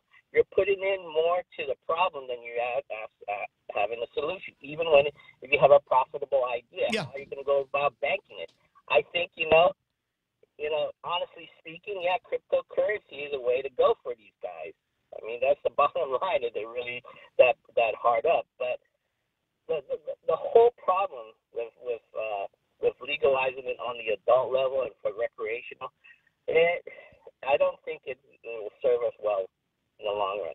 You look at our cousins over there in Taipan. Look how they're doing. And my God, they had a typhoon. But I haven't heard of anybody dying. I haven't heard that the schools are overrun with Zombie Stone High School students up in Saipan as a result of their recreational use. I haven't heard that planes are falling out of the sky or arriving empty. I think they had a problem with the typhoon and the recovery, as one might imagine. But I don't know that any of that has anything to do with their issues with recreational marijuana. I'd be more inclined to find out if they've been able to actually track any additional dollars coming into the government of Saipan, and the answer is probably not. They're just as broke as we are. Okay, Ray, there goes to another idea is about work productivity. We're not talking about social or family, just simple work productivity. How does that affect typical private businesses out here? I don't know. This is not a research-based program here, so I don't know about whether productivity has gone up or down in Saipan. I can tell you that they're probably a degree or two more laid back than we are here on Guam. And laid back hasn't really helped us out. So so laid back hasn't helped us out, and marijuana is already illegal. So how much worse could it possibly get? I don't know, Jack. I mean, I'm not feeling a real argument here against it that hasn't been brought up before. Well, listen, you've been bloviating longer than I've been. You've been responding longer than I've been able to give you the reasons and things like that. Oh, that's because the name of the show is The Ray Gibson Show. There you go. Then maybe. Listen, this is what is it? I work with associates that are casual users, and I'm letting you know. When the rubber meets the road, and we're called for deadlines, and we're called for logistics and things like that, they just become irritated. They become agitated, and it's just I would say it's because of their use. And it's just difficult to work with them. I'm really a time-oriented person. I want things on schedule. I want things structured. And when things fall out of those loops, it questions you. Why is this? Why it's always on this day? Why is it always before Friday? Why is it always after somebody's birthday? Listen, I'm just making little ad homiles here, but I think it doesn't do well, and there's just, it's a spidey tingling thing, and I just hope people get mature in this. I don't know. I don't know the maturity. I'm going to let you run here so I can bloviate some more. I don't know that maturity is the thing. I know more than a couple of people in mature age ranges and with pretty sophisticated lifestyles and sophisticated job roles, and they will from time to time smoke a marijuana joint the same way that they might choose to drink a cognac or go after a couple of rounds of Johnny or of beer. It's what are the choices that are available to them, and what kind of high are they looking? What kind of buzz are they going after? Yeah. I mean, does that make them any less mature? Does that make their work any less important? And it is possible, Jack, it has nothing to do with the nature of the dope that these guys are smoking. It's possible you're just working with jerks. It could be, and perhaps they just hate their job. I mean, that exists too. It's a funny thing, and I respect Jack's ability to align himself with or without this issue. That's fine. But his whole argument was him trying to push his values onto everyone else, and that's just not how it works. Well, yeah. To each his own. I'm a moderation kind of guy, and he's right. I have bloviated on this subject. It has been fascinating to me all week. And now that we're getting into the political machinations that we should have gotten through before, that's the thing that's kind of ticking me off here. Is now we're starting to hear from GVB. Now we're starting to hear from the Republican Party of Guam, who, as a reminder, their governor, Eddie Jerome Bazacalvo, governor of the territory of Guam, 8 years. In the last year, in 2018, floated the idea of recreational marijuana for taxation purposes. Remember, there was a bill that was introduced over at the legislature just to see where this thing might end up. Who introduced it? A Republican. And now the Republicans are saying, we've got concerns. We've got concerns here. And we're not ready to allow just 15 members of our community to vote on this. Although it only took 15 members. In fact, I think about this. Was BJ there at the time? It only took 15 members of the legislature to increase the business privilege tax, something that affects every single one of us on Guam and every single transaction. And in fact, will affect the transactions on marijuana if we get around to that. Yeah, and how many members? See, you know I was going to get a good one there. How many members of the legislature voted for their own pay raise? Yeah. Seemed like that was enough. Chris Valencia, we believe this decision should not rest in the hands of 15 senators. Then why did we bother electing the 15 if you're not going to be making decisions like that? Increase in the business privilege tax, something that affected all of us and something that heretofore by law, I believe, should have been taken to the public for a vote. Any increases in taxes, new borrowing, as far as I'm concerned, all of that stuff needs to go by referendum. Those are decisions that are not left in the hands of people who can't see any further than the next election, right? And so I just find this disingenuous, and they're going to kick me out of the Republican Party of Guam for saying so, and I don't care. I don't need them. And I think I've already been kicked out of the Democrat Party of Guam for my conservative values. We'll just start the Ray Party. Is it a conservative value, or am I more libertarian in my conversation here? I think you're going much more libertarian. I mean, you're asking for another thing for the government to kind of back off of. Okay. And so, I mean, yeah, that is actually, I guess that's a Republican stance, but I think we're leaning more libertarian just because of the subject matter. Yeah, it could be. Could be. I don't know. But I'm disagreeing wholeheartedly with these arguments. And again, I'm going to say it this because I just need you to know this. I am not in the marijuana industry. I'm not in that business. It's not what I do. If I go party at somebody's house, and in fact have. I was at a party recently. I'm not going to tell you whose party it was, but there was marijuana cigarettes floating around. Did I smoke? No. Could I have? Yes, I absolutely could have. But they also had beer there, and I like beer better, and I can control beer. I know when I'm having a good time, and I know when I've had too much. So adults are free, should be free to be able to make these kind of choices. Will I be in the marijuana business? All right, disclosure. Let me do a disclosure. Anything that has an impact on the retail business here on Guam, whether it's cafes or restaurants or vape stores or wherever it is that we're going to be selling this marijuana when it comes up, I want to sell them advertising. I will want to conduct promotions. I will want to conduct promotions where somebody can bring in the stinkiest weed, right? And or who can blow, who can just toke and then hold your breath the absolute longest, right? Those are some good ideas. Anyway, 9:52, and my producer says I got to take a break before I get to Carl, so stand by. Shrimp and guacamole for Lent at Subway. The all-new shrimp and guacamole combines generous portions of whole shrimp and a spread of guacamole served on freshly baked bread, paired with vegetables cut fresh daily in restaurants and sauces that are sure to excite your taste buds. Hurry in, it's only available for a limited time. Other fresh Lenten flavors include the classic tuna or the mouth-watering greatness of our seafood sensation. Don't forget the Veggie Max, a delicious and tasty vegetarian patty. Visit any of our convenient locations today. At Subway, you make it what you want.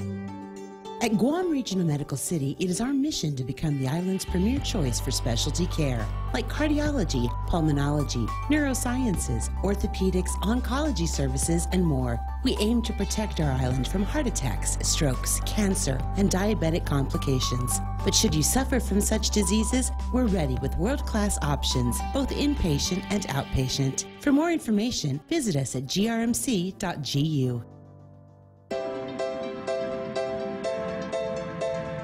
All right, so my political guardrail guys are chiming in, saying they're suggesting that my position here on recreational marijuana on Guam is libertarian. Jose says perhaps libertarian flirting with anarchy. Ooh, anarchy.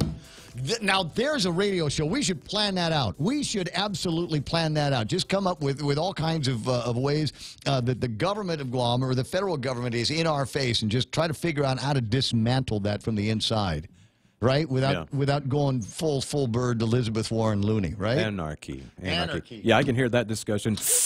Hey, bro, what you want to do today? I don't know, man. I'm thinking about some anarchy, bro. After some of those Doritos. We'll put the soundtrack together. Somebody needs to, on Spotify, start working on this now, because I know that you people have got the skills to do this. Start working right now on Ray Gibson's Anarchy playlist on Spotify, and then send it to me, and I'll share it up on the Facebooks. 9:54. Hey, Carl, good morning. Good morning, Ray. Arthur. Yeah, I just wanted to weigh in. I'm probably one of the small minority on the island that's never even toked a single doobie of my entire life. It just hasn't been me. You know, are you asking? My father was. Are you asking? Would you like some? All right.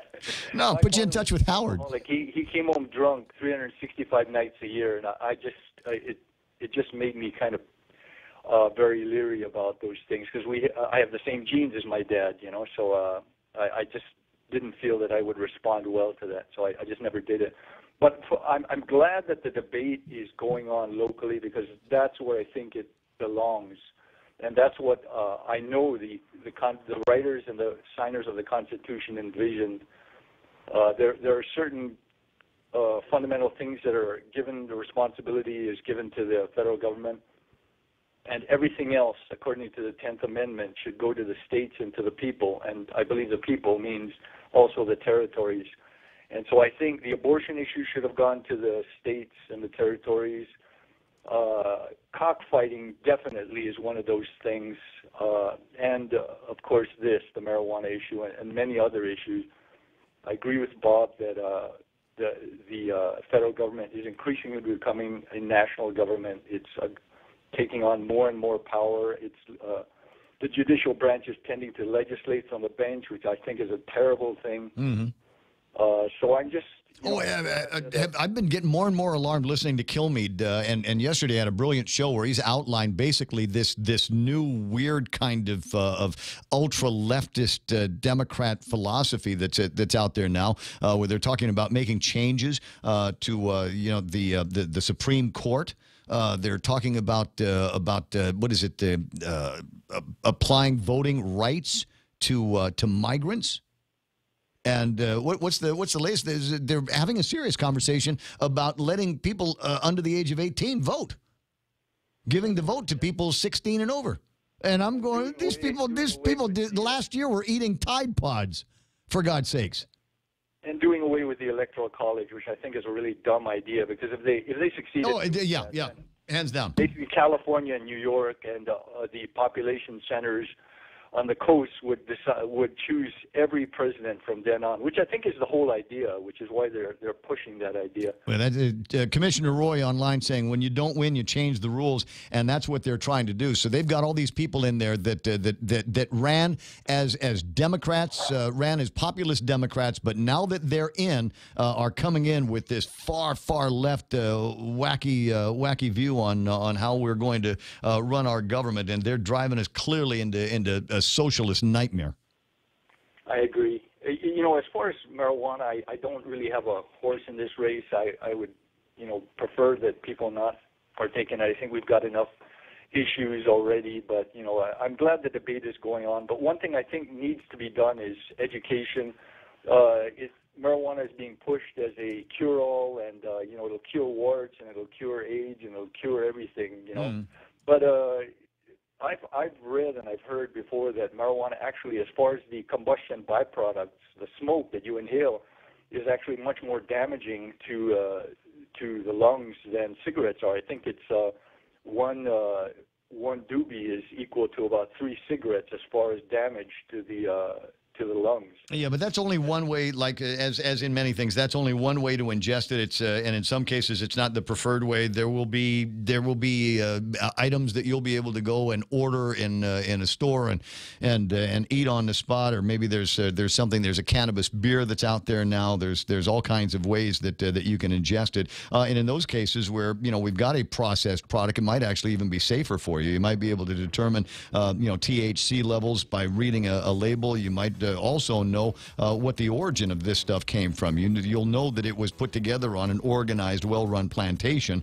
and that they weren't using toxic, as they're using now, apparently, in the Fox News story about they got all of these bug killers that they sprayed food with that, frankly, never gets off the food. That ought to scare you as well. Hey, dude, I gotta run. We'll see what happens over at the legislature in the next hour and see if whether they've turned into 15 blind mice overnight. If I can just insert one quick note, there also different people respond differently to marijuana. There are people that respond becoming extremely paranoid.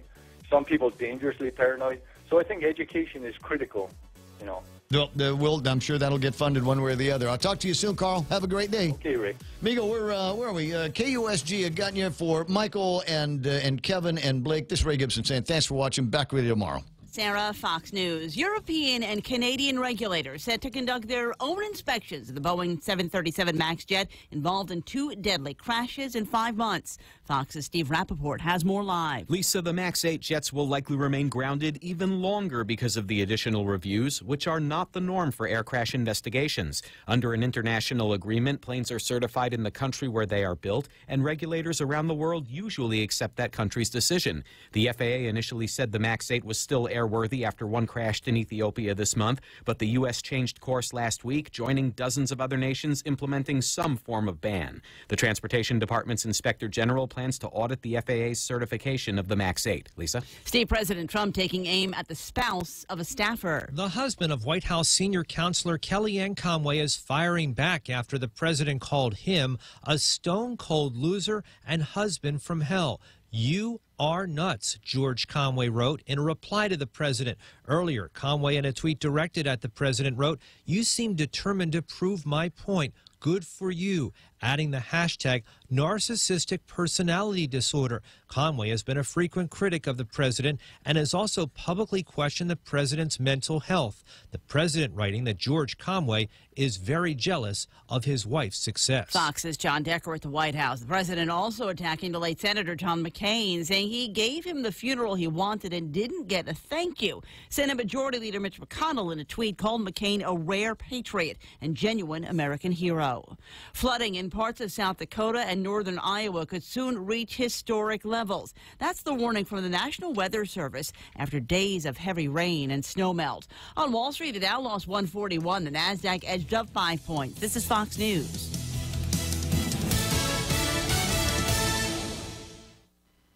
Fox Nation is the